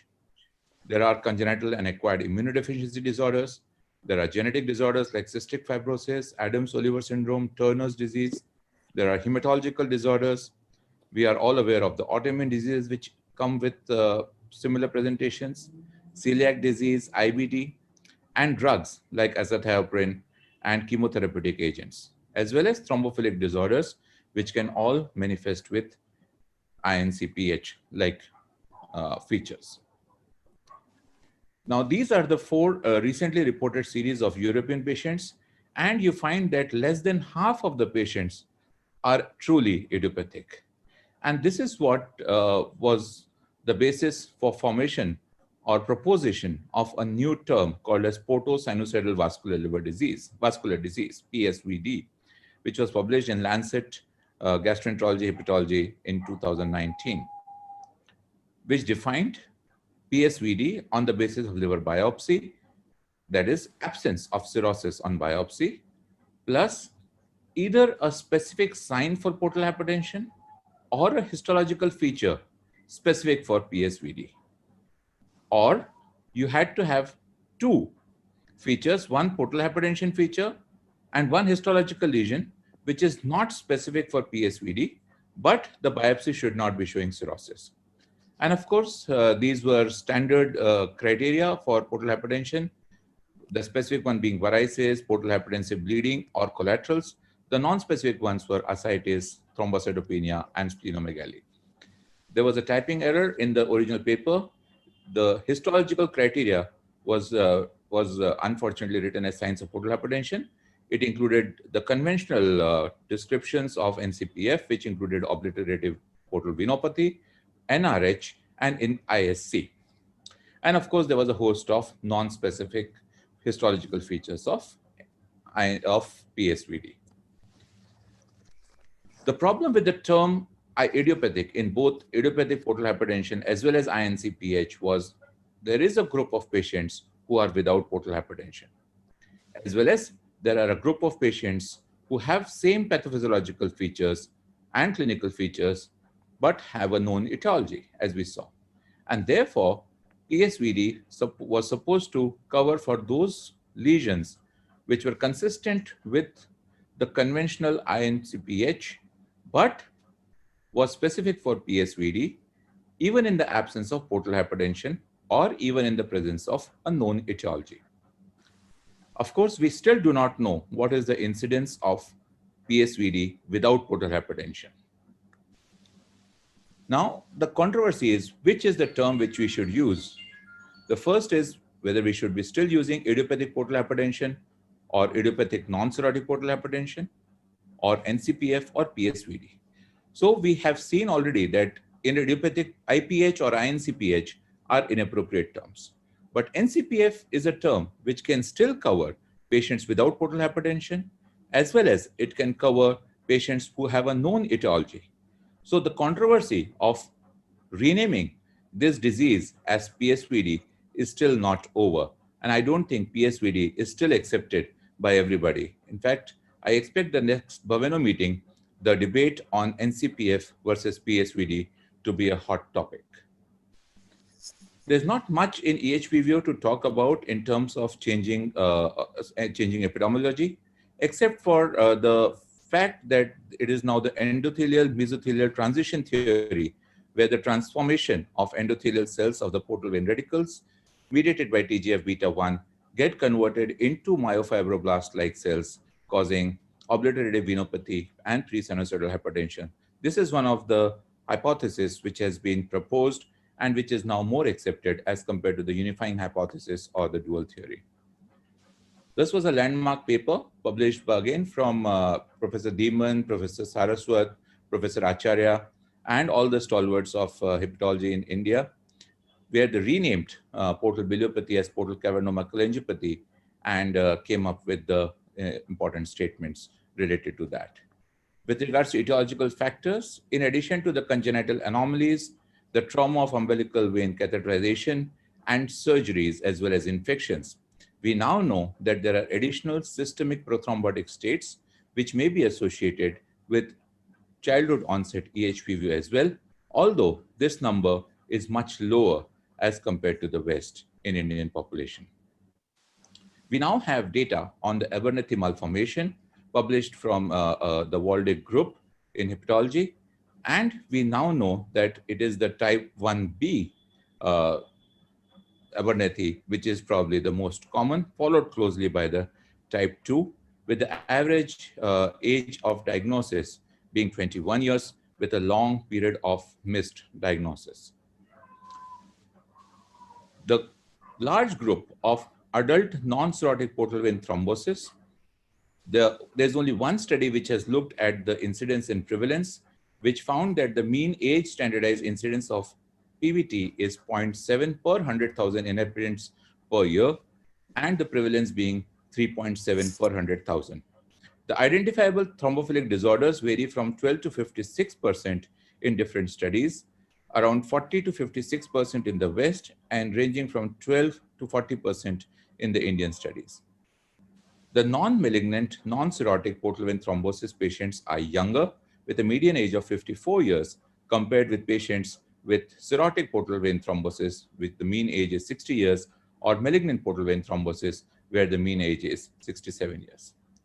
Coming to the last part, Budd-Chiari syndrome, Professor Eapen in 2008 very elegantly demonstrated the change in the patterns of the venous obstruction in Budd-Chiari syndrome, where the transition of IVC obstruction was the predominant form in the 1970s and the 80s. In the 1990s and the 2000s, it changed to hepatic veins or combined block. This was consistent across all age groups. It was consistent across both the genders, as well as it was consistent across all the socioeconomic classes. The only odd thing in this paper was that in patients with low socioeconomic class, IVC was found, but none of the patients in the upper socioeconomic class had IVC obstruction, but the numbers were really low. Professor Dilavari, way back in 1994, published this landmark paper where he looked at the proportion of patients, profile of Indian patients with Budd-Chiari syndrome. When he looked at the etiology, in that study, 35% of the patients were actually idiopathic, which was lower than that in France and Japan, but higher than that from China and comparable to the other studies from India. What was more interesting, even at that time, 47% of patients from France were found to have blood dysplasias, whereas it was just 4% in Professor Dilavari's study. We know that subsequently several studies across the world have looked for prothrombotic states, and in the West, up to 80% of the patients have an identifiable thrombophilic disorder, whereas in the East, the numbers can be as low as less than 10%. In Indian population, now we are closer to the West with almost 72% of adult patients having an identifiable thrombophilic disorder, but only 37 to 40% of adolescents and children having a thrombophilic disorder. To summarize, Vascular liver diseases are increasing in number in absolute numbers, but the proportion may be lower as compared to other cases of portal hypertension. Budd-Chiari syndrome and portal vein thrombosis are increasing while EHPBO is declining. NCPF is still prevalent, although newer etiologies may be identified or the etiology may be changing. The debate about the appropriate terminology of NCPF or PSVD is likely to continue in the near future. In Budd-Chiari syndrome, thrombophilia profiles are being identified more frequently, even in Indian population now. And hepatic vein thrombosis is the most common type across all socioeconomic classes, but now IVC membrane is almost exclusively seen in low socioeconomic classes. Thank you very much. Thank you, Akash, for that excellent. रानी मेरा computer PowerPoint. iPad देना मेरा. And as you've, I may add on that Professor Akash Shukla is a member of the steering committee of the Waldig group, which studies vascular liver disorders based in Europe. And as he mentioned, one peculiarity of vascular liver disorders is new terminology and nomenclature keeps coming on.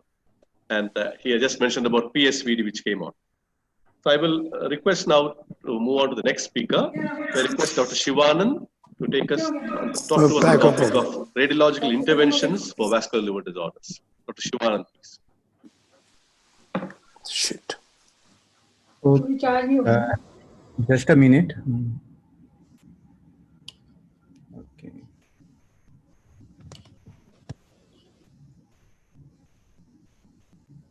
So hope you are able to see my presentation. Yes, sir. Just make it full screen. Okay.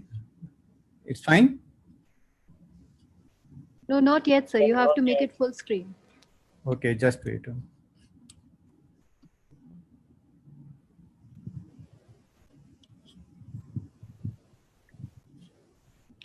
On the lower right of your screen, there will be a F5. Yeah, that. Now it's fine. Yes, go ahead. Okay. At the outset, I would like to thank the organizers for having me this in the prestigious CPLD program. In the next 15 minutes, I will be showing various radiological intervention done in the various types of vascular disorders. To start with, the first diagnostic intervention, that is way back in 1951, started with a direct splenophotography, which was done by injecting a contrast into the splenic parenchyma and thereby studying the patency of the splenoportal axis and the varices. And being it is invasive associated with bleeding complications, with the development of color Doppler and the CT photography, this technique has become obsolete. And currently the CT photography and the Doppler are being used as a modality of choice for evaluating the patients with various vascular disorders to identify the cause as well as for planning the treatment. And to start with, more or less my topic will limited to the various interventions that are done in various causes of portal hypertensions. There are two types of intervention which are done in this setting. One is the main aim is to reduce the portal pressure, or if you are not able to reduce the portal pressure, then we have to deal with the complications of portal hypertension by management of the variceal bleed and the management of the intractable ascites. Coming to the first spectrum, that is to intervention that can be used to reduce the portal blood pressure. These are many procedures. I will show examples, you will understand.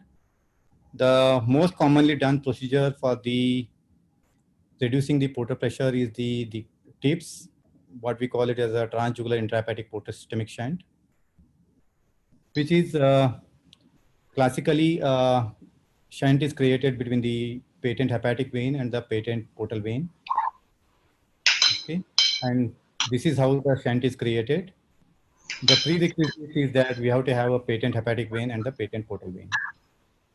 Sometimes in case of Budd-Chiari syndrome, we don't have a patent hepatic vein. We do have a the hepatic vein stump, as in this case. And Maya? the shunt is Temperature? there is a disturbance at the back end. Okay. The shunt is created between the hepatic vein stump and the portal vein. So here, instead of a patent hepatic vein, we have a only hepatic vein stent, what we can call it as a portocable shunt or a extended tips.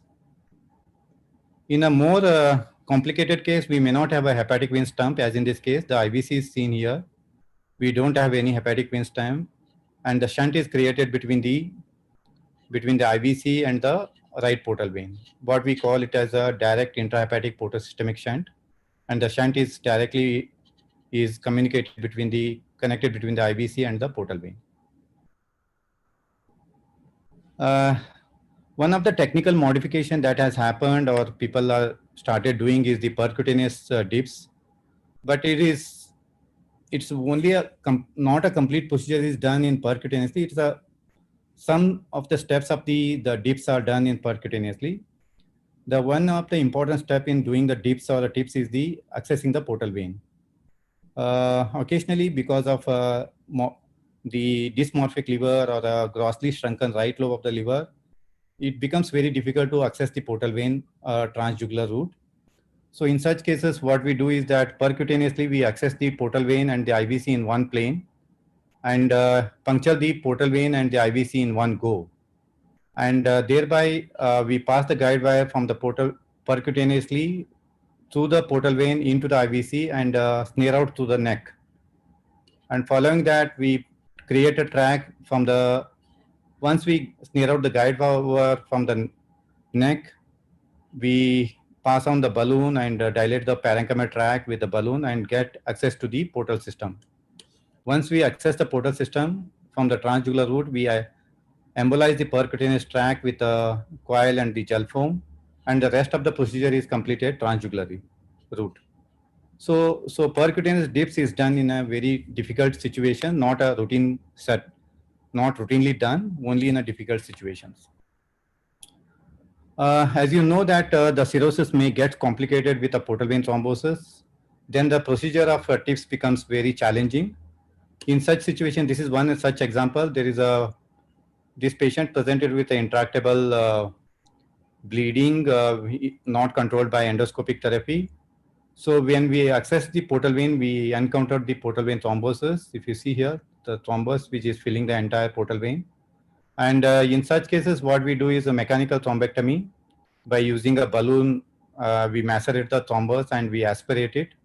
After the repeated attempt of the thrombosuction, we possibly reduce the thrombus load inside the portal vein, and then shunt is created between the portal vein and the hepatic vein.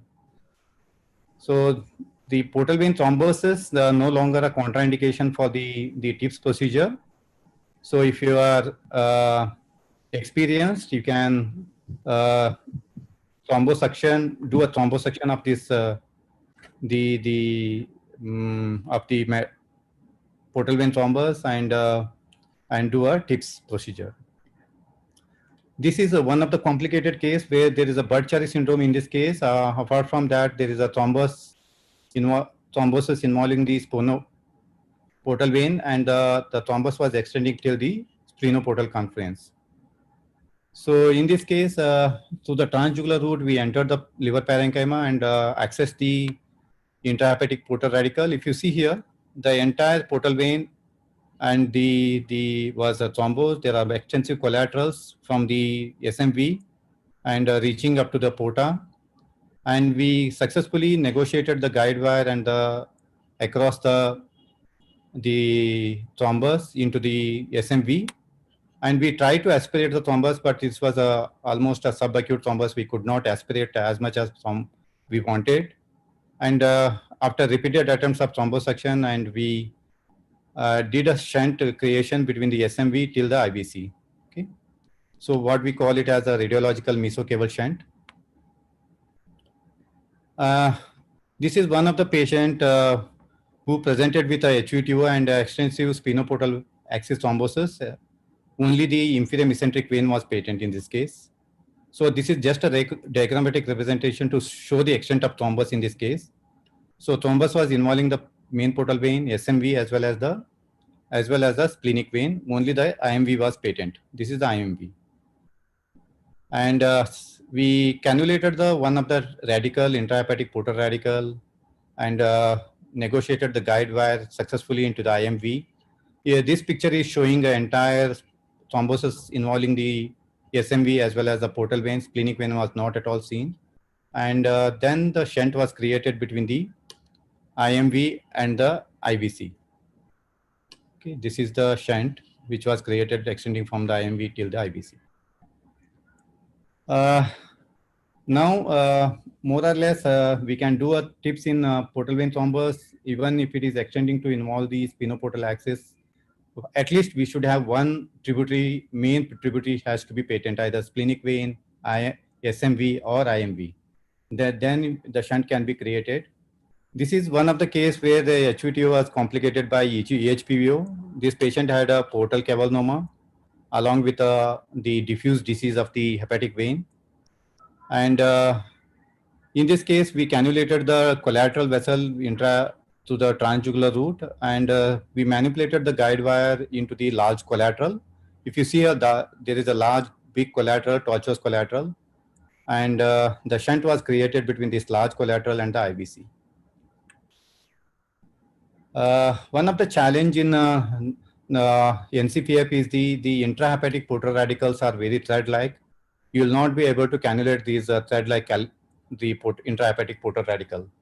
So this is one such example. This patient presented with various recurrent episodes of varicose bleed, uncontrolled, not able to manage by endoscopic therapy alone. So in this case, what we did, we punctured the portal vein at the bifurcation of right and left portal vein. That is very, very dangerous to do that, because the bifurcation of the the portal vein into right and left portal vein is more or less, it is extrahepatic portion. So you may land up in damaging, having the intraperitoneal bleed. But this procedure has to be completed in a short span of time and keeping the stent graft ready. So we successfully entered the portal vein. If you see here, this intrahepatic portal radicals are very, very thread-like, and successfully shunt was created between the portal vein and the hepatic vein. Suppose sometimes you are not able to create a shunt because of some technical difficulties. You can reduce the portal pressure by doing a partial splenic artery embolization, thereby reducing the splenic parenchyma and indirectly reducing the portal pressure. This splenic embolization can be done either by using a PVA particle or using a glue, which is more cost effective, thereby reduces the portal pressure indirectly. Now coming to another clinical scenario, left-sided portal hypertension, which is more or less you can manage by conservative management by doing a repeated sclerotherapy or by splenectomy. But there are technical innovations where we can manage these patients by radiological intervention. This is one patient where there is a splenic vein was thrombosed or occluded very close to the splenoportal confluence, and these are various collaterals around the stomach. And in this case, percutaneously we access the portal vein and we enter the proximal part of the splenic vein.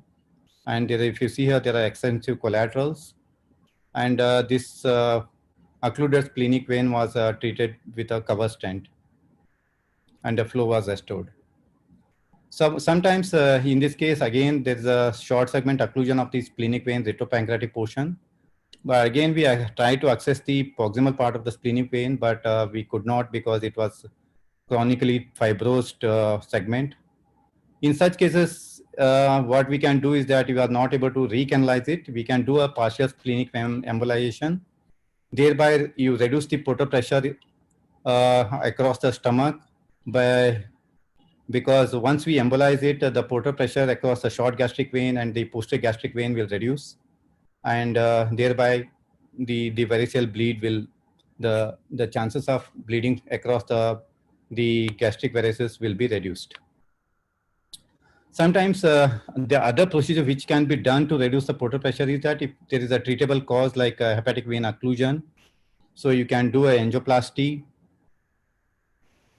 or you can do a stenting, hepatic vein stenting, when the collaterals do not disappear even after angioplasty, or if there is a residual gradient, then you can do a stenting. Similarly, if there is IVC occlusion, we can get away with a balloon angioplasty or a stenting. There are sometimes the portal hypertension may be due to the arterioportal fistula. As in this case, this was a case of a pseudoaneurysm arising from the gastrorenal artery, which was ruptured into the portal vein, and this patient presented with recurrent variceal bleed and ascites. And if you see here in the venous phase, the portal vein is dilated. And the angiography showed there is a pseudoaneurysm arising from the proximal part of the gastrorenal artery, which was communicated with the portal vein and which was embolized using a coil. This is a young child with the arterioportal fistula. This is a common hepatic artery which was communicating with the portal vein. If you see here, the portal vein is grossly dilated. And the angiograph confirmed the finding of arterioportal fistula, but the communication was very large. In such cases, coil really don't work. What we did used a vascular plug to occlude the communication. And this child improved after the occlusion. After 6 months, the follow-up CT showed the significant reduction in the diameter of the portal vein. And this is the position of the vascular plug. If you are not able to reduce the portal pressure, you can deal with a variceal bleed complication by doing a variceal obliteration. There are two types of procedures what we can do variceal obliteration by either by antegrade approach or by retrograde approach. The antegrade approach is called as a BATO, that is balloon occluded antegrade transvenous obliteration, which can be done by either through the pre-existing tips or through the portal vein. I will show few examples here. This patient had, even after tips, this patient presented with a recurrent variceal bleed. And if you, through the pre-existing tips, we entered the tip stent graft and accessed the left gastric vein. There are large collaterals or varices, which we occluded the balloon to prevent the flow of embolizing agent into the systemic circulation, followed by we injected a glue across the varices. This is done through the pre-existing tips.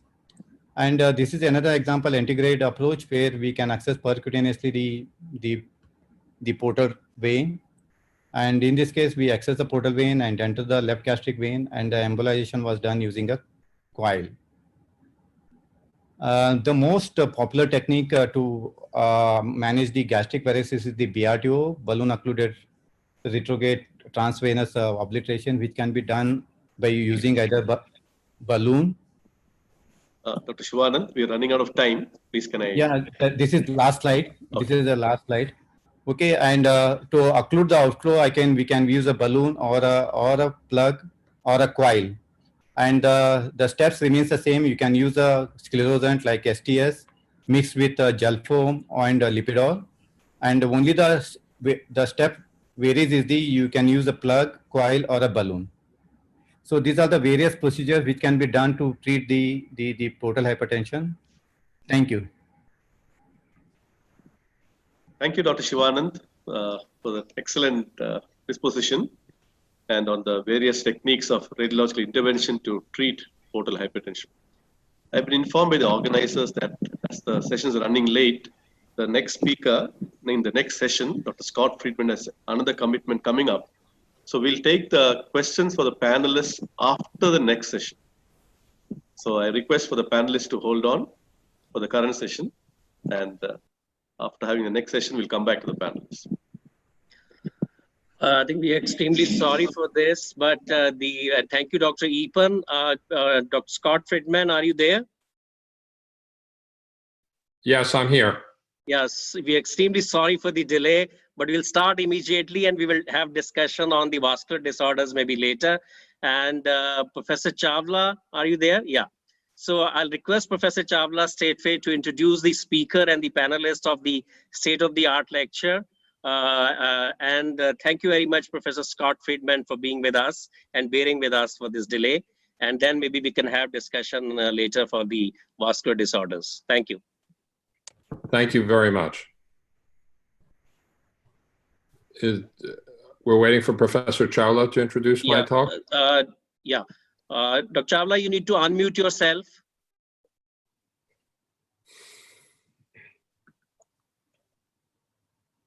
So you need to unmute yourself.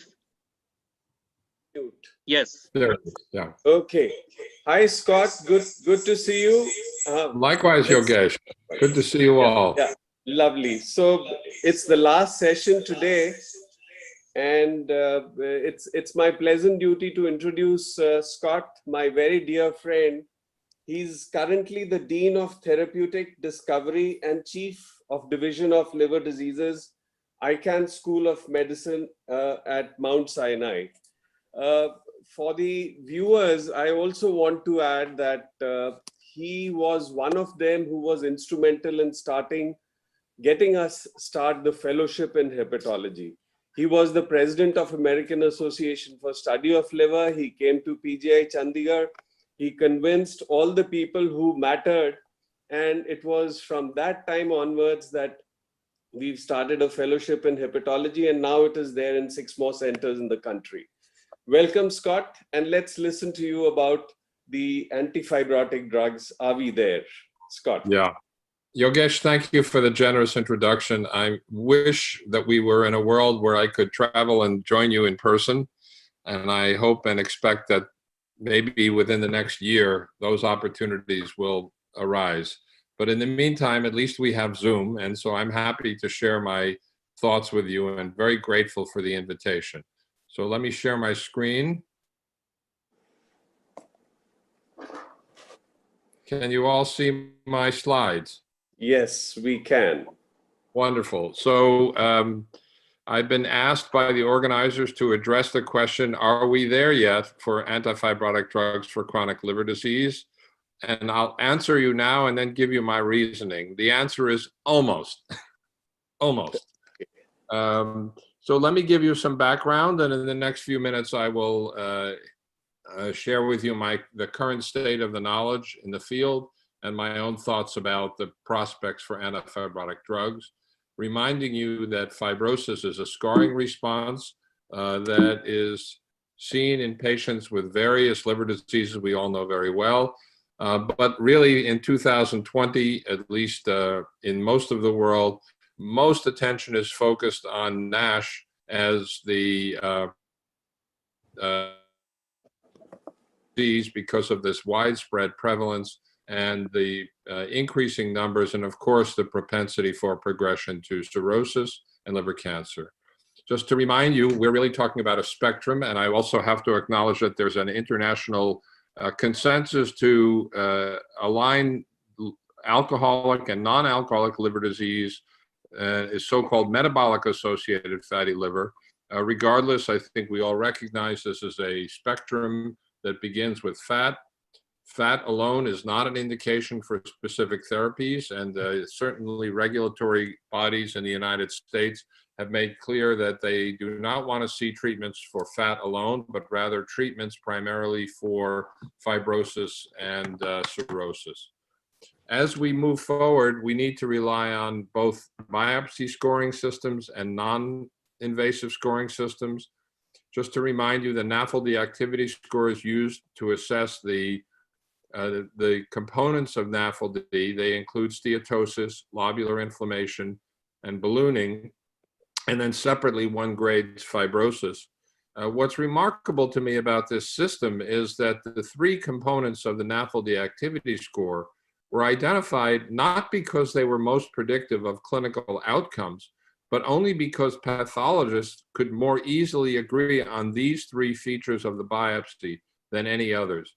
And so very steadily, we have begun to move away from the NAFLD activity score, recognizing that at the end of the day, fibrosis is overwhelmingly the most important determinant of clinical events that include the development of cirrhosis, liver decompensation, and liver cancer.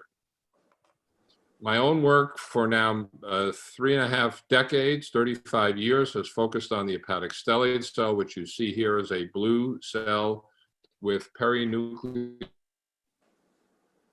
this cell undergoes transdifferentiation or activation to a myofibroblast-like cell type, as shown here, with of scar in the subendothelial space between the hepatocytes and the endothelium. This is so-called capillarization of the sinusoid, first described by Schaffner and Popper in the 1960s.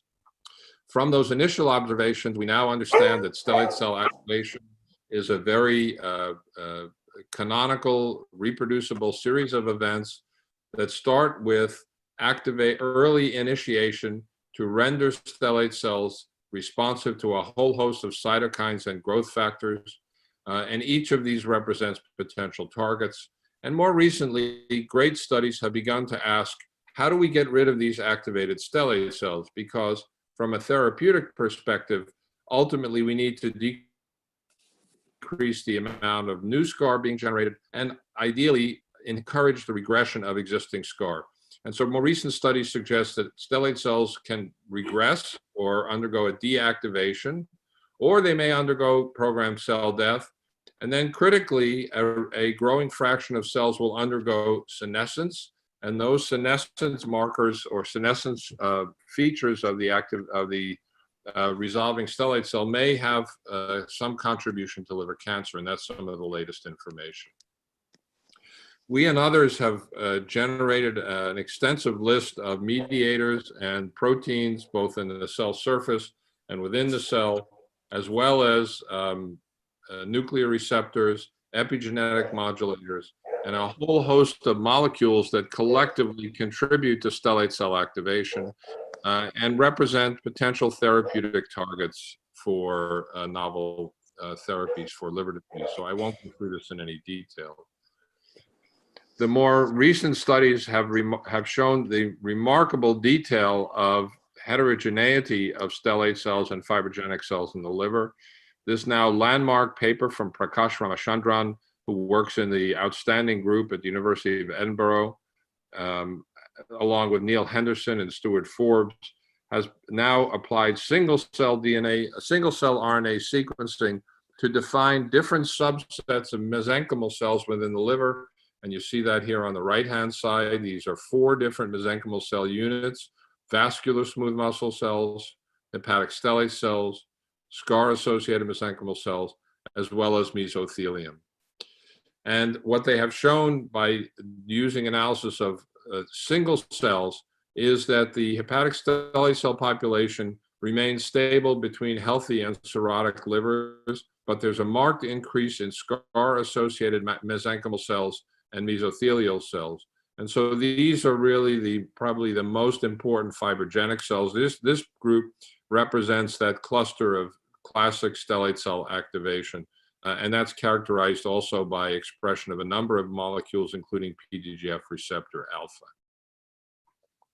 As we start to think more about therapeutic targets and bring us closer to success in fibrosis therapies, it's worth reminding ourselves of the different drivers of fibrosis in NASH. And they begin with upstream signals such as adipokine dysregulation, cannabinoids, insulin, ER stress, signals that amplify inflammation, including chemokines and inflammasome activation. A number of molecules, a growing list of molecules that derive from the steatotic or injured hepatocyte that activate the stellate cells, and those are listed here, and all of these are potential therapeutic targets, as well as changes in the stellate cells themselves. And so here you have conceptually an organization of where all the new therapies for NASH and fibrosis are being targeted. Now, the good news, as we all know, is that the liver has extraordinary innate capacity to regress scar. And so although we have no approved therapies yet, we have learned, and I'm sure you have seen this manyfold in your practices, that with effective antiviral therapy, the innate capacity of the liver to reconstitute normal function and degrade scar is extraordinary. So treatment of the underlying disease is very effective. And again, this tells us that we can try to understand the pathways endogenous within the liver to generate novel therapies that mimic those endogenous pathways. In even fibrosis, current data suggests that about 2/3 of patients with hepatitis C cirrhosis will have some element of regression once they're cured with direct-acting antivirals. So as we turn our attention to antifibrotics, it's worth thinking about simpler measures that are remarkably effective. This is a landmark study from Eduardo Villar Gomez while he was in his native Cuba. He is now on the faculty at the University of Indiana, and I was privileged to be part of this study, which showed remarkably the impact of simple weight loss on fibrosis and steatohepatitis. And let me just focus your attention on the blue box at the bottom. Fundamentally, what they showed was that patients who lost 5% of their weight had improvement in steatosis. Those who lost 7% had improvement in ballooning, and patients who lost 10% might see fibrosis improvement.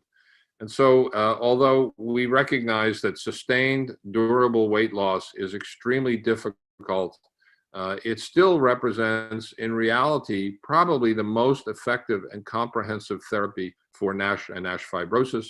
The weight loss needs to be up to 10%. And again, the challenge isn't just losing the weight, it's actually sustaining the weight loss. And sadly, the success of long-term weight loss is around 5%. And that's why an entire industry has blossomed to come up with other therapies that don't obligate the patient to lose weight.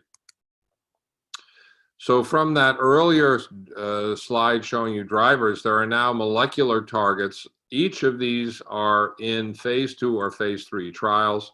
There are drugs to block fatty acid accumulation, improve glucose homeostasis, attenuate inflammation, improve the oxidant stress of the hepatocyte, and there are direct-acting antivirals. So it's clear that the commercial world, the pharmaceutical and biotech industries have recognized, as we do, that this is a huge unmet need and is potentially amenable to pharmacotherapy. Now, we entered this field many years ago now. This is a study from 15 years ago when we partnered with a small unknown company known as Intercept to test their drug, what they called it in those days, INT-747. We now know it better as obeticholic acid. These were seminal studies we did in rats with cirrhosis, as you can see on the left-hand side, both in the gross and the serous red stained tissue. That accumulation of serous red staining scar was quite substantial and almost completely attenuated in animals that received obeticholic acid. This was followed by a much more comprehensive study from investigators in Belgium that showed that not only was the drug antifibrotic, but it could improve portal hypertension. And that led to a landmark phase 2 study, the results of which you're looking at here, comparing the impact of obeticholic acid to placebo in patients with histologically proven NASH treated with the drug for an 18-month period. And this was the first evidence ever that pharmacologic therapy for chronic liver disease that didn't target the underlying virus could still be effective. And so there was a near doubling in the percent of patients who had improvement in fibrosis as well as improvement in NASH resolution. And so this was a landmark observation because it added a tremendous amount of fuel to the interest in using pharmacotherapy to resolve fibrosis. Now, the company went on to do a phase 3 trial which showed benefit. The data are summarized here. So this was NASH patients with stage 2 or 3 fibrosis. The endpoints, they had dual primary endpoints, either fibrosis improvement with no NASH worsening or NASH resolution with no worsening of fibrosis. They hit their primary endpoint. Interestingly, the data was not as striking as the phase 2 study, but of course it was a much larger number of patients, such that in the obeticholic acid treated group, there was a 23% improvement. In the placebo group, 11.9%, so nearly a doubling. This was a lower dose of obeticholic acid, 10 milligrams and 25 milligrams. They did not reach their primary endpoint for NASH resolution and no worsening of fibrosis. Now, what's been striking from a regulatory perspective is that it was just widely assumed that these data alone would justify approval by the FDA. And to everyone's astonishment, in June, the FDA, in the midst of the COVID pandemic, decided that they would not review the drug and issued what's called a complete response letter, citing concerns that the benefit wasn't sufficiently great to mitigate any concerns or risks. And frankly, the main risk was just simply pruritus. Nonetheless, the company is going back to the FDA to make clear that they believe the drug is safe, and that, of course, there's no other drugs, and there have in fact been many failures that I'll describe in a minute. So achieving this kind of a doubling in the response rate is something quite striking and merits reconsideration by the FDA. It is worth pointing out, however, that at best, what this is achieving is an improvement in almost 1 out of 4 patients. That leaves 75 or 70, almost 77% of patients who will not respond to this drug. And that speaks to the idea that NASH may not be a single disease. There may be different endophenotypes, for example, each of which has different drivers of disease and merits a different therapeutic strategy. Other drugs that look promising include a thyroid hormone beta agonist by a company, Madrigal. Here, the effort is primarily to reduce liver fat. If you look on the right-hand side in their phase 2 trial, they reduced liver fat in almost half of the patients. So this looks very promising. They have a phase 3 study that's ongoing. Perhaps the most striking data showing an antifibrotic benefit is for a drug called NGM-282, which is an FGF19 analog that has metabolic improvements without driving hepatocyte replication, and so it will not go. Striking in this biopsy study, they showed a 42% improvement in fibrosis, which was really unprecedented.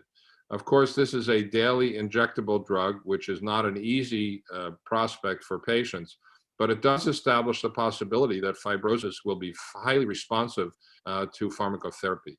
On the other hand, there's been a lot of failures. There's elafibranor, which is a PPAR alpha delta agonist, selonsertib, which is an ASK1 inhibitor, simtuzumab, belapectin, emricasan, which is a caspase inhibitor, fircostat, which is an ACC inhibitor, and also an inhibitor of an enzyme known as VAP1 or SSAO. And finally, there's a drug, cenicriviroc, I was quite involved with, that has apparently limited activity and that is still being tested in a phase 3 trial in combination with another agent. So a long list of failures while we're still seeing some evidence of success. And so this brings us to the critical question: why is success so difficult for antifibrotic drugs? Well, for one thing, patients, of course, are not mice. Most studies that test efficacy of drugs in mice use inbred mice that have simple microbiota, but when studies are performed using outbred mice with complex genetics, the efficacy goes down. Secondly, as I mentioned, NASH may be more than one disease, and there are growing evidence for endophenotypes that present with the same histology, but may have different genetic and environmental contributions. We also don't have clear knowledge about the hierarchy of causal effects in NASH. It may well be that for some patients, microbiome is a driver, for others, lipotoxicity, such that not every patient will respond to a drug with the same mechanism of action. And as I mentioned, the microbiome needs to be integrated into models of disease because it's clear that it's a driver of many human diseases, and in particular, liver disease. So this is a summary of a beautiful pair of studies from the lab of Barbara Behrman at NIDDK that showed that in the natural world, both mice and wild mice and humans have a complex microbiome. What they basically did is they were able to generate what they called wilding mice. These are animals that have the genetics of mice, but the microbiome of a wild mice. And so they can now factor in the contribution of a wild mouse microbiome. And what they showed was, if you use this model in which the animals have a more complex microbiome, these models are much more predictive of future success or failure of drugs that ultimately went on to human trials. And they gave two examples that had failed in human trials, even though conventional mouse models had predicted success. So in particular, they were a CD28 superagonist, as well as an anti-TNF alpha drug. The animal models, a simple animal model, suggested they should work. They failed in human trials. When they went back and looked in their more complex mouse model, indeed, the drugs were not effective. And so we anticipate studies from the Rehrman lab and others testing whether drugs now in clinical trials show benefit in an animal model whose microbiome more closely resembles human NASH. I also mentioned that there's probably more than one type of NASH patient, and this is underscored by a beautiful study from my colleague at Mount Sinai, Joel Dudley, and his team, including Lee, that showed that if you do complex integration of multiple types of data in patients with diabetes, there's actually 3 different subtypes that would not be distinguishable necessarily by the clinician. And yet if one uses large data sets, there was actually 3 subtypes, each of which had different drivers and different outcomes and different risk factors. And we believe that this kind of concept extends to fatty liver disease as well. So in closing, let me answer the question I was asked. Are antifibrotic drugs for chronic liver disease, are we there yet? So I can say with some hopefulness, clinical trials for hepatic fibrosis in NASH are growing and improving. Fibrosis regression may be possible in NASH, even with direct-acting antifibrotic approaches. And based on the FGF19 example, the regression can occur in a matter of weeks, remarkably. On the other hand, many clinical trial failures underscore the challenge of developing antifibrotic drugs. And so we need to continue to work hard to define NASH subtypes, the contributional role of the microbiome, the hierarchy of disease, and of course, time did not permit me to underscore the extreme challenges in non-invasively staging NASH and fibrosis. And once we have better non-invasive markers, studies can be streamlined, they could be shortened, patient groups can be enriched, and so the entire drug development process will be accelerated once we have validated non-invasive markers. So are we there yet? No, we are not there yet, meaning there is no approved drug yet for NASH fibrosis or fibrosis of any cause apart from antivirals to treat the underlying diseases in the case of hepatitis B and C. But as I hope I've convinced you, there is such an extraordinary explosion of information, knowledge, energy, and commitment to developing antifibrotics with improved clinical trial designs and improved, more sensitive diagnostics. And so there's no question in my mind we are getting closer, and success will happen without a doubt. I certainly would hope that we'll see the first drug approved within the next 2 to 3 years. So with that, I will close. Professor Chawla, again, I want to thank you and AJ and all my many friends in India for the honor of speaking with you today and also accommodating me a little bit earlier in the program. Thank you all very, very much. Dr. Chawla, can you unmute yourself?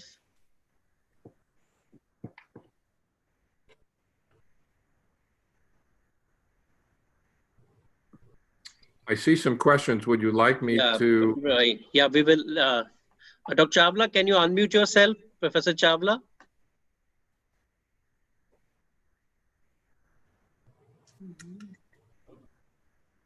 So you need to unmute yourself. Okay, I think maybe he has some audio issues. Okay, I think so. We have in the panel, Professor Roop Rai, senior gastroenterologist at Fortis Jaipur, Professor Usha Datta, professor of gastroenterology at PGI Chandigarh, and Dr. Shiva Prasad from Visakhapatnam, senior gastroenterologist, and Dr. Umesh Goyal, who is associate professor of gastroenterology at DMC Ludhiana.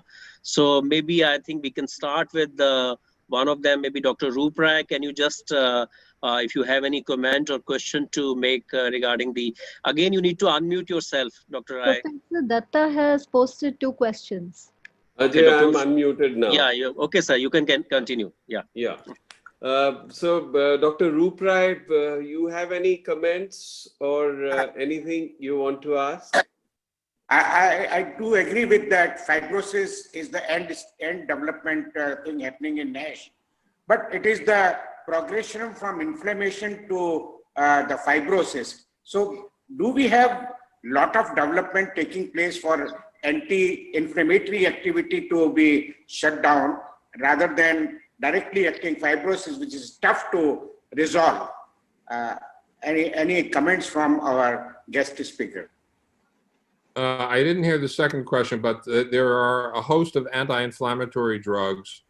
I think the challenge is that we may need to turn to combination therapies with more than one target because so far the evidence is that pure anti-inflammatories alone are not sufficient to attenuate the activity of fibrosis.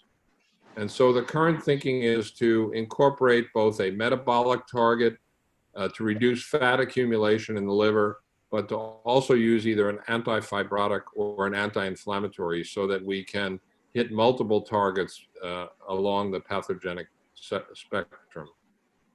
In the gut, there was an article about this multiple drugs targets to be targeted.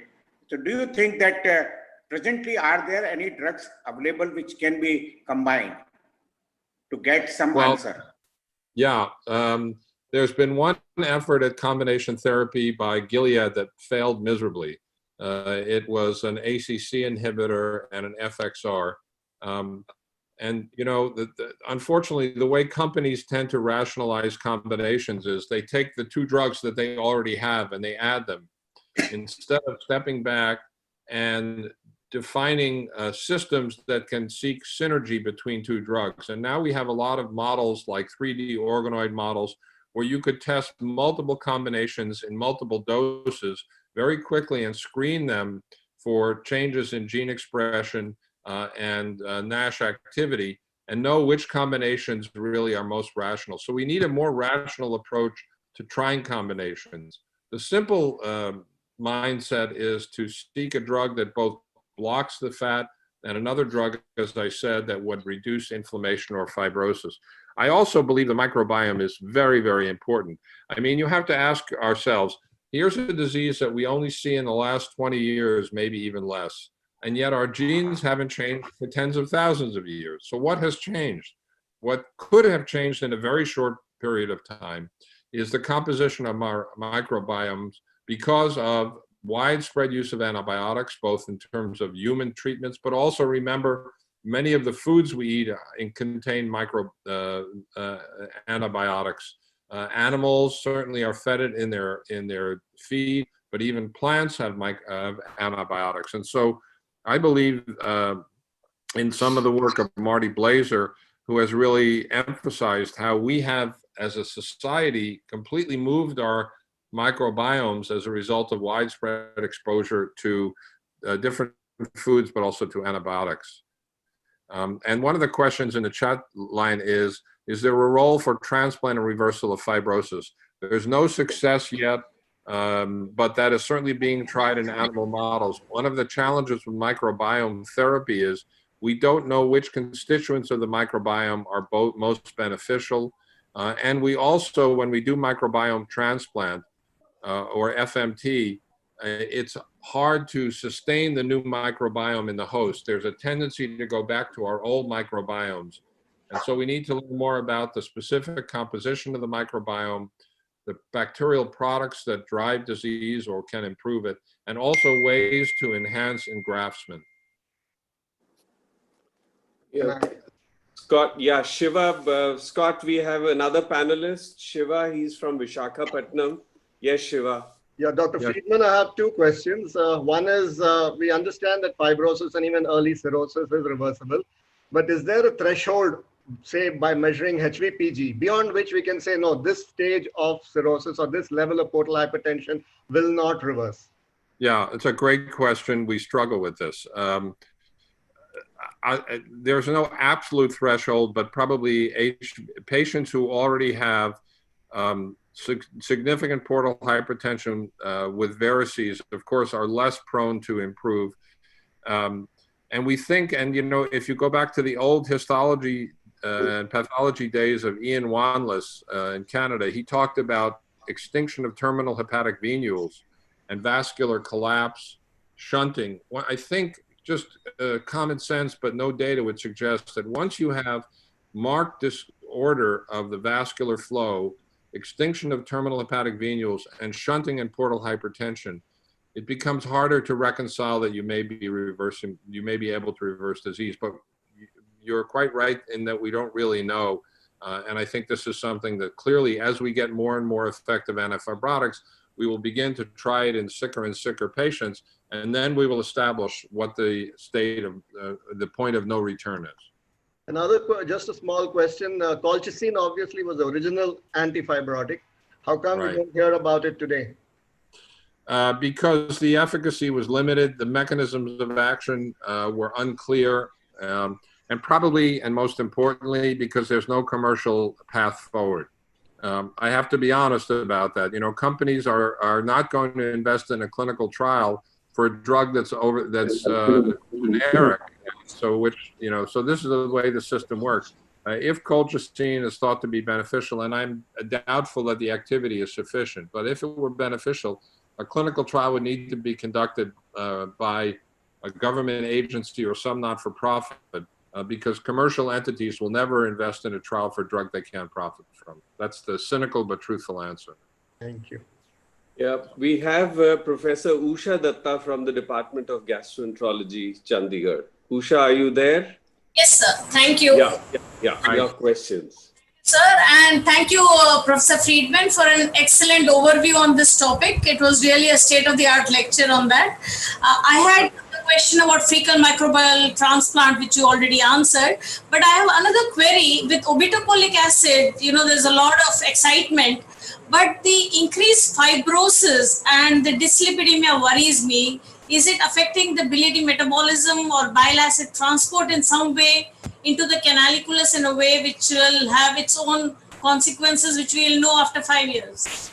Well, it's a wonderful question, so I can address that. Number one, the drug clearly has dose-dependent pruritus. In the higher doses, it was up to 50% of patients at 25 milligrams. However, the number of patients who had to stop the drug because of dose-limiting pruritus was very, very low. I think it was 9 patients out of 300. The second issue, the company has really worked hard to show that although there is an on-target known mechanism of shunting cholesterol or shunting the bile acid backbone into more LDL cholesterol, that can be mitigated effectively by statins. And there was no increase in cardiovascular events in the phase 3 trial. Now, admittedly, it was only an 18-month trial, so it's conceivable that that there may be cardiovascular effects long-term, although if one is able to lower the LDL back to pre-treatment levels, which is possible with statins, it's unclear whether there'll be any long-term cardiovascular risk. Insofar as other safety issues, it's worth remembering the drug is already approved for PBC. And so the company continues to accumulate a large amount of safety and tolerability data in PBC where it's already approved. One of the concerns in the PBC context was that there were a number of patients who had very advanced liver disease who were treated with an inappropriately high dose and developed liver failure and died. And so the company had several years ago had to issue what's called a black box warning to remind physicians of the dosing restrictions based on the severity of liver disease. It's unclear if the FDA, in considering the application to use the drug for NASH, was equally worried about that liver tox that was seen in PBC, or if they have other concerns. But I remain hopeful that the company can win the day with the FDA. And it may well be the FDA is just simply saying, look, before we approve the first drug for NASH, there has to be a really strong effect. I don't know. You know, we can't read the minds of the FDA, but good questions. Thank you. The last panelist is Dr. Umesh Goyal. He's a gastroenterologist from Ludhiana. Umesh, are you there? Yes, sir. I want to ask a question. Yeah, please. Yeah, sir. It was an excellent masterly lecture. So my question is on a drug seroglitazar, which is a PPAR alpha gamma agonist. Now, 2 studies, one in US based on MR and one study in India, multi-center study based on biopsy, has shown significant reduction in steatosis, although not in fibrosis. So how do you think that this reduction might in long term help in improvement in fibrosis also? It's a great question. I'm very familiar with the drug. It's an Indian drug, as you know well. It's a pan-PPAR agonist, right? Alpha delta gamma, if I remember correctly. So, you know, I think one of the challenges is we equate any mechanism that reduces liver fat as equally beneficial for NASH. But it may well be that not all mechanisms of fat reduction are identical. So even if we can reduce fat content assessed by MRPDFF, it may well be that the real critical issue isn't just the total amount of fat, but the reduction in lipotoxic species. And so, for example, there's been now a couple of studies, one from San Diego, showing specific oxidized phospholipids as probably being one of the lipotoxic mediators.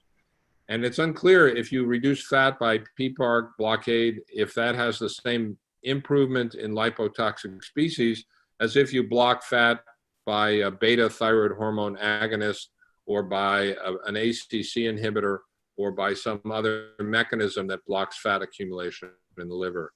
So there is good evidence that the more comprehensive or complete the fat reduction, the higher the possibility of improving fibrosis. And that's been the argument behind the thyroid hormone beta agonist of Madrigal, and there are now 3 other companies that have thyroid hormone beta agonists. Also, I didn't mention it, there's FGF21. There are now 5 companies using FGF21. And in all these cases, the fat content by MRPDFF is used as a surrogate for drug activity. And again, if you get a very robust reduction in fat, there's a greater chance of reducing fibrosis, but not a guarantee. Sir, Dr. Nipun from the hall has a question, and that maybe then we can wind it up. So thank you, sir. I wanted to ask a basic question. So there is a lot of interest in immune system and macrophages being modulating the fibrosis. So there is a lot of heterogeneity in macrophages population, especially M1, M2, and then M2, A, B, C, and D. So do you think TREM2 positive cells or multi-K positive cells have got something to do here? And can we modulate that type of therapy? Because in my studies, we have LY6 low these macrophages which can resolve fibrosis. So can we have something? Yeah, it's a very sophisticated question, and I love the question because it speaks to what we appreciate now is a highly heterogeneous population of macrophages in the body and in the liver. You know, we used to think it was M1 and M2, but if you look at what we learned from T cells, there are countless different types of T cells. And the same is almost surely true of macrophages. So you referred to TREM2 positive, and in fact, there was an animal study from Cell Metabolism last year, Xiang et al., that identified a marked increase in TREM2 macrophages, more than an LY6C low, which are an antifibrotic. All I can say now is that we're only beginning to ask the kinds of questions that you have wisely asked, which is what are the macrophage subtypes? What is the biology that they confer? Are they pro-fibrogenic or anti-fibrotic? And if they are, how do we manipulate or amplify their number or their activity therapeutically? Frankly, there's much more progress in this area in cancer, where very, very sophisticated spatial transcriptomics and single-cell sequencing is beginning to define the remarkable inflammatory cell heterogeneity that contributes to cancer or blocks cancer, and that's because of all the success with immunotherapies. But we're now beginning to transfer a lot of those approaches from cancer to non-cancerous diseases like fibrosis. So I think your question is really on the cutting edge, and hopefully those who are using these technologies will begin to reveal the answers. Scott, I think it is time that we wind up, but I have 2 comments. One is, why is perfenadine, which is used for interstitial lung fibrosis, not being used in liver? There have been some reports of its success clinically. That's number one. And number two, in the Indian context, saroglitazar tends to reduce inflammation also. So if Yes. you have a combination of saroglitazar, which takes care of the fat as well as inflammation, and obeticholic acid on the other side, or if FGF is available, then these two drugs may be helpful in the future. Right. Just your comments.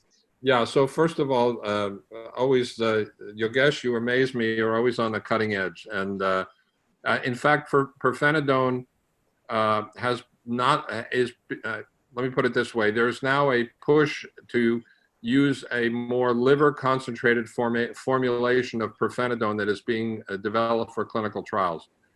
One of the challenges with pirfenidone is we don't really understand the mechanism. And so there's always a little discomfort testing a drug in this day and age when we don't have the mechanism of action. But I think that's being overcome by the development of formulations that may have more concentration in the liver. That's all I can say now, but it is being tested in Mexico. And there's a push to develop those drugs in the US as well.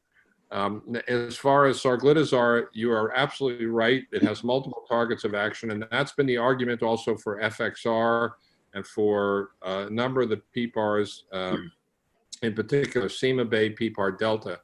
The question is it enough?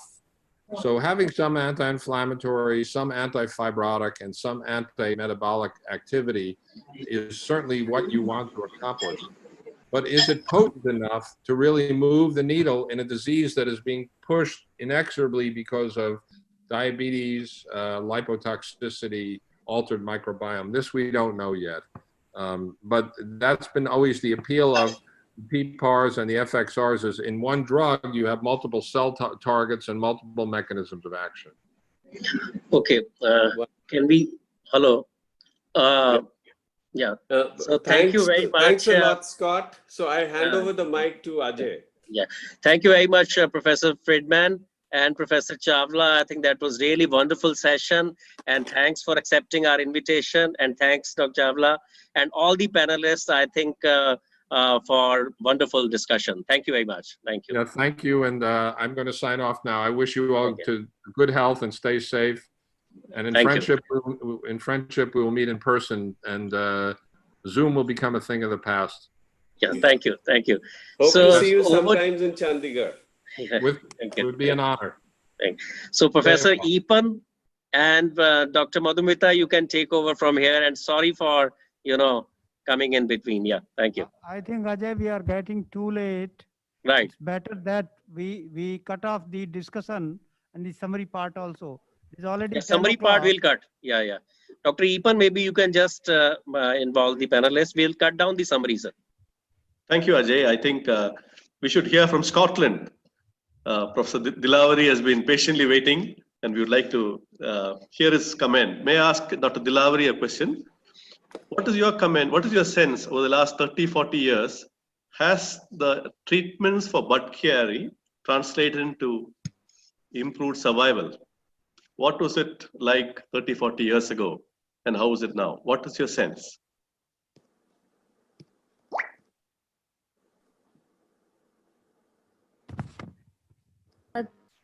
I think Dr. Dilavari has left. been. No, he's very much here. He's here. Dr. So you have to Dilavari, unmute yourself. Shifali, if you can do it for Dr. Saab. Dear, I cannot unmute. I can only ask them.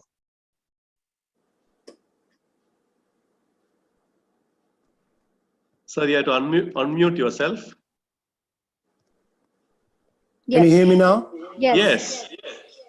Okay. Now, I joined 50 years ago in PG at Chandigarh. At that time, the Budd-Chiari was treated with the IBC obstruction, was treated with a finger fracture. Dr. Mitra used to do that. And later on, it came balloon. We managed that. But then now the things have it has now completely changed.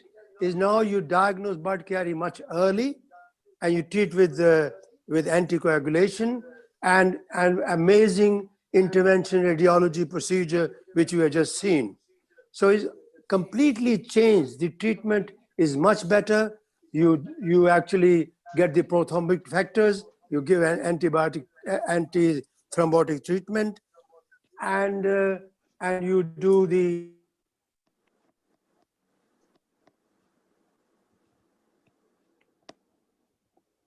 maybe Dr.